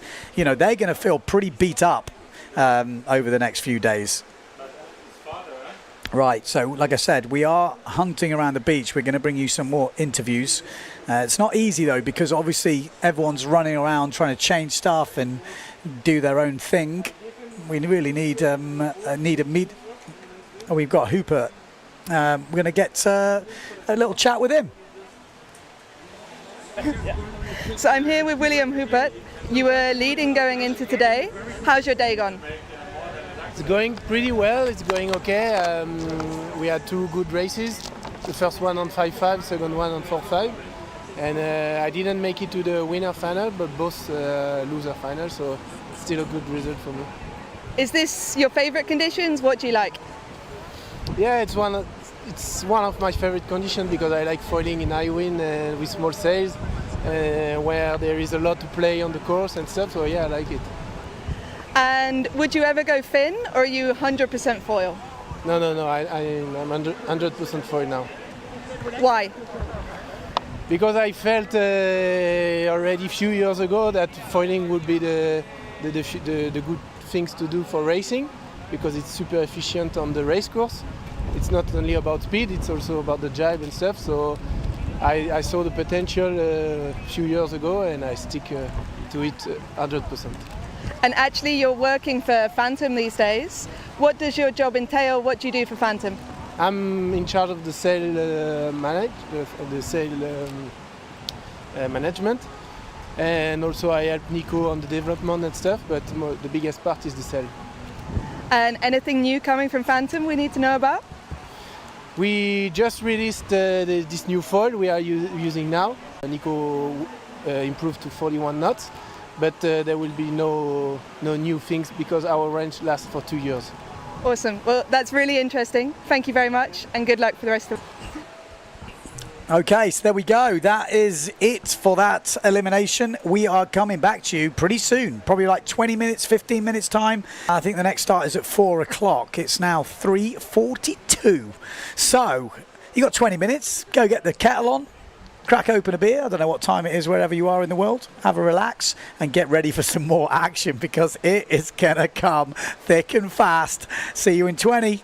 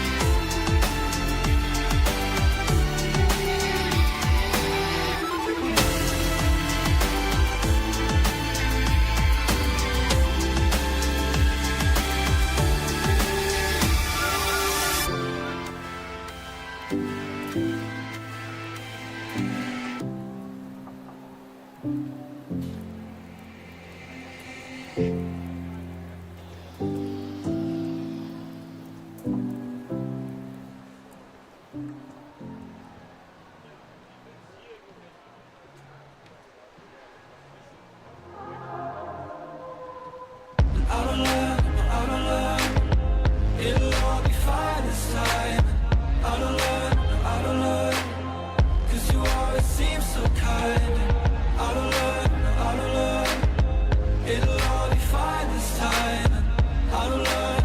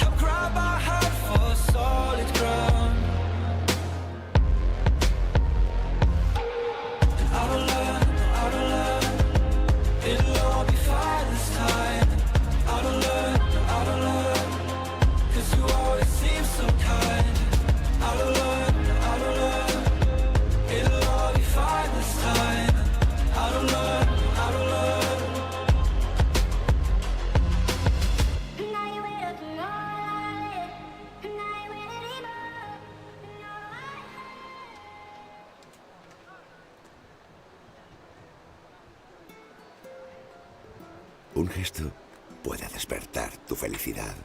Podemos sentir amor a través de una fragancia. Un pequeño detalle tiene un valor incalculable. ¿Y si pudiéramos despertar el alma de las cosas poniendo toda nuestra pasión, todos nuestros sentimientos en ello? Bienvenido al lugar donde todo tiene alma. Meliá Hotels and Resorts. Soul Matters.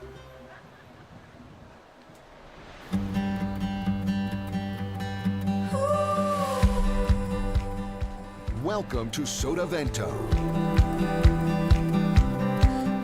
It's the ultimate water sports playground with loads of space for everybody.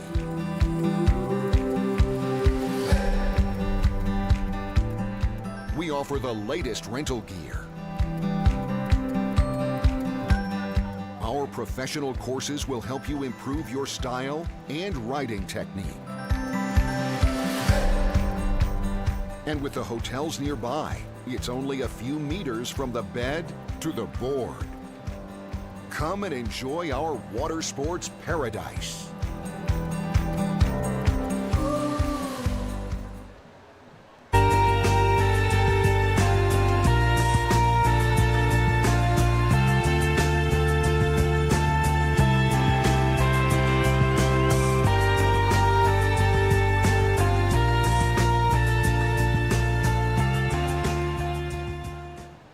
I have a secret.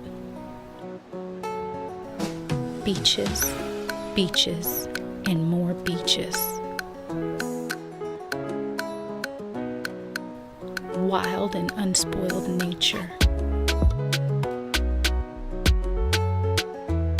Experiences.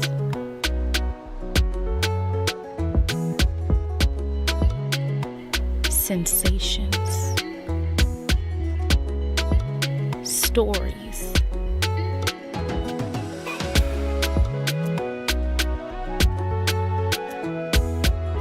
Taste.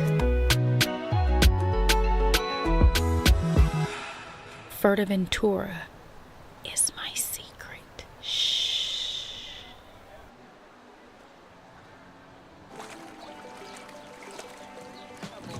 Here, everything is designed with you in mind. From our distinctive private areas to our most privileged suites, where light and colours evoke a distinctive sense of peace.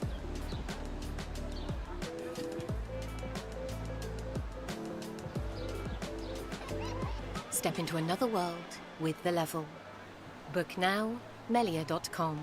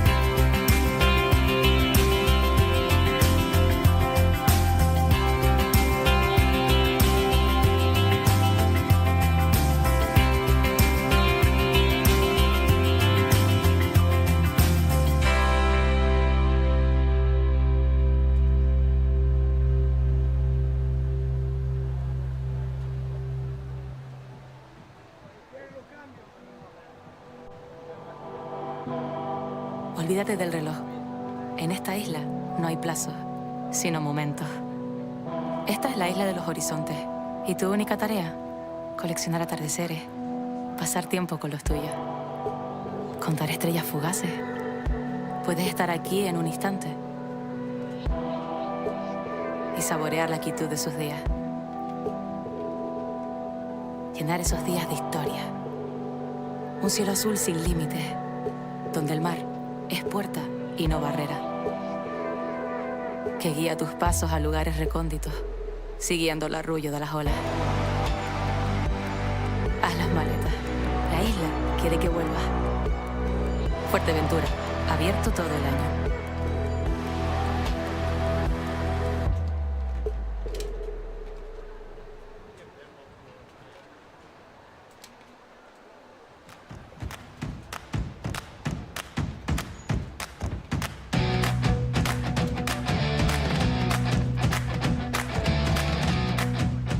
The Fuerteventura World Cup looks back on a long tradition.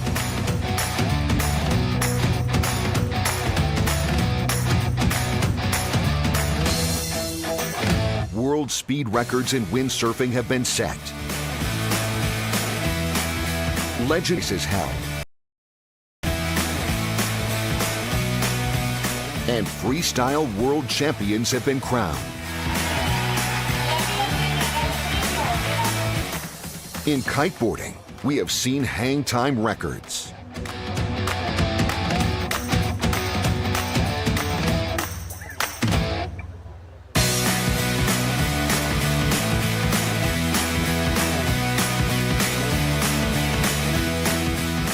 We have seen incredible strapless tricks.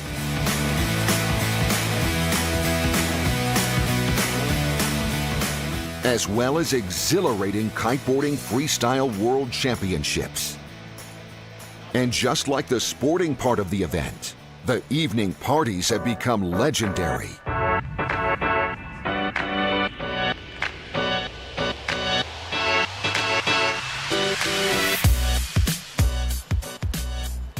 For the 35th anniversary, windsurfers will compete in the disciplines of freestyle and slalom, with men and women alike as part of the PWA World Tour.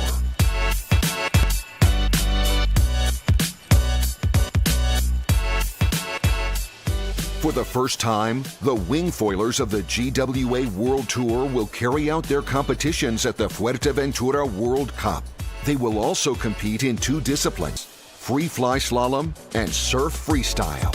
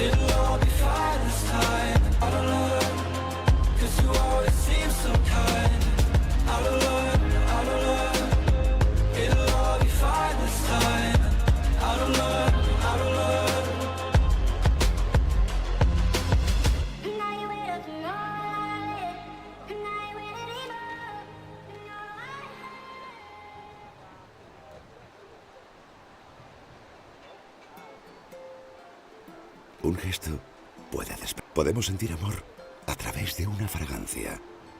Un pequeño detalle tiene un valor incalculable.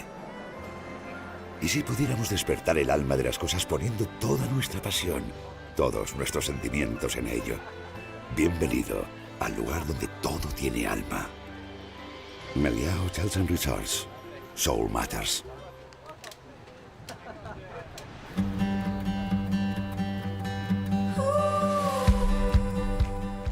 Welcome to Sotavento. It's the ultimate water sports playground with loads of space for everybody.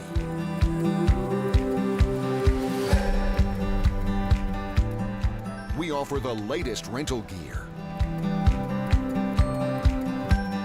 Our professional courses will help you improve your style and riding technique.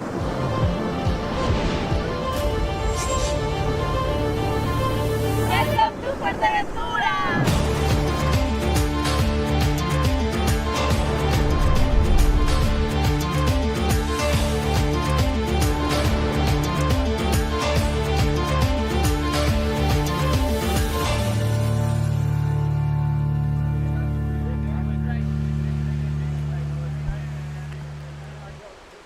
Okay, so we are back. Elimination 5 coming up for the men, and we have only got one more elimination for the women in this one. So after heat number 1, there will be a short break before we go into the first of the quarterfinals, because someone in that first of the quarterfinals will have to come from heat number 1. Usually we do a women's final there. That won't be happening. There's only one women's final in this next elimination.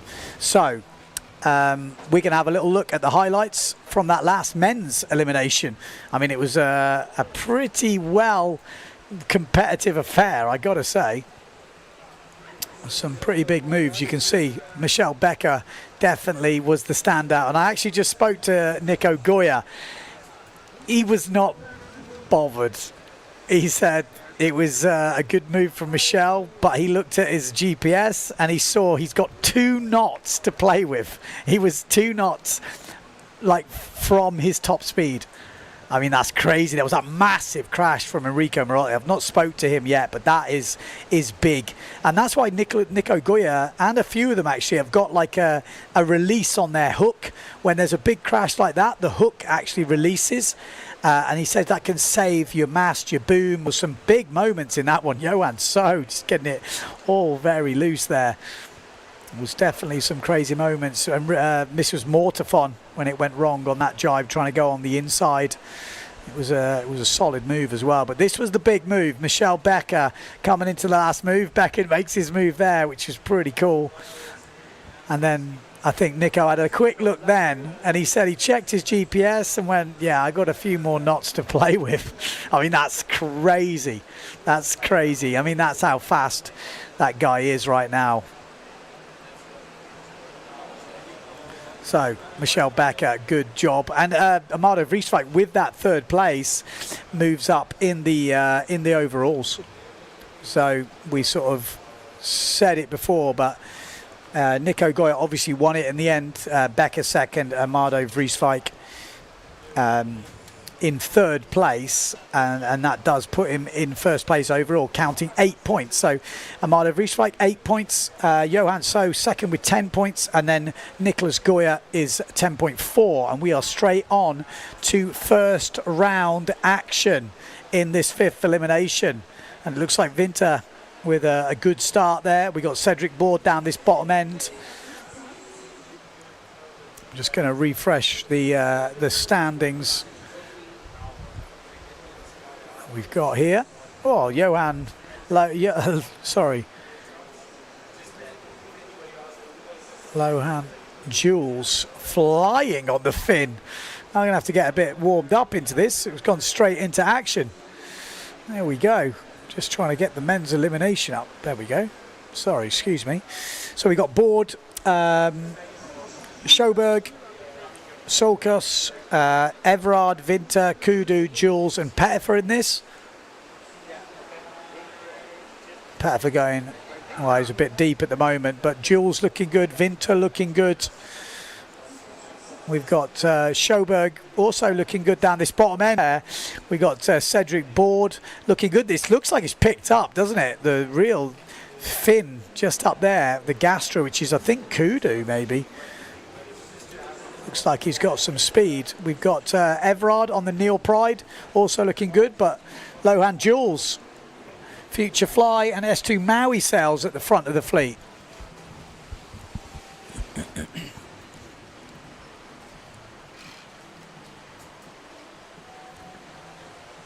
Good jibe from Lohan. Winter, good jibe. A little bit of a wide one from Sjoberg. Board.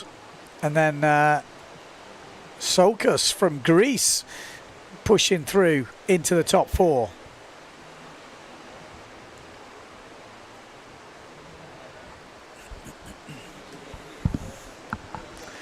close moments at the front as Lohan Jewel just puts the hammer down a bit more. I mean, this looks proper windy stuff right now. Got some speed on the rest of the crew right there. Lohan Jewel. As he come into this inside jibe mark.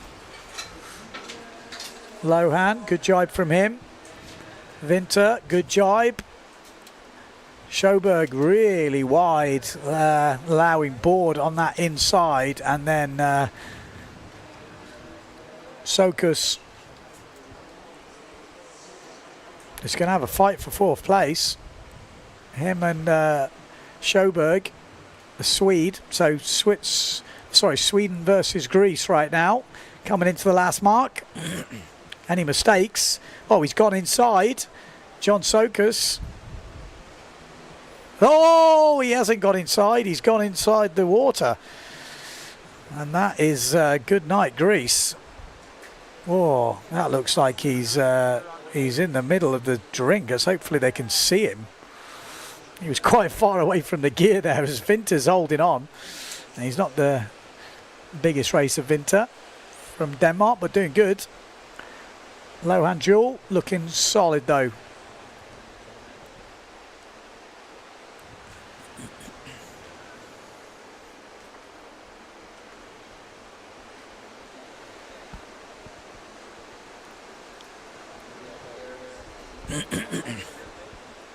I think the voice is already starting to leave me. I'm a big fan of 2 eliminations a day.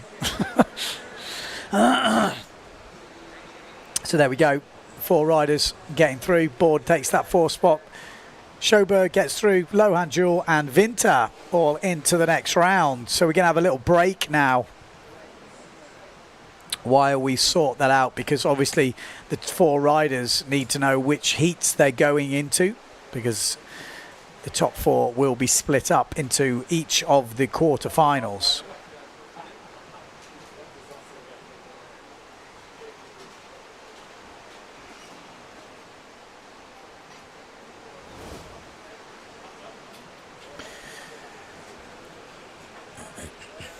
So just have a look at the highlights of that round. We'll step up that commentary as we get through, but we're not going to go hell for leather on these early rounds. We'll have nothing left. But good racing. That's what we like to see. Oh, there was John getting destroyed.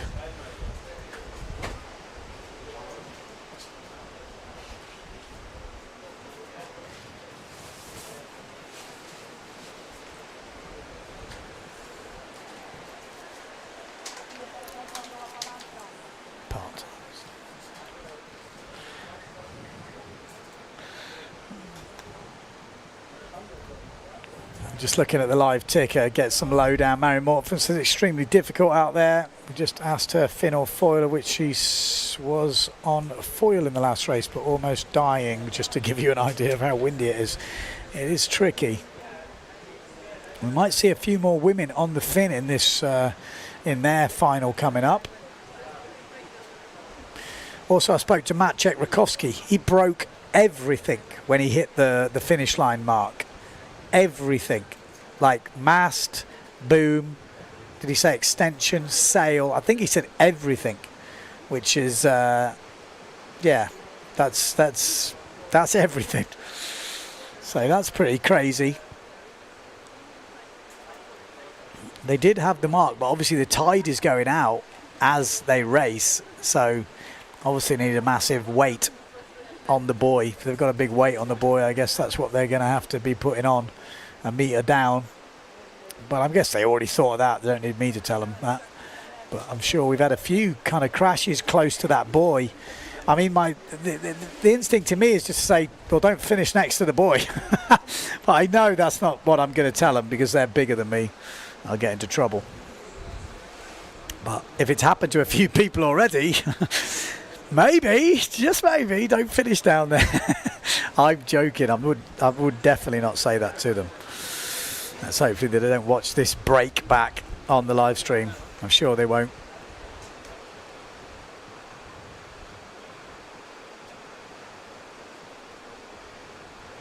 Kurt says, how do they equalise fin and foil? Easy. You start the races with a beach start. It's very true. I'd quite like to see the beach start back. It would definitely be interesting. I really think we have to mix up a little bit. If they do, if they want to put, this is my take. Again, take it or leave it. It's just my opinion. I think we could split it, foil and fin, but then the fin sailing would have to involve wave slalom. It would have to involve some beach starts. It would have to involve, funking it up a bit, not just the same stuff that we used to seeing. We'd have to, if you're going to do fin at certain events, you've got to bring back wave slalom. That's what I would do, and then have the racing events as they are now with the foil. It's fine, but that would make things super interesting and add a whole different level to it. So watch this space. That's what I'm going to put forward. Not that I've got any say whatsoever at all, but I guess I am watching this stuff more than anybody because I'm watching every race and I'm seeing it. I have grown up doing slalom. I got a bit of a background in it, and I know what excites me, and it's wave slalom. It's maybe a few little boys you have to jump over. They don't have to be big, but just to add that element of maybe something could happen, because there's nothing worse than watching a race where all the places are decided at the first mark. After the first mark, it's a procession. There's nothing worse than that. We want to see close racing. We want to see things happen unexpectedly. We are seeing that right now. There's no two ways about it. This is some of the best slalom, exciting slalom I have witnessed. But if you want to bring back the fin, yes, you can do some normal races, but why not throw in some wave slalom? Why not throw in some beach starts at certain venues? Obviously, you have to have event organisers that want to do that, and it's very difficult to find an organiser that would take fin over foil, because foil is just so guaranteed. So this will be another challenge, but I think it's definitely a discussion which would be super interesting. And as I say that, I'm joined by Mr. Dieter van der Eycken. Did you hear that, what I just said? What do you think? I missed a little bit the beginning part. I guess it's a talk about whether we should separate fin and foil again, or I think it would be cool if there's some buoys to jump over. Wave slalom though, Wave surely. slalom. Yeah, I mean, it will be also a little bit limited in which spots you can do. If you want to do a running beach start, it's already going to be a bit more limited. But like, even if you have a flying start, like they're doing slalom now, but then you have a buoy, they have to duck jibe instead of jibing, maybe get a forward in again. Yeah. I mean, in the end, it's Super X. Well, you imagine just to put in one duck jibe in. It just needs to be at the last mark, because that adds that it's not over till it's over. Yeah. And I think that it doesn't need to be like a crazy monkey show, but it could be just this one element of difficulty near the end of the race. You're tired, and you've got to chuck in a duck jibe. It ain't easy, but it adds that, will he do it? I don't know. Anyway, that's just my take on it. I mean, I like the rope idea of 30 centimeters under the water for the guys on the first. Love it. Absolutely love it. Okay. We've got heat number 1, which we've already done. So we are now going to heat number 2, which you just saw the heat on the board right now. Preen, Benedetti, Vrieswijk, TMA, Rocha, Van der Heuvel, and Dalpont, and Lohan Jewel, who just smashed that early round on his fin. Looked very good. 2 minutes to go till the start. Standings are pretty close, aren't they? Very close, man. It's gonna get closer. We're gonna see it get mixed up all over the spot, I think. Pretty good for freestyle today, is it? Yeah, it looks pretty good. I'm half looking downwind here out of the boot. Gonna go out in a little bit, so I won't 4-4? be. Probably 4-0. Oh, really? Yeah. I think Sam just took 4-0 instead of 4-4. I've heard Tati Franz has bought a 4-4 and one board. Yeah, and one mast, so hopefully he doesn't break the mast on the back loop. No, I think most of the guys will be 4-4, but today is on the edge of towards the 4-0. It depends a little bit how the wind range is of your sail. I think that gives the guys at home maybe an idea of actually how windy it is out there. You know, the freestylers are on 4 O's, and I think that's not a bad call. There'll be quite a few people. I'm looking down there, I'm seeing a yellow Goya. It looks tiny. Yeah, that's Antoine Albert, and he's probably, maybe he's on 3-4 already. Yeah, it looks small. He likes small gear. He has a 2.7 freestyle sail. Yeah, Jesus Christ. Okay, 40 seconds to go. First of the quarterfinals. We've got Nico Preen on that blue and green Neil Pride, German rider. Had moments of goodness. Hasn't stuck a consistent run together yet, but has definitely showed good skills. We've got Benedetti on the Challenger, who's also looking good. Amado Vrieswijk, you know, playing around a little bit. We've got Malta Rusha on the Gastra. We've also got Jimmy Tieme on the Fin on the Duotone. Also, we've got Dal Pont on the Fin on the Duotone, Lohan Jewel, and Van der Heuvel on the S2 Maui cell. So quite a few Fins in this. Oh, massive crash. Malta Rusha, I think that was, on the Gastra. Yeah. Straight over the front. Might have been a general recall. Did I hear that? Maybe he tried to save general himself. recall. General recall. Yeah. I think at the boat, one of the S2s really stuck out, like 1 second earlier than the rest. Is that Mr. Van der Heuvel? Maybe, or Jules, but might be Van der Heuvel. So general recall. We know the Finns have to push to have a chance against the foils, but there's quite a few Finns in this. I mean, it's getting on that windy side where if you didn't register a small foil sail, you're like, yeah, maybe it's better on the fin. And be a bit they hairy. see Sarah always smashing it on the fin, so maybe that's a little disadvantage as well to look at that and be like, oh, she can win on the fin, maybe we can do as well. Oh yeah, no, she's too right.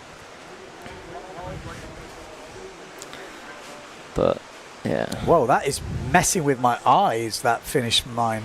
I don't know why. Those stripes were freaking me out there.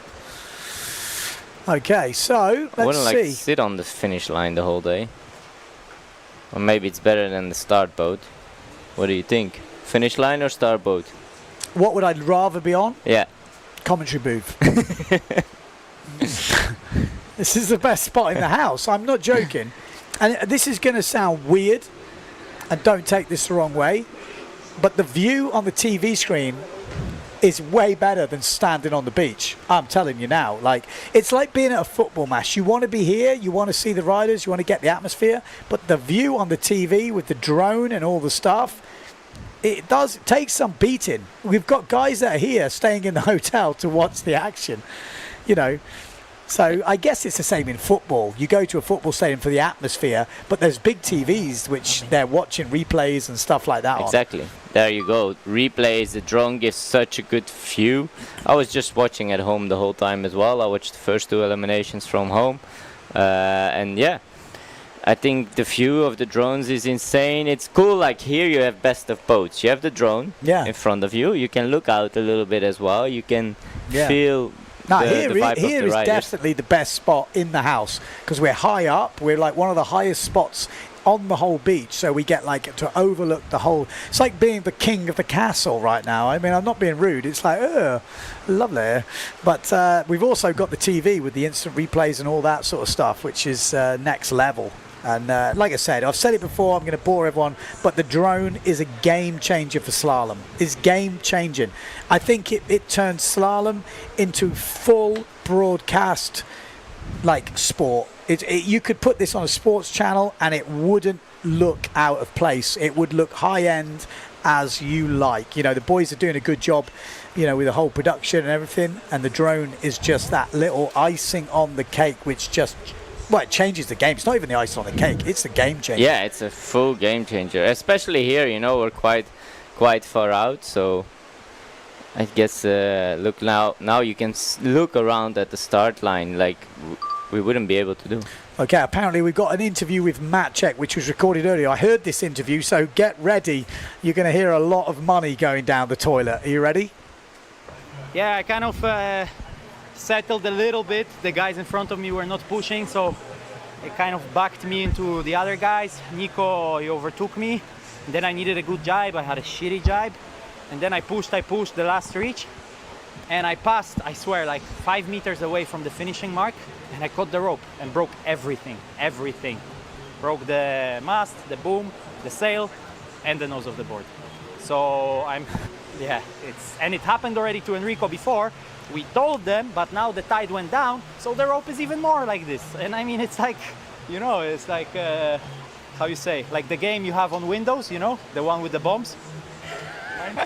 Minesweeper, yeah, Minesweeper. It's like this, It's already super hard to even stay steady and foiling, and then you have this, So yeah, but now I have a spare. Now I rig the spare, and we keep going. Thank you, and good luck for the next one. Nice helmet. Very nice Pressure helmet. is a privilege, as I read there. Pressure is a privilege. Fair enough. That's a good statement. And interesting, broke everything. I said that before. The only thing I will say on that is he's saying people have done it before him, and yet he goes near the end of the line, which it's happening at. I mean, I know it's a problem, but I think sometimes we got to take it. Anyway. Yeah, I think that looked gnarly. But what can we do against the tides? Not so much. And I think maybe the pin end, maybe you should stay a bit away from that. I don't know how close he was to actually qualifying. So depends a bit on that. I'm getting a little bit distracted by the freestyle. I think the forecast is looking good. So I think the first 2 days is going to be pretty interesting. Hang on, there's a comment here. Ben, focus. What do you mean? Why we have a recall? Because someone went over early. Line. Yeah. But who went over early? But that's what we have to take. It takes a while for them to come through with that. So I apologise, but I'm still waiting.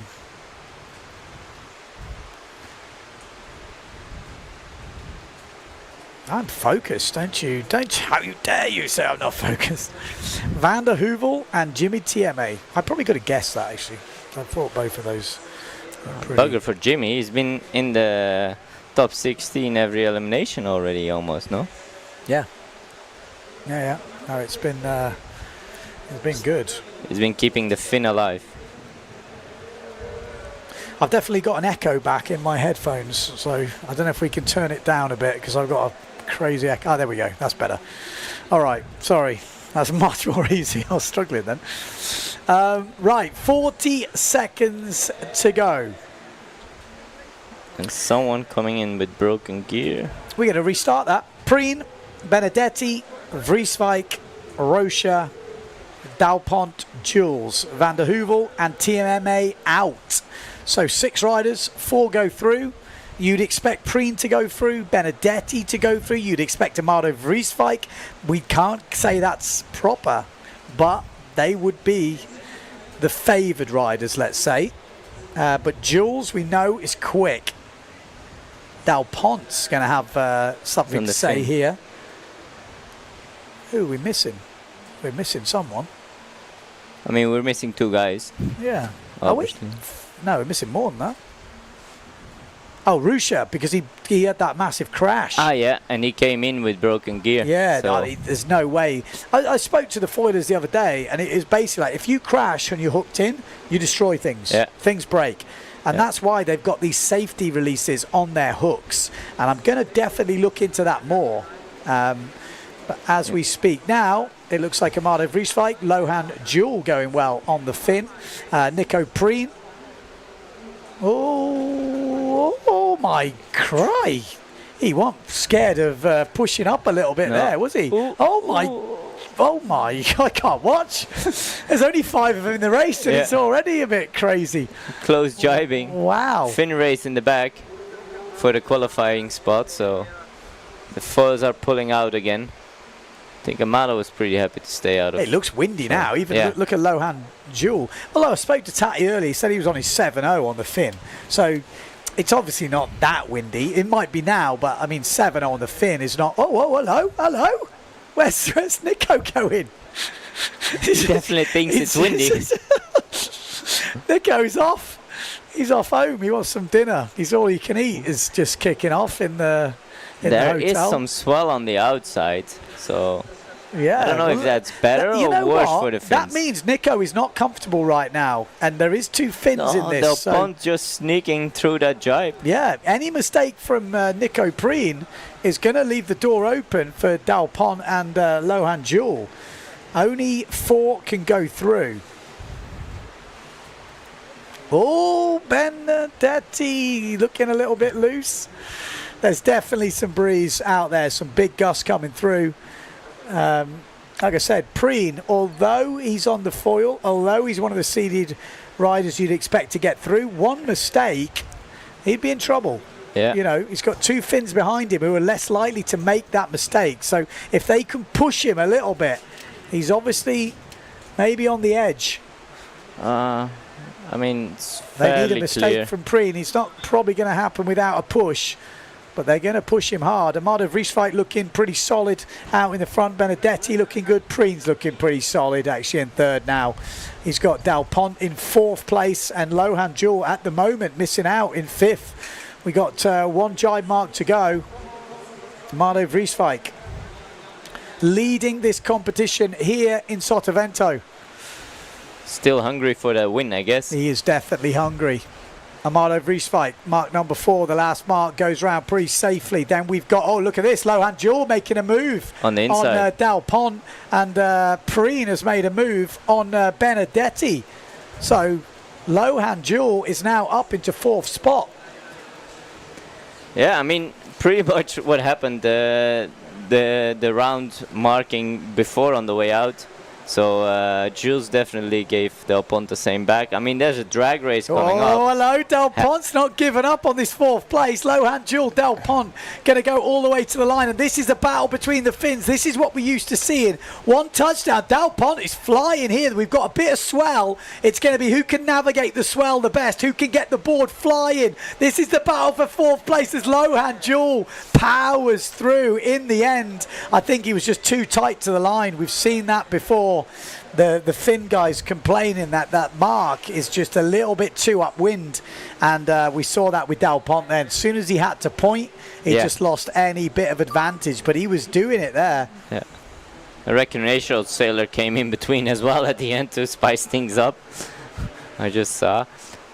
I think it's just because the wind on the inside here gusts pretty offshore, so I think maybe in a real line it's quite good, but then by the end the wind just turns a little bit off, so they have to point upwind to get. So super difficult. I mean, we've seen some interesting racing. It's just the first of the quarters, but already look at that. Whoa.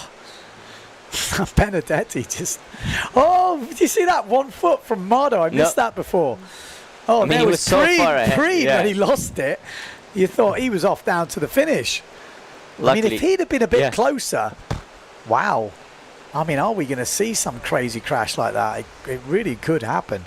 Yeah, I think it's the strongest part of the day is, I think, a little bit gone, but I think it's still strong and some really strong gusts. So interesting racing. Oh, there we go. Freestyler going past. Yeah, that's what I mean. Maybe not That to spices it the up. Like, you imagine you're drag racing and suddenly you're like, oh, this guy is actually coming straight at us. Oh, dear. That would be a hard impact if you hit straight into a slalom sailor at full speed. Free the nipple. Yeah. Don't look, kids. Oh, definitely don't look, kids. 50 seconds to go. Second of the quarters, Mortafon, Rakowski, Becker, Hooper, Maka, Daldorf, Vonk, and Schoberg. I wonder what Vonk's going to go on now. I guess he's been in between his fin and foil. You know, it's windy now. We're seeing it. Will we see him again go on the fin? I'm just thinking if that swell is actually a problem for the fin or not. Maybe, because you're getting stuck behind it. Unless you've got a load of breeze and you can power over it. But I would imagine it's quite tricky to deal with. Exactly. So I'm just looking outside and I think on the foil, they have a little advantage. Amado is saying something to the race committee outside here, maybe about how the Here we go. The marks are. It looks like Vonk Good might start. be back. Oh no, there's someone powering down from the top, and he is on a duotone, so it could be Jordi Vonk. It is, I think. Jordi Vonk powering through on the fin. Good start. That's what you need. You need to finish first at that first mark if you're on the fin. If you want to get a chance. Mordafon down this closest to us. Then we've got Maciej Rakowski. Jordi Vonk on the fin in the middle. Then we've got Becker on the Patrick. So not an easy heat, this one. We've got Mortafon in it as well. Jordi Vonk could be causing problems here for a few of the guys, and they're the differences. And Jordi Vonk will be leading into the first mark. He's had to push hard to get there. Oh, hello. Couldn't slow the foil down. You can't, can you? With a fin, you can step on the back. With a foil, you just can't do it. Close racing. Very close racing. Becker. Look at the jibe from Becker. He's gone straight up into the lead. So that little touch between Jordi Vonk and Maciej Rakowski, and Becker has gone straight back up into pretty much the lead. Mortafon also in the mix for that lead. Jordi Vonk, it just feels like he's getting ambushed from every angle right now. And he is already in about 4th place, Jordi Vonk. So we've got Michelle Becker leading. Mortafon second. Maciej Rakowski third, then Jordi Vonk inside. Good jibe from him. Fairly good jibe. I think the one on the duotone, I don't know who's below, might have just caught up. No, Jordi's still holding on to that fort. Who's that on the... Schoberg, and on the Phantom Sail is Hupert. Who was leading the event going into the day, so he definitely has some speed on him. Oh, he's just seen with Mortafon there drop down. Board touch, but he managed to save it pretty nicely. So Pierre Mortafon now leading, coming into this mark. There's plenty of breeze here. Look at the boys go. Maciej Rakowski in second place. Becker, but I think it's not over from shenanigans. You can see Mortafon trying to slow it down or stop it, and these three go round together. What a race. Jordi Vonk still there in 4th, exactly. Schoberg behind you, but here comes Hupert. Oh, Hupert getting loose, getting too loose. Hupert is down, and that'll be good news for Jordi Vonk fans, because he was definitely the big challenger from behind. Schoberg's got a chance, but Jordi Vonk with one jibe to go. It is a tight reach, though. He has to remember that. Out in the front, in qualifying position, Maciej Rakowski, Michelle Becker, and Pierre Mortafon, all trying to just stay away from each other. Keep it nice and simple. No heroics needed. Jordi Vonk needs to jibe inside. Schoberg coming through. Jordi Vonk is round, but it's a good jibe from Schoberg. Is it enough, though? Jordi Vonk's got a nice tight jibe, but it's a tight reach, and Jordi Vonk will be up against it here. I think he did a good enough jibe. He started quite high, so... Yeah, he looks pretty safe, you would think. But you never know with the foil and this swell. Look at the swell coming down. The front flea, I can't even speak. They're flying, literally. Okay. Jordi Vonk quite clearly in 4th now. Yeah. It looks pretty solid. Look at the swell from the back. Damn. You can really see it. So that's it. There we go. As was Vonk, Mortafon, Rakowski, and Becker. Yeah. And who's in the... Daldorf was in this? In this heat, I think he just came... Yeah, he came in 6th. Yeah, some close racing, though. I mean, we've had some seriously good racing, not even close, but some nice little swell lines coming in. Yeah, I mean, it looks fun. Oh, there was that little punt up the bottom from Maciej Rakowski. Little like, off you go, come on. Yeah, it wasn't a hard impact. He'd already shut off the power. Yeah. But gliding through on the foil. Pushed him just a little bit to get in the plane. He was helping. Yeah. He was helping Jordi Vonk. Come on, let's get a fin in this. In the end, you have to remember all the guys are training together most of the time in Tenerife, so they know how they sail. And on the course, for sure, they're competing a lot. But then off the course, they're wishing each other the best of luck as well. And even though there's some fierce fight, they'll be the first to apologize to the other guy as well if they did make a mistake. Yeah. So. It's crazy, man. Really good to see, though. That big crash from Hooper. It looked like he was going to challenge Vonk, actually. But there it is. Oh, he just totally took off. Yeah. Did a proper dolphin. Dolphin into airborne. Wow. Yeah, he's been having a little bit of a rough day. I'm going to tell you now, don't you lot out there get too carried away. I know what happens. Whenever we get a great broadcast going and it's all good and there's everything, you always want more. Now we want to see GPS speeds and we want to see, look, be happy with what you've got, soak it in, enjoy it, and then we can move on. But everything else just costs money. Yeah. If you've got money, chuck it. It can be done. Money can solve those problems, nothing else. What would be good is to see the G-forces on a catapult. Oh, God, imagine. To just give an idea. Are they just going to do the quarterfinals, or what's the plan? They're going through, aren't they? I have no idea. I just see a few of the guys come in. Unless I missed something. We do have a quick... Have we got time? Yeah, we're going to have Blanca Alabao for an interview, apparently, so straight to the beach.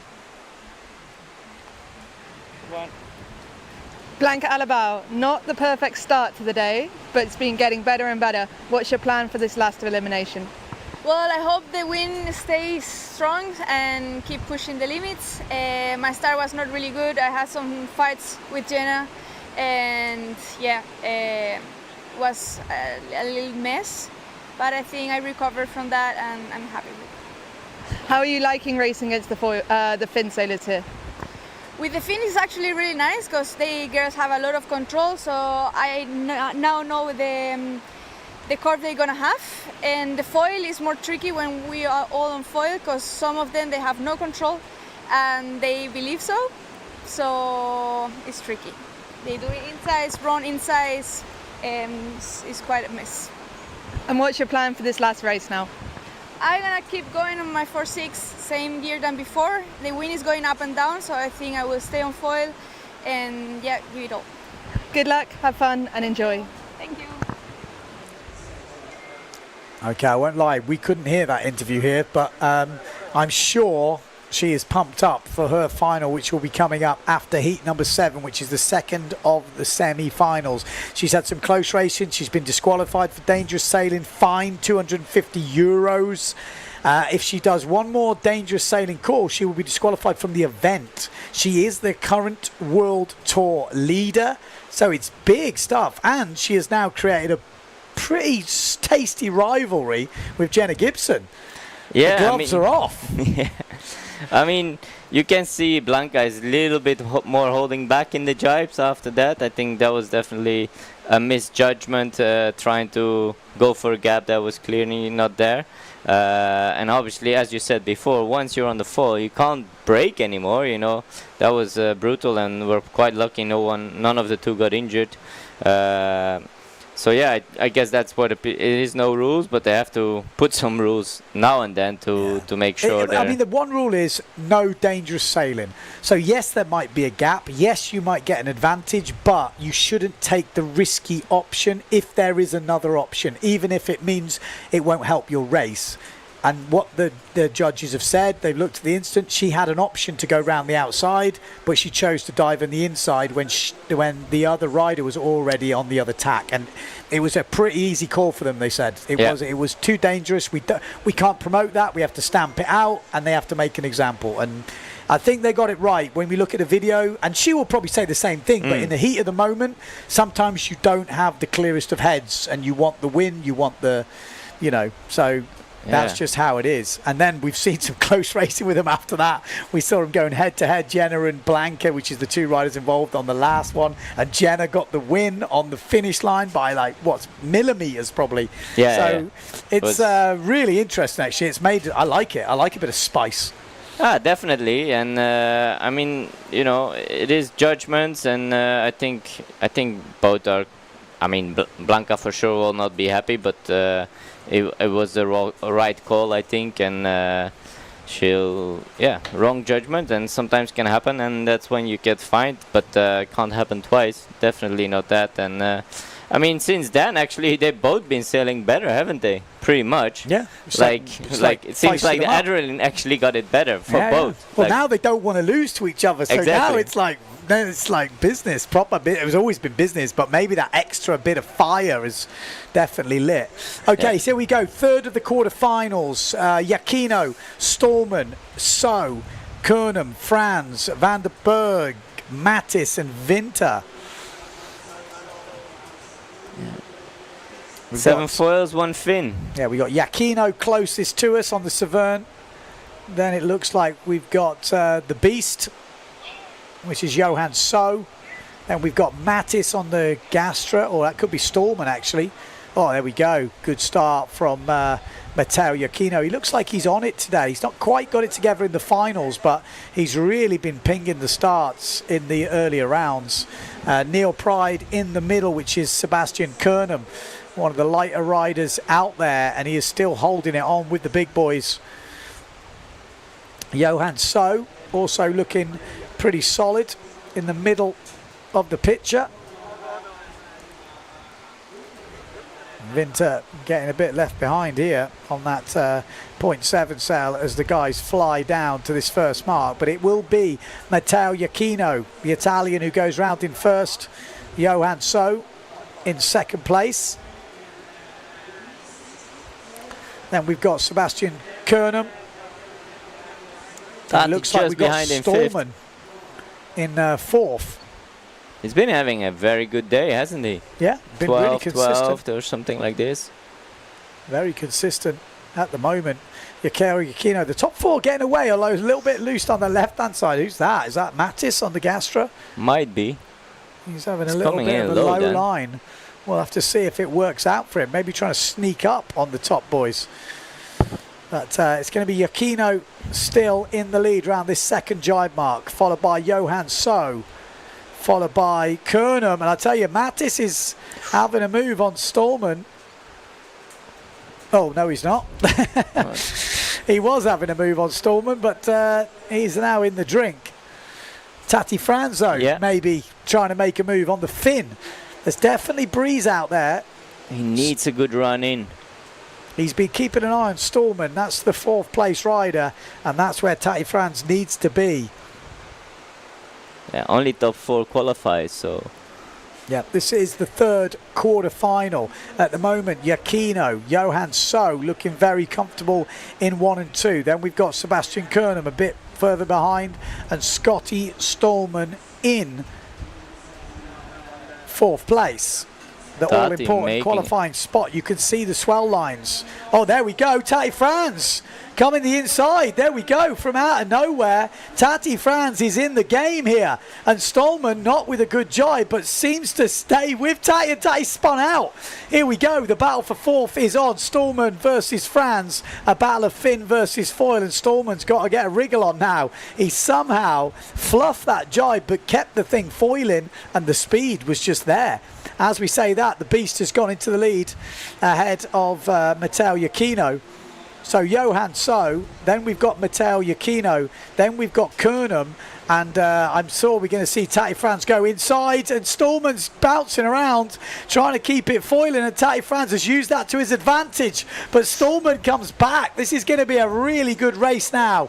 Tati Franz in fourth place at the moment. Stallman will be missing out on the semi-finals. The top 3 are away.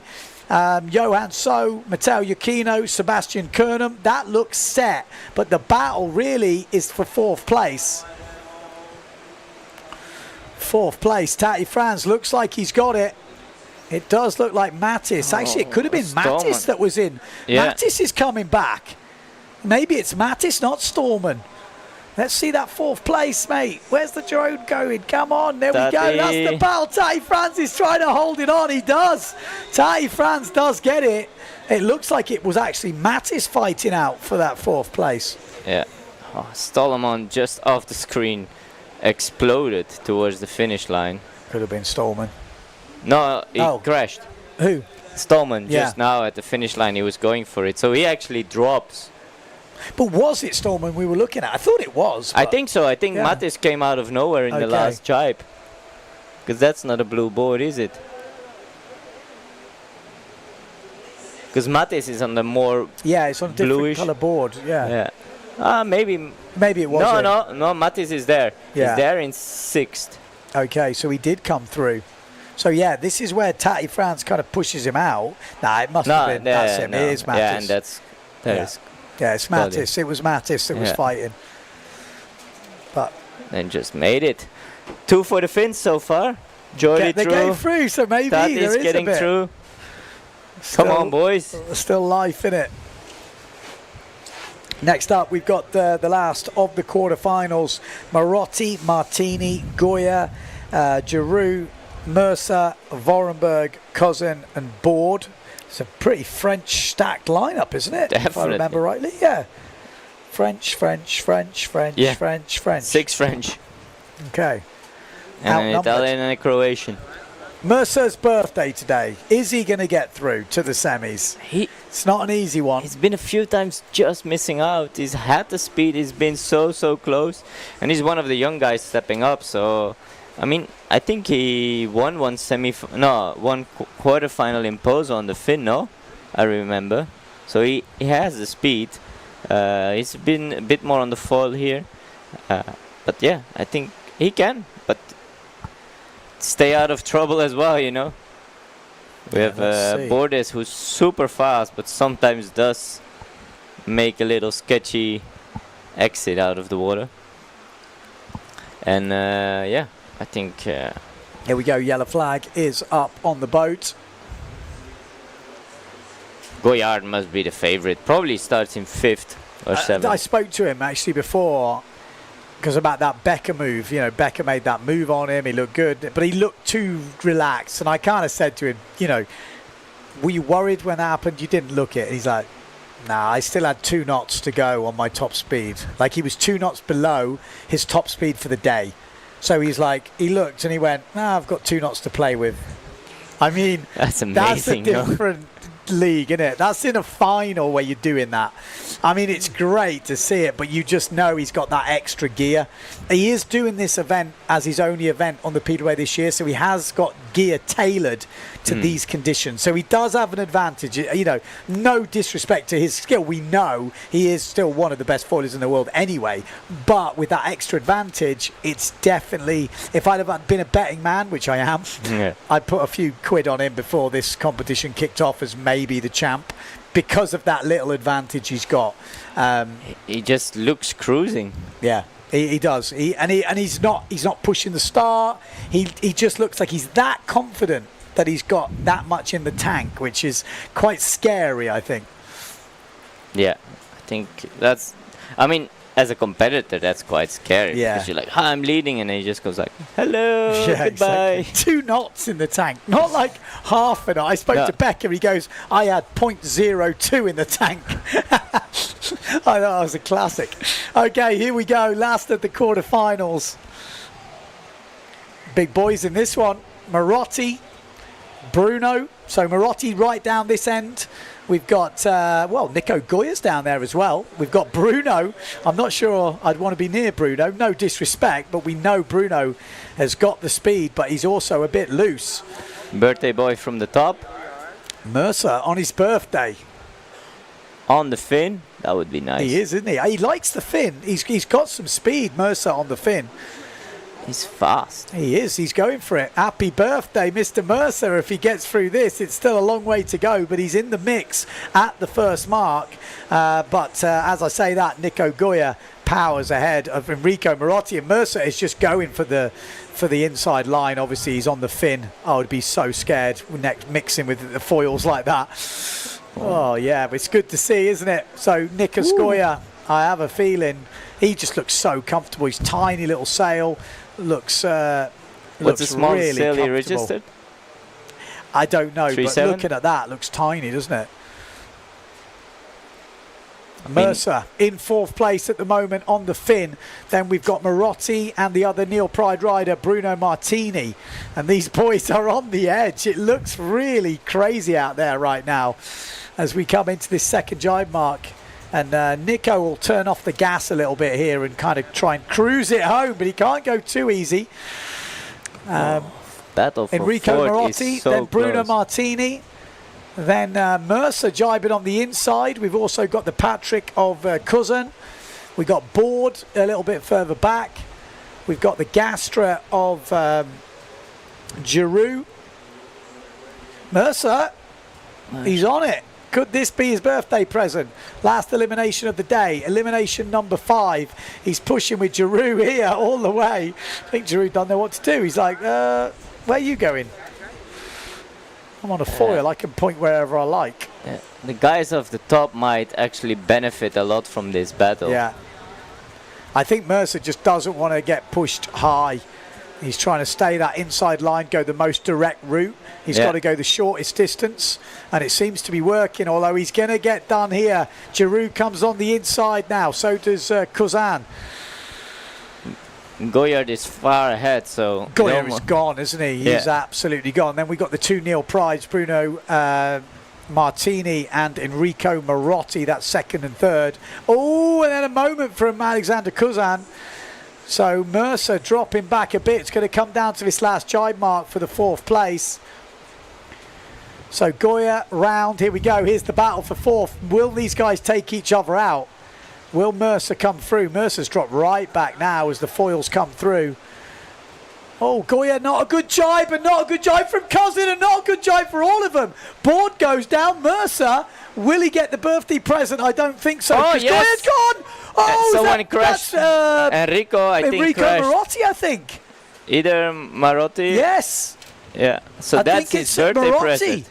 What a disaster for Enrico Marotti. What good news and a birthday present. Finally he's got a birthday present. I've been saying it all day, but finally in the last quarter-final, Mercer will make it through to the semis. 22 today. Winning it, Nico Goya. Second place, Bruno Martini. And Enrico Marotti with another disaster.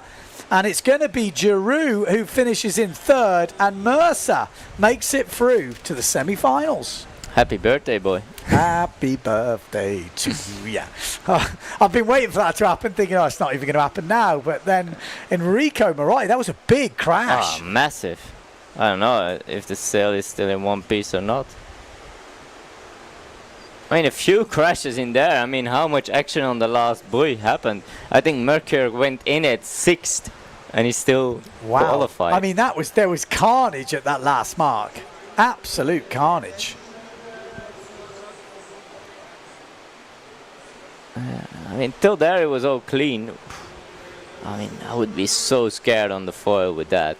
Imagine, like, you just catch the tail of, like, the clue of the sail as you're a bit higher, and then he catapults in front of you and you can't go anywhere. Yeah, we're going to see it in a minute, but it was like dominoes going down, wasn't it? It was like, it's like he got his shotgun out, Mercure. Like that was the first mistake from Giroux, but then second one, Cousin went down. Oh no! Oh, he went Board on top. just went. Oh, did he hit Cousin there?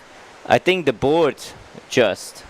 Okay, that didn't look good actually. No, and then off the screen, Marotti just exploded. I mean, that's the problem with the foil, and I've said it from day one, so obviously I'm like a broken record. I'm going to have to be right once, or as they say, like a broken clock, you're going to be right once a day. But, you know, when you're following that close to a foil, if someone goes down in front of you, you're not stopping, you know, and it is a matter of time before we see some you know, a lot of the guys have got safety equipment. It probably could be more. Let's face it. You need a suit of armour, probably. It's not going to be very floaty, but, you know, some sort of, because that looked nasty, didn't it? Yeah. Alexander Cousin looks like he's okay, though. Yeah. I mean, I thought maybe it might have caught his leg because I saw him look up, but maybe that was just a look of disappointment. So it looks like he was okay. Yeah. I think the thing we have to keep in mind, though, is luckily, the leading edge is not sharp on those foils. No. It's the back edge edge that is sharp. I mean, in wave sailing, some of the wave fins, if you crash on them and you come from the back, it's... I mean, that's what we had here when the big accident happened. Yeah, no, for sure. And that was on the fin even. Okay, first semi-final lining up. Vrieswijk, Preen, Benedetti, Jules, Rakowski, Mortefon, Becker, Vonk, Going to have two Finns in this, Vonk and Lohan Jules. We've seen them doing well, but how are they going to compete against the big boys in the semi-finals? Here we go. Great start from Amado Vrieswijk there, sticking out a little bit. We've got Becker just below him. Closest to us, Maciek Rakowski, Jordi Vonk, Lohan Jewel right up at that top end. Then we've got the Neil Pride of Nico Preen right up near the top. We've got Benedetti as well up there. But it looks to me like Amado Vrieswijk, it looks like on the Severn, who's had the best start and has got the best speed. But Jordi Vonk has got decent speed. Is it a general recall? Seems like they. If it is, yeah, general recall. Amado Vrieswijk might be in a bit of trouble here. Because Amado he did have or Jordi? I think Jordi at the top, okay.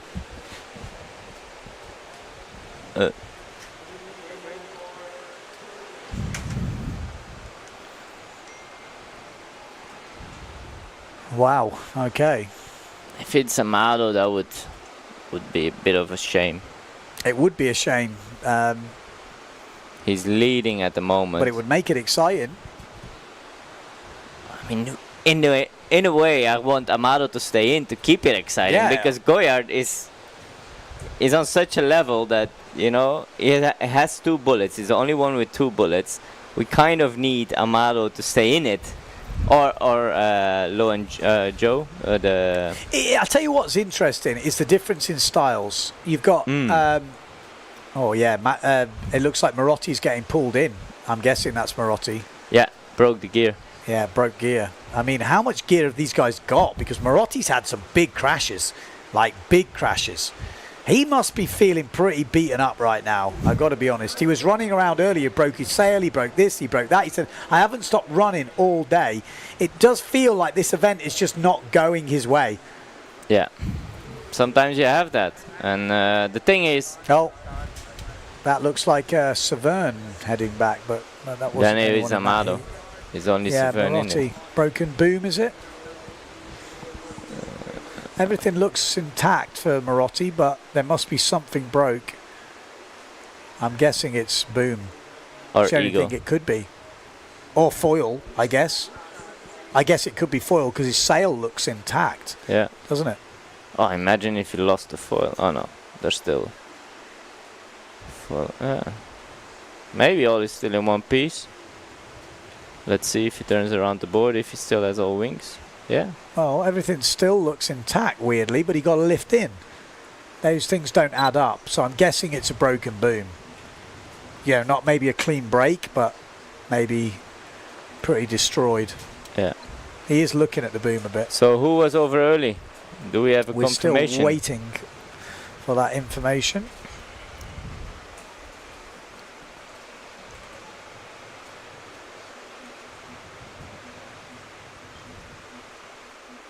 Breaking boom and damaging his board. Jordi Vonk jumps Jordi the gun. Vonk jumps the gun. Yeah, I mean, he said it to me earlier. On the fin, you got to push the start. If you're not in the mix on the start, you are gone. Gone. 100% First gone. jibe mark, you've got no chance, and then you're in the dust. So he knew he had to push, and he pushed. 2 minutes to go. I mean, semi-final, you know, it's probably the only way you could get into the final. Either he's spot on, makes it first at the first mark, or he's out, and he's out. You know, he goes to the losers final. Now you're gonna see. Yeah. Yeah. Split second. Yeah. It was Won't be much. Amado was not much biting in the, it. Maybe Amado's gonna be like, He damn might it. have been lucky there, like behind Jordi. Or he absolutely nailed that start, and now he's gonna be like, damn it, Jordi. Yeah, it's true actually. It was because we look at it like, oh, he got lucky that he didn't get over early, or he can also be like, damn, now you have to go again. Cedric explaining what they broke. That front wing seems damaged. Yeah, Cedric hit Alex. Yeah. That is Alex. No, that's Marotti. That's Marotti. Yeah. So 50 seconds till the start.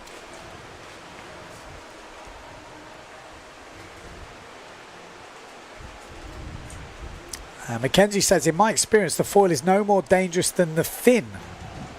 I'm not so sure about that.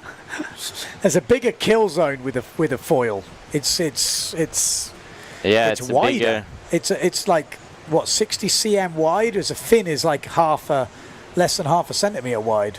So Yeah. the kill zone is already wider. Yeah. And it's deeper. Yeah. But anyway, here we go. Let's get into this. Vrieswijk, Preen, Benedetti, Jules, Rakowski, Mortefon, Becker. Vonk is out. Jules seems to be pretty ahead. He's on the fin. Yeah, they know they got to push. They know they got to push. Oh, hello. He's gone, isn't he? No, he's way over. Yeah. I mean, looking at the flag, I would say he was so far over. Yeah, general recall. Yeah, I'm not even gonna comment because the flag went up after he'd totally gone past. I wouldn't be surprised there was more riders over. Can we have a replay of the? I think it was just Jules. He was pretty far ahead. Yeah, but you wait till you see where that flag goes up. It was quite a lot later.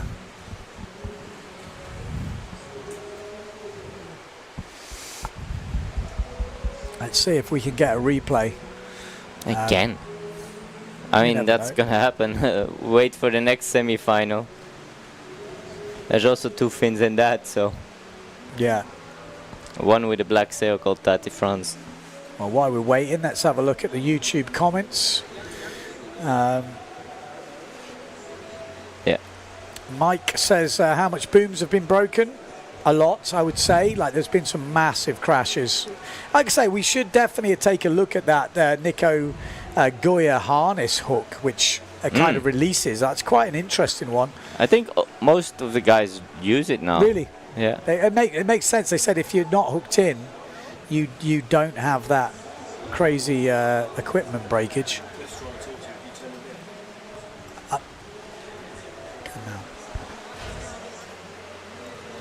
Okay, so we got an interview with Marotti while we're waiting for the restart. So let's go and have a quick chat with Marotti.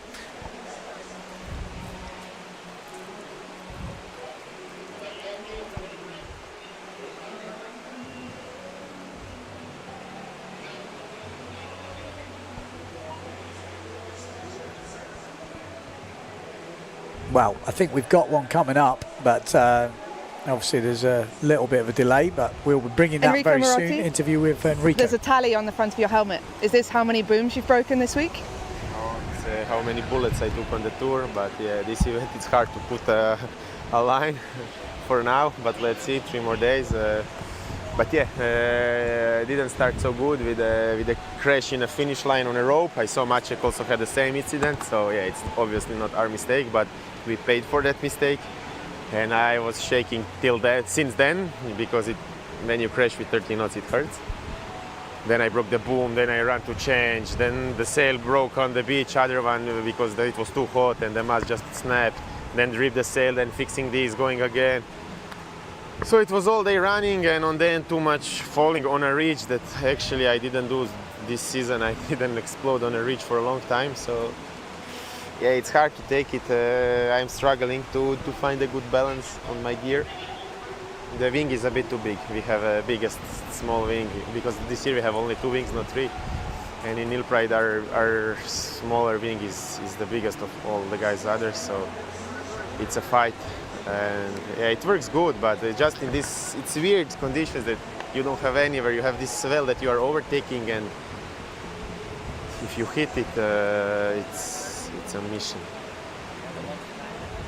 What's the difference between here and in Pozo? In Pozo you had insane form. What's going different? The difference is everybody go fast here. It's a touch easier to go fast. I mean, I still have speed, but the point is that in Pozo the wind was much more consistent. Here somehow we have a wind from the top, so the sail is getting like a balloon, and it's like it wants to blow you away. I mean, same for everyone. It's not an excuse, but it's something different that we didn't used to, and I didn't used to it, and I didn't kind of prepare myself perfect for that. But the difference is that Pozo you have swell, so you can climb the swell, go down the swell. You need some more power out of the wing on the moments. And here you need to go. You need to be stable, perfect gear, so you can fly high above this chop. Because this short chop is nasty, you know. Yeah, elimination before in the final, I was flying and just the water disappeared under me, you know. So yeah, I mean it's same for everyone. And as I said before, it's, you know, we are the top riders in the world and we are struggling, so it must be hard, no? But it is what it is. It's just a bit pity that you work so hard, you put everything into it, and then it doesn't come along. It's hard to take it. Thank you very much for your honesty. Thanks. Good luck.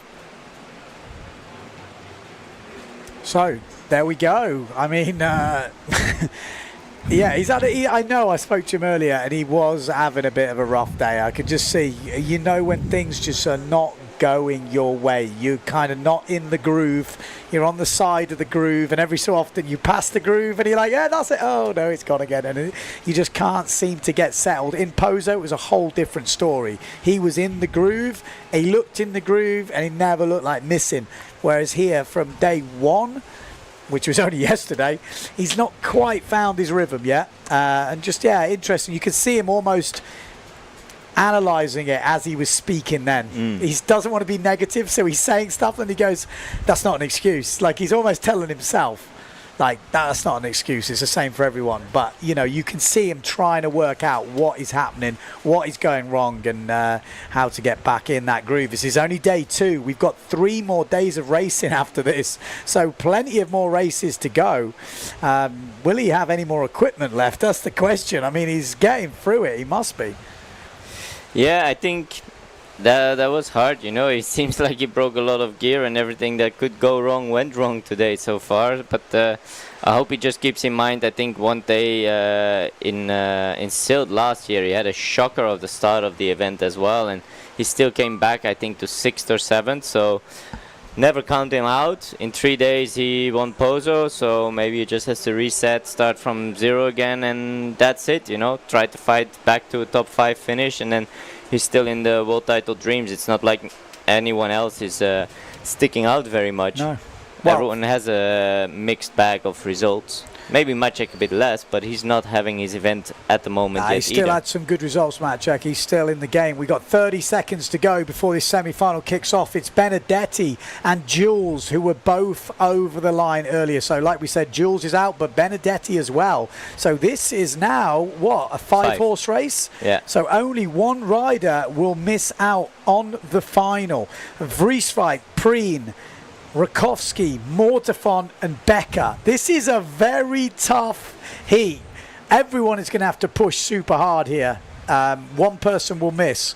Who will it be? Would you like to make a call right now in the comments? Who is going to miss? Maciek was bang on the line there.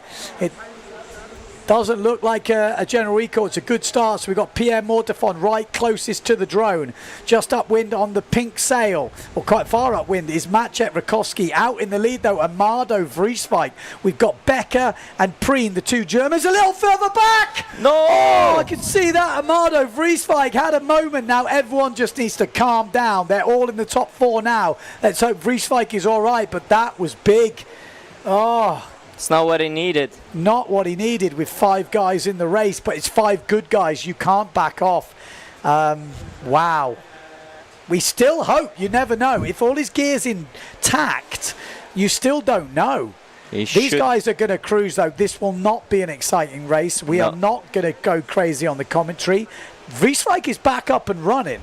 Yeah. You know, only take one crash now, he's back in the game. And he'll be pushing. Yeah. So then if they do crash, he will have a very good chance of overtaking them because, if you know what I mean. Exactly. But, I mean, on the foils, they all say, like, as soon as you relax, that's when you crash. So are they going to relax? Because it's almost... Well, I mean, there's relaxed and then there's relaxed. I think they're still pushing, but they're not race pushing. Yeah. From the back now, I think he will push very hard. Yeah. But he needs to he's be there at least half a reach behind. Did he crash again? Oh, I did hear a big cry. Yeah. Maybe he did crash again. He did, didn't he? Yeah, I think he must have crashed again. Yeah, he's gone. Yeah, he crashed again. Yeah. Okay, so Well, there you go. That is not good for the event leader, Amado Vrieswijk. Obviously, it's not over, but he is coming back now, and it looks like he might have some broken gear now. He's had enough. No, he's heading back. He hasn't broken gear, but I think he's decided to call it a day. He's going to get ready for that runners-up final. Even a 9th place in that wouldn't be a bad result from leading the event. A 9th is still okay. Yeah. It's not a disaster with the results he's had. It's a disaster if he wants to win the event, but top 3. Oh, there we go. Becker's just gone down. Should have kept racing. Oh, is he? He hasn't broke the mast, has he? Has Becker broke a mast? I just saw. Oh no, it just looked strange shape. You never know. That's what I was saying. If he had have still not crashed on that second one, he might have still way been in that, because that's a half a leg, isn't it? Yeah. He probably would have been. Crazy to think that that could have been how it played out, but it didn't in the end. We're going to have 4 guys kind of limp over the line, so to speak, and they will be in the final. So Becker making another final.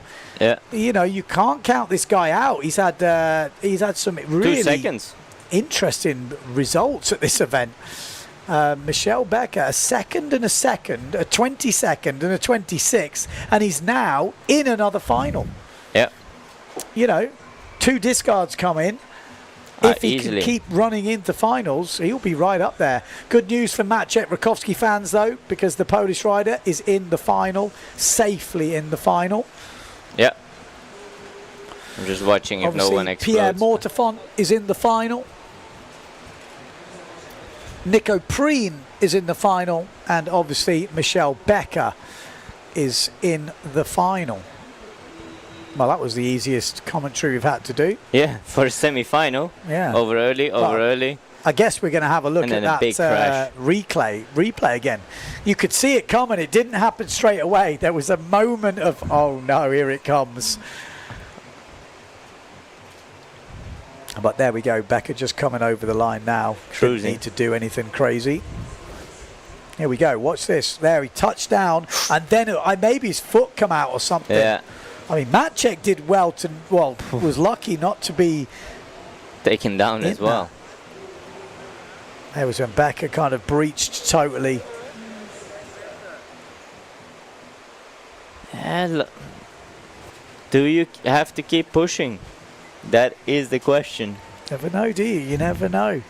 You never know. He's probably pushing really hard, which is why he crashed again. Okay, he broke the boom. But that might be why he crashed again. Yeah. So the boom might have been half broke, and then when he got back up, or the second crash broke the boom, we don't know. Well, he's not a happy chappy. No, he's a big bloke though, isn't he? He's a big bloke for massive. a freestyler. I mean, just don't forget, people, he is world champion in freestyle. Yeah. What year? 2020. Yeah, or 3 years ago. 2021. 2021. Yeah. I mean, the guy's got skills. He's going to do the freestyle as well. Yeah. If it's windy, he still can do everything. I wouldn't want to be his board. I'll put it that way. No, but I think last year we took some pictures with him, and he I think he didn't freestyle for forever, and it was 4-4, picked up a little bit to 35 knots. First move he does in front of my camera is a perfect double air cooler. Yeah. And He's got the skills, that's for sure. Okay, second semi-final coming up. We've got Johan So, Matteo Iachino, Sebastian Kernam, Tati Franz, Nico Goya, Bruno Martini, Lucas Giraud, and Mercer. So we might have a couple of Finns in this. 2 Finns. Tati Franz and Mercer. Yeah. So that's there we go. Final, Mercer right up that top end on the red sail. We've got Tati Franz maybe a little bit further down, just above him. We've got Sebastian Kernam on the Neil Pride, and then we've got the Gastra of Giroux. And that was a good start down the bottom end from Bruno Martini. Was that a good start? Looks like it. At the top end though, Mercer going well. We've got Matteo Iachino going pretty good down this bottom end, but the Italian Bruno Martini is the man with the speed. Nico Goya in the middle. keep your eye on him. We know he's got more in the tank if he needs it, so he won't be going crazy. He's just trying to keep it together. He looks such a different stature to the rest of the riders, the fast ones. Probably has a smaller sail. Yeah. And a smaller front wing. So it's going to be Bruno Martini rounding first. Second place, Nico Goya. Then we've got Matteo Iachino. Then we've got Johan So, I think it is. Yeah. That's going to be your top four. And they've already pulled out quite some distance on the fifth place rider. Look at the stance of Bruno Martini. He has got the long lines going on, no doubt about it. Nico Goya down this bottom end. Stands a bit more upright, but I think he's on the smallest sails from everyone. Yeah, it's like you say, probably has smaller front wings than the rest. Looks tiny, doesn't it? It's like David and Goliath. Bruno Martini versus Nico Goya as we come into this outside jibe mark. Nico lets him go. Matteo Iachino jibes in third. Johan So. No one pushing super hard at the moment, and they don't need to. The top four will qualify for the final. They'll be happy with that. They don't need any heroics, as we've seen before. But anything can happen in this discipline, especially on the foil, and especially here in Fuerteventura with the odd helicopter gust from the top. We've seen some of the most tried and tested riders in the world eat some serious shit out there, for want of a better expression. So it's not over till it's over. 2 jibe marks to go. The top four is nice and clear. Yeah, they just Bruno need to keep it together. Martini are still up in the front. Nico Goya in second. Then we've got Matteo Iachino. Then we've got Johan So. That's your top four, and it looks very comfortable right now for these top four riders.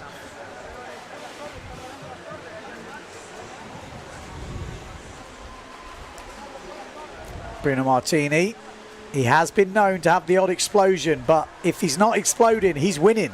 And I kind of like that. I much prefer that first to last kind of mentality. Pushing all the way.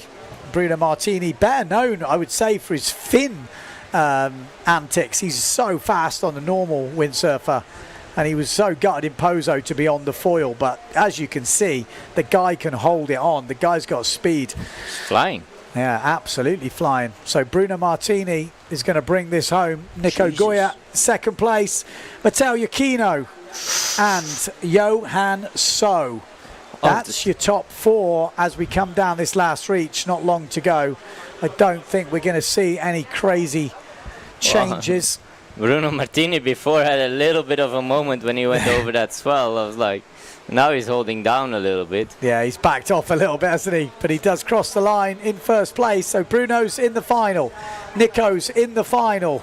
Matteo is in the final. And so is Johan So. 20 years old, 19 years old. I mean, that is crazy at that age to be this consistent, this good, this big. Yeah, he's massive. He's an absolute beast. I mean, that is why they call him the Beast. Yeah. I mean, pretty predictable final, semi-final maybe. Yeah, it went to the seeded riders really. You could see it. Yeah. Finns didn't stand a chance. You can see it as well. Just seemed to be the way the conditions work here in Furta. It really does favour the foil. Yeah, I mean, a lot of the guys kind of predicted it a bit up front already, unless you get that crazy windy Fuerteventura, which in the end, I mean, it was not like every day there were slalom racing here on a 5.5 in the past. It needs to be a 5.5. I mean, this is decent. This is decent weather. Yeah, it's good. It's good. I mean, like we said before, I think freestyle 4.0, 4.4, powered up easily. There is some swell around. It's definitely not easy to sail here as well. I think now even with the swell it maybe even became a bit harder on the fin than on the foil, because on the way in you kind of get stuck, it's side off, you can really lose a lot of speed. Like a lot of times when we're freestyling we're actually slowing down, then going switch and then trying to accelerate a little bit down, but if you have to try and get over it, it's almost impossible. So 100%. On the fin it must be worse. And with the foil, you keep that speed a little bit better. Obviously, you have to anticipate a bit better that when you're going down the swell, that the thing doesn't lift up. That's, I think, why we see all these explosions happening, that they don't anticipate it well. But and then on the way out, I think the foil is actually a bit faster today, or maybe some of the guys on the fin are actually on a quite big sail. We heard Sarah saying before she was on a 5-6 to have a bit more control, and she was gaining a lot of speed on the way out. I think that's where she gained more than on the way in. Yeah. Well, it'll be interesting. I'll tell you what's going to be interesting is the women's coming up. Just one final in this round, and this is it. We've got Sarah Kita at the moment in absolute dominant form. 5.5 points is what she's carrying.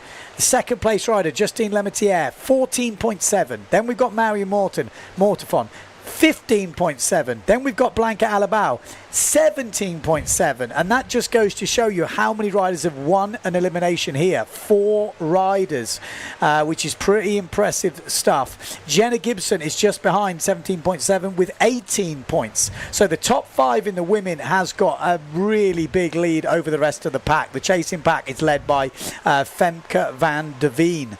But at the moment, Jenna Gibson will be pushing hard. No doubt about it. The wind has picked up. It could suit her on the fin. She says she wants to win. She hasn't got a win yet, and I think you might see her push hard. She was second in the last one, third in the one before. So if my patterns are correct in maths, the next logical position would be first. So keep your eye on Jenna Gibson in the next race. Blanca Alabao is pushing hard. Marion Mortefon pushing hard. Justine Lemaitre kicked off today with a second and a first, but since then a fourth and a sixth as the wind has picked up. She's definitely a more lighter wind specialist, but let's see how this one plays out. Maybe a lot of the women will be taking the fin in this. Quite a few. I think also some of the upcoming girls, like the young, she's 16 or whatever. She's 8 at the moment. Yeah, well, here we go. We're coming into the line. Are we going to see some over earlies? We know the wind does get a bit funky this time of day, and it does usually make for some more over earlies, especially with a swell. Sarah Kita up that top end on the Neil Pride, and it looks like the green flag has stayed raised, so it's a good start. Good start for Sarah Kita Offringer. Down this bottom end closest to us, Marion Mortefon on the duotone. Then we've got Blanca Alabao pushing out in the middle, and I can't see Jenna Gibson anywhere at the moment. She must be further back in the pack, but she's not on our screens. But Blanca Alabao is powering down this first reach. Sarah Kita Offringer is actually lagging a bit behind, so the gloves are off. Blanca Alabao wants the win, and she is pushing hard, but Sarah Kita will not have given up that mark rounding just yet. We know the fin can go inside pretty tight, and we'd expect to see her do that as she kind of backs off a little bit behind Blanca as we come into this first mark. So Sarah Kita jibing behind Blanca. Good jibe from Blanca Alabao. Then we've got Marion Mortefon. Let's see how much ground Sarah can make this on the way out. That seems her strongest stack, you know. She's maybe on the 5-6, and she's definitely going to give a run. Whoa, there's some swell running. There's some swell. I mean, we've seen the guys get absolutely smashed on the way out, and Blanca Alabao looks solid, though. She looks really comfortable right now and leading this race. This is the last race of the day for the women. Sarah Kita will 100% be leading this competition after 2 days of racing, but Blanca Alabao can move up the standings with a good win here in this last elimination today. So Blanca Alabao slowing up as she comes into the mark. Sarah Kita is not slowing up. Drives to the inside, and there we go. Blanca with a mistake. She's not in a bad position to water start straight up, but here comes Marion Mortefon in second place. So Marion Mortefon goes up into second. Jenna Gibson has jibed early, and almost a bit too early. And Femke van der Veen, I think, has gone inside. Justine Lemaitre a little bit further back. But all that had to do was just extend the lead for Sarah Kita Offringer at the front of the fleet, and maybe extend her lead overall. She's only had a couple of blips on the score sheet, and she is discarding those. I think she's scoring everything a first apart from a second. I think she's also counting. Discarding a third, discarding an 11th. Another win here would put her even further ahead at day number 2 here in Fuerteventura. I mean, solid performance. Put on the pressure in that jibe. Great Forced jibe. an error from Blanca. Blanca is coming back though. Oh, she's going very wide though, Blanca there. She looks like she's got plenty of power, but manages to get it through. Marion Mortefon challenging here. A much better jibe from Marion, and she is in with a shot here. Marion Mortefon has had a good day on the water today. Well, she started with a first and a second, then a fifth and a fourth. Getting back to a second would be no mean feat, and a good result to finish the day. Sarah Kita Offringer, though, leading the charge with 1 mark rounding to go. Sarah Kita just needs to make it round safe. Easier said than done, but a nice jibe from Sarah Kita. She even stays in the strap, old school style. Second place is Blanca Alabao. Where's Marion Mortefon? Just behind. It's a good jibe from Blanca. Good enough, I think, to hold off the challenge from Marion Mortefon as Jenna Gibson moves up into 4th place ahead of Justine Lemaitre. But Sarah Kita, she's going to have a brutal week of slalom. Imagine doing this every day. She's got a hell of a lot of racing, and then she's obviously got to go into the freestyle at the end of the week. But it looks to me like it's going to be Sarah Kita Offringer taking the last victory on day number 2 here in Sotavento Beach in Fuerteventura, and she will be sitting on 6.2 points at the end of day 2 after some about 9 races or something crazy. Way lovely little airtime at the end. Blanca Alabao finishes with a good couple of results at the end of today, second fight. place, and that will definitely push her up a little bit, although Marion Mort from behind, it might keep her back. But Justine Lemaitre will drop back as Jenny Gibson beats her over the finish line, and then Justine Lemaitre will take the next spot. The top 5 girls are definitely in a bit of a league of their own right now in these conditions. Femke van der Veen is definitely the next challenger. She's been pushing hard. So 2 more heats to go as we just look at the highlights from the women's.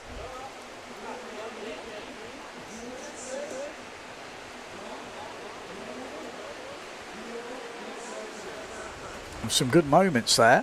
I mean, Definitely. even Blanca went down and got back on. I mean, the top 2, I mean, Blanca has a few bad results that are keeping her down for the moment, but maybe she might, after this race, just get into second. No, Mortefon might be second. is still okay by a point or so. Justine Lemaitre finished 5th now, so she's going to count that. She's going to be 19.7. Yeah. She's going to be equal with Blanca. I think Marion's going to move up into second. Yeah. Blanca and Justine are going to be equal third. We'll have to look at the count back, and then Jenna Gibson just behind that. Yeah, but what a performance from Sarah Kita, you know. Like the first 2 days, I mean, the next 2 days are looking a touch lighter. So let's see if she can hold on. But actually this morning she was still doing pretty okay, besides missing that finish line one time. The thing is, when it's lighter, it's a little less choppy. Yeah. So actually she seems to be quite comfortable. You know, it's not like it's light. It's not like they're pumping around. It's still windy. She's still on, what, 6.5 or something. So... yeah. Okay, so here we go. Runners-up final next up. All right, we're going to lose Dieter van Dijken, so thanks for joining us, Dieter. You're welcome. I'm going to have a good soon. freestyle sesh. Yep, exactly. Ciao. Okay, so here we go. Runners-up final first. We got Vrieswijk in this. He's definitely got to be hotly tipped for a win. Benedetti, Jules, Vonk, Kernam, Giroux, Mercer and Franz. So plenty of Finns to cheer on in this one, if that's your little tipple. 4 versus 4, 4 foils, 4 Finns. Amada Vrieswijk on the foil. Kernam on the foil. Giroux on the foil. Benedetti on the foil. And I tell you what, that did look like they pushed the start, but I think it was okay. Jordi Vonk nailed it. The big Dutchman flying down from the top, plenty of speed. He wants the win here. He wants that 9th place. So Duotone versus Severn at the front of the fleet, and it's Finn versus foil. But Amado Vrieswijk, he is so quick, and even after a couple of big crashes, he doesn't back down. And then look at the speed of these boys that they're flying in. So fin versus foil, it's pretty equal in the speed, but we know who's the winner usually during the jibe, and it is obviously the foil from what we've seen so far. So Amado Vreeswijk jibing first. Then we got Tati Frans on the inside. Tati Frans never backs down. We love it about him. So Tati Frans moves up into second place. Jordi Vonk drops to maybe fourth or fifth now as the foils go underneath down that bottom end.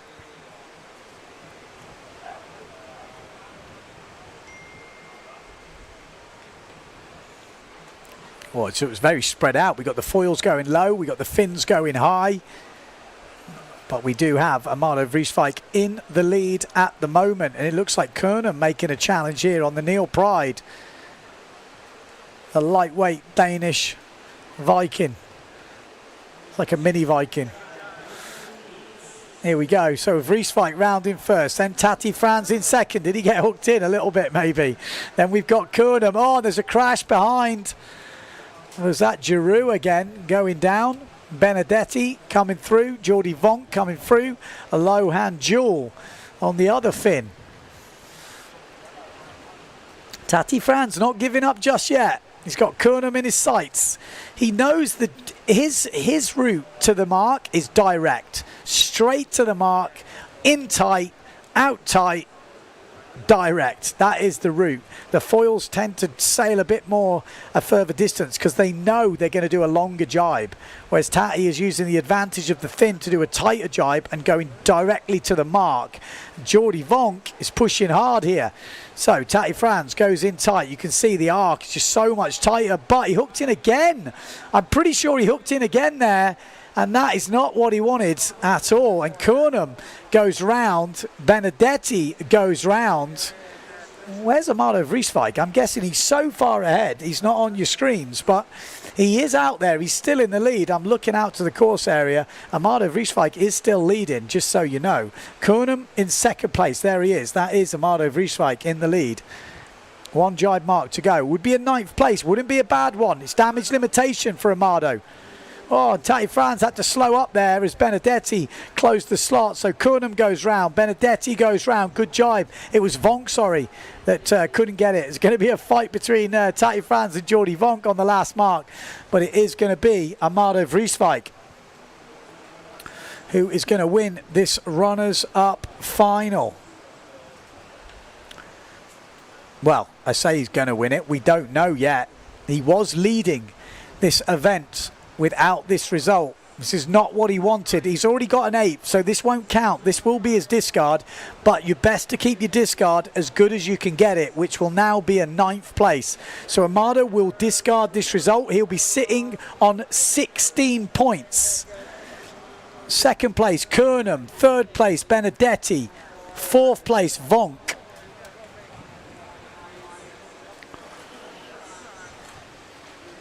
And then we've got Tati Frans, Mercer and Lohan Jewel just crossing the line now.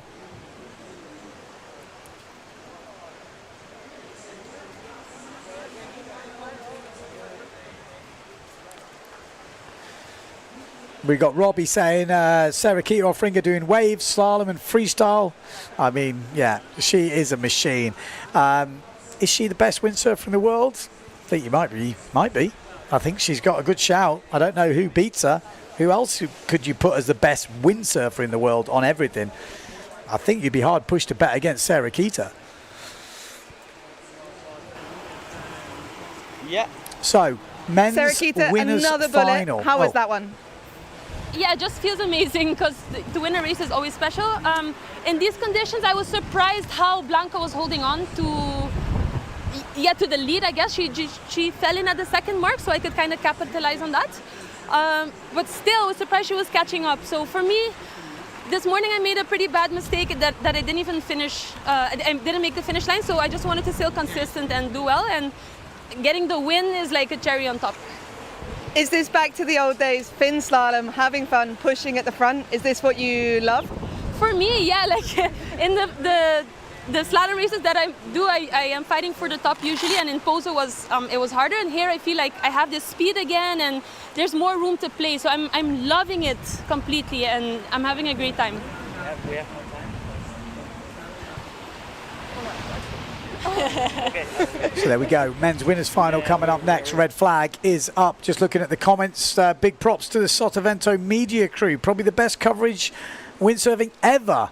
I'd just like to let you know, this is the same crew who covered in Lake Garda as well. So, you know, different events pose different problems and better things, and certain locations are easier to do certain things. But, yeah. But I would agree, the coverage we're getting now, I love the interviews on the beach. That is what we want to see. We want to hear from the sailors straight out of the water. I mean, in an ideal world, I'd have a bit bigger gap and we'd get them literally as they come in. They're told to come straight in, fighting or not. But, you know what I mean? It's difficult because we need to put the races in. We've got 2 different fleets. There's different parts of the beach to come in. So the guys are doing a great job. We've got the men's winners final coming up. It will be the last heat of the day. And then we will be finished for day number 2. And we'll be back at, I think it's 11 o'clock first possible start tomorrow. Or did I see that right? Maybe 11:30 first possible start tomorrow? 11:30 first possible start tomorrow. So one more heat, the final of the men.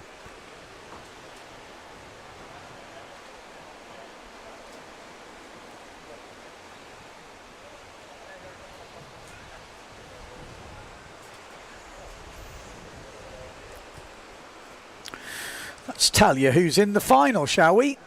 We've got Maciej Rakowski, Mortafon, Preen, Becker, Martini, Goya, Yakino, So.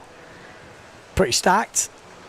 Who stands to gain the most? Well, I would say Nicholas Goya and Johan So. Whoever beats who out of this within reason will probably be leading this event after day number 2.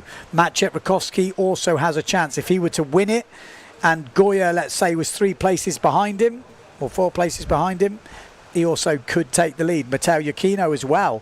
So there's 4 points separating 5th from 2nd, and obviously Amado Vrieswijk has just put in an 8th place. So if he will have 16 points after this. Matteo, if he wins, could have 14.7. Maciej, if he wins, could have 14.4. Nicholas Goya, if he wins, could have 11.3 or 11.1, sorry. And Johan So could have 10.7. So it's going to come down to who finishes where, but times are tight at the top of this, and it is definitely exciting. Let's get it on. So the black sail, Johan So, 0.7 FMX Racing. The Beast, as he's known. I will be calling him the Beast. Michel Becker, could he get his first win on the PWA Tour? I mean, Nicholas Goya, fastest man on a foil in the world on GPS, 41 knots the other day here in Sotavento. Maciej Rakowski, current tour leader, last year's world champion. Becker challenging with the other German, Nico Preen, down this bottom end with Maciej Rakowski. We've got Bruno Martini, and then we've got Matteo Giacchino, the Italian, pushing down this bottom end as well. It looks pretty tightly bunched down here. And up the top end, we've got Pierre Mortafon, almost on his own up there. There we go. That's the start. Looks like it's a good start, and it's a good start for Nico Preen in the middle. It's a good start for Bruno Martini. Also in the middle, the 2 Neil Pride sticking out. Mortafon's had a pretty good start. Then we've got Nico Goya. Look at the speed of Nico Goya, though, on the Phantom. Look at the difference in speed. He is toasting right now. Jesus, repped. How quick is he going? But down the bottom end, don't keep your eyes off Matteo Giacchino, because he's no slouch. He's also putting the speed in. But I think it's going to be Nico Goya coming into this first mark in first place. It is. So Nico Goya round in first. Matteo Giacchino, he's looked good today, in second place. Then we've got Bruno Martini, I think it is. So a battle of the Italians. We've got Nico Preen in the mix as well. A bit further back, Mortafon, and then the Beast having a fight. Out in front, though, Nico Goya. Bruno Martini, he is not backing down. The Italian is not going to back down until his dying breath, no doubt about it. But Nico Goya looks very controlled at the front of the fleet. Could he win this 5th elimination? Nico rounding first. Second place, Bruno Martini. Then Matteo Iachino. Then we've got Nico Prien. Then Michel Becker. Then Johan So. Then Maciej Rakowski, really pretty deep at the moment with Pierre Mortefon. Ooh, little touchdown from Bruno. Everything is good though. Nico Goya's getting a wobble. There are big bits of spray coming off Bruno Martini, but he's managed to hold it together. Some big gusts coming through. How did Bruno hold that? Keep your eye on the whole pack because they could go down at any moment. It's brutal out there right now. But coming into this third jibe mark, it's Nico Goya rounding first. Bruno Martini still in second. A little bit wayward. Matteo Iachino. Oh! No, he pushed too hard. Nico Prien's gone down. Bruno still standing. Matteo Iachino, he did push hard. Bruno did well to stay on, and I'm glad he did, because it would have been unfair to see Bruno go down. But the beast now pushing Bruno. The two beasts going head to head. We've got the Danish beast versus the Italian beast, but up in the front, the French master living the dream right now, cruising out in the front. Nico Goya looking oh so comfortable. Bruno Martini and Johan So. And I tell you what, Maciej Rakowski has got all his way back up to 4th place. Great racing from the Polish rider. And you never know how much these places will mean at the end of the week in the overalls. But then Bruno's gone so wide now. Bruno has just gone off on a downwind mission. He got a crazy gust. He lost control, but he is still standing. He is still standing. But at the front, it's going to be Nico Goya who will be leading this event here, or will he? Because Johan So is going to go into second place. Johan So gets second. Nico Goya wins it. Bruno Martini just makes it over the line. Maciej Rakowski does well to get back up to 4th. Then Becker, then Mortefon. Then we've got Matteo Iachino. And I'm not sure where Nico Prien is, but I think he's going to cross the line very soon. What a crazy race that was. I'm losing my voice. I don't know if I could do 3 more days of this.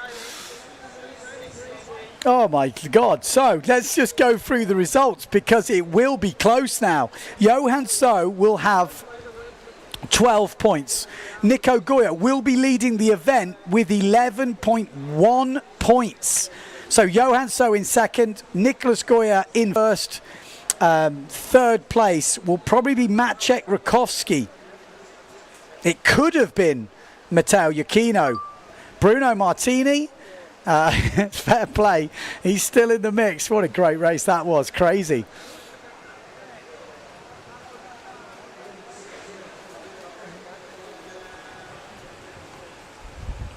Oh, wow, that was Nico Prien in the middle, but Bruno Martini, you couldn't see it on every shot, but he had a few moments of sheer terror out there and somehow managed to ride it out. Pretty crazy.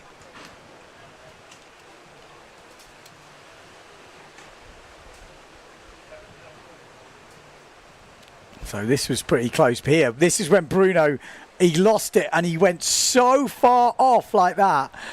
It happened twice actually on the last reach as well. Managed to ride that out, which was impressive. And here's, look at this, Bruno and Matteo Iachino.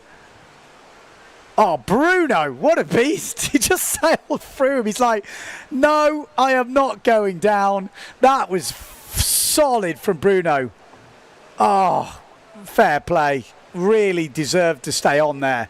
It definitely wasn't his fault. Came around the last jibe mark. I mean, I'm not mentioning Nico Goya because he just looked so composed. All the action was in second with Bruno. And he went a bit crazy on this run as well. And that was when Johan So got past him. Good race, though. Nico Goya is now leading the event after 5 eliminations. Johan So, 19 years old, in second place. Third place, Maciej Rakowski.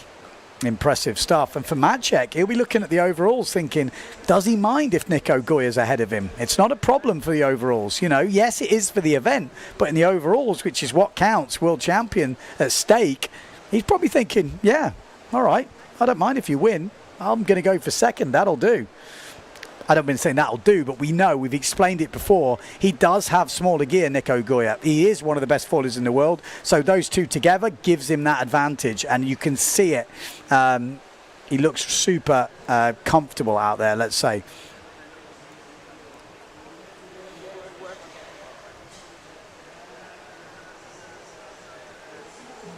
Okay, we're ready. Like I said, we are in the early stages of foil racing. Howdy, yes, friends. it's been around for a while, but we are still in its infancy. We saw you changing sail just before your heat. Did it make it better? Yeah, actually, because the wind was stronger, it's really choppy out there. You don't see it, but it's really choppy. So with the 7.0, I felt a bit like too heavy in the hands. When I got the 6.0, it felt like, you know, like you're having like this wave sail. So it felt much more lighter, much more easier to handle. And my foot got stuck in the jibe going out, so I think that made me lose the places. And then on the last mark, I had the same thing. Like, why? Like, you know, everything was going perfectly, and then I just, yeah, everything went to like what? Like, ah. But it's okay. I liked it actually. How do you feel about the rest of the week? Looking at the forecast, it looks lighter for tomorrow and then the days after. It's going to be pretty hard for me on the fin, but I will push. So the thing is, I'm happy to be here, to have even in Fuerte after like COVID. So just to be able to race is just amazing. Awesome. Well, good luck for the rest of the week. Yeah, man. Thank you. Have fun.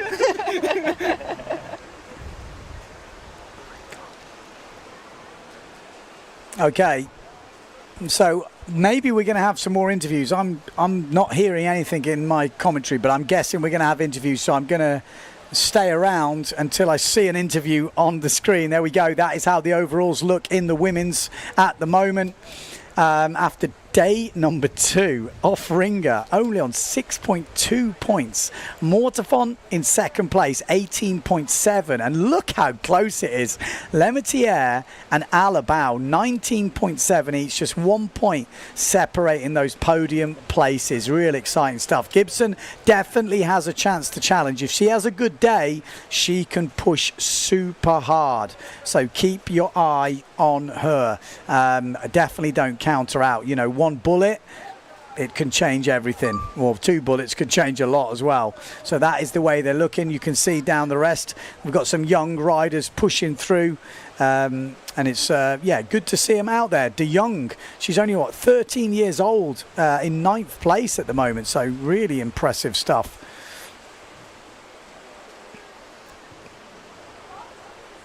That's how we setting up here in Sotavento Beach. Okay, it sounds like we have got an interview coming up with Amado of Reespike, so stay tuned for that. But, yeah. Amado, huge crash in semi-final, broken boom, everything gone, to then come back and win the losers final. Is that like a nice consolation? Yeah, well, yeah. I mean, we were all pushing on that first leg in the semi. I got a gust, went high on the foil, had to shoot down on the wave, and if I would have kept holding, I would shoot down and probably kill someone below. So I let go on the first crash, basically. It wasn't actually too bad, but my boom clamp shifted to the back, so the sail was fully baggy. So I tried to go again, but it was impossible with a baggy sail. So yeah, I came in, took another boom. Actually, nothing broke. It was just that boom clamp that shifted back, and the harness line broke. So. And yeah, I mean the speed is good. The start was good in the loser final, and yeah, happy to take the win there. How do you feel? Like, what goes through your head when you're in that, like, oh, I'm going to crash moment? Like, how do you make that split-second decision to let go or die? Well, the thing is, we're going on such fast speeds, and you know the guys are below. If you would shoot down and hit the other guy, it's going to be a mess. It's going to be a mess. Also, Benedetti he lost control, hit me. Thank God nothing happened. I thought, okay, he's gone. So I went to him. He was just taking some breath, and he was fine again. But it can go wrong, because if these foils and these speed hits you, Not a beautiful show, no. Well, good luck for the rest of the week, and yeah, hope it gets better. Thank you. There we go, Amado Vrieswijk. Like I said, I can't hear those interviews, so otherwise I would talk about them because it's quite interesting to hear what they've got to say. So I'm pretty sure Amado's got some nuggets in there as well. So yeah, let's see. We're going to stay around in case there's some more interviews coming up. But if you are just joining in, you've missed another epic day on the water. Day number 2 has finished. We have Nicholas Goya, who's had a pretty storming day on the water. He's now leading. Johan So in second. And Maciek Rakowski, I think, will be close. It will be close with him and Amado. We're wrapping up. Okay, we are wrapping up for the day, so that is it. Join us tomorrow at 11:30 for the first possible start. 11 o'clock briefing. We have got more of the same, maybe a little bit lighter winds tomorrow, so that could throw the cat amongst the pigeons. We might see some more movers and shakers, but stay tuned to PWA World Tour for all the information, and we'll catch you for day number 3 tomorrow.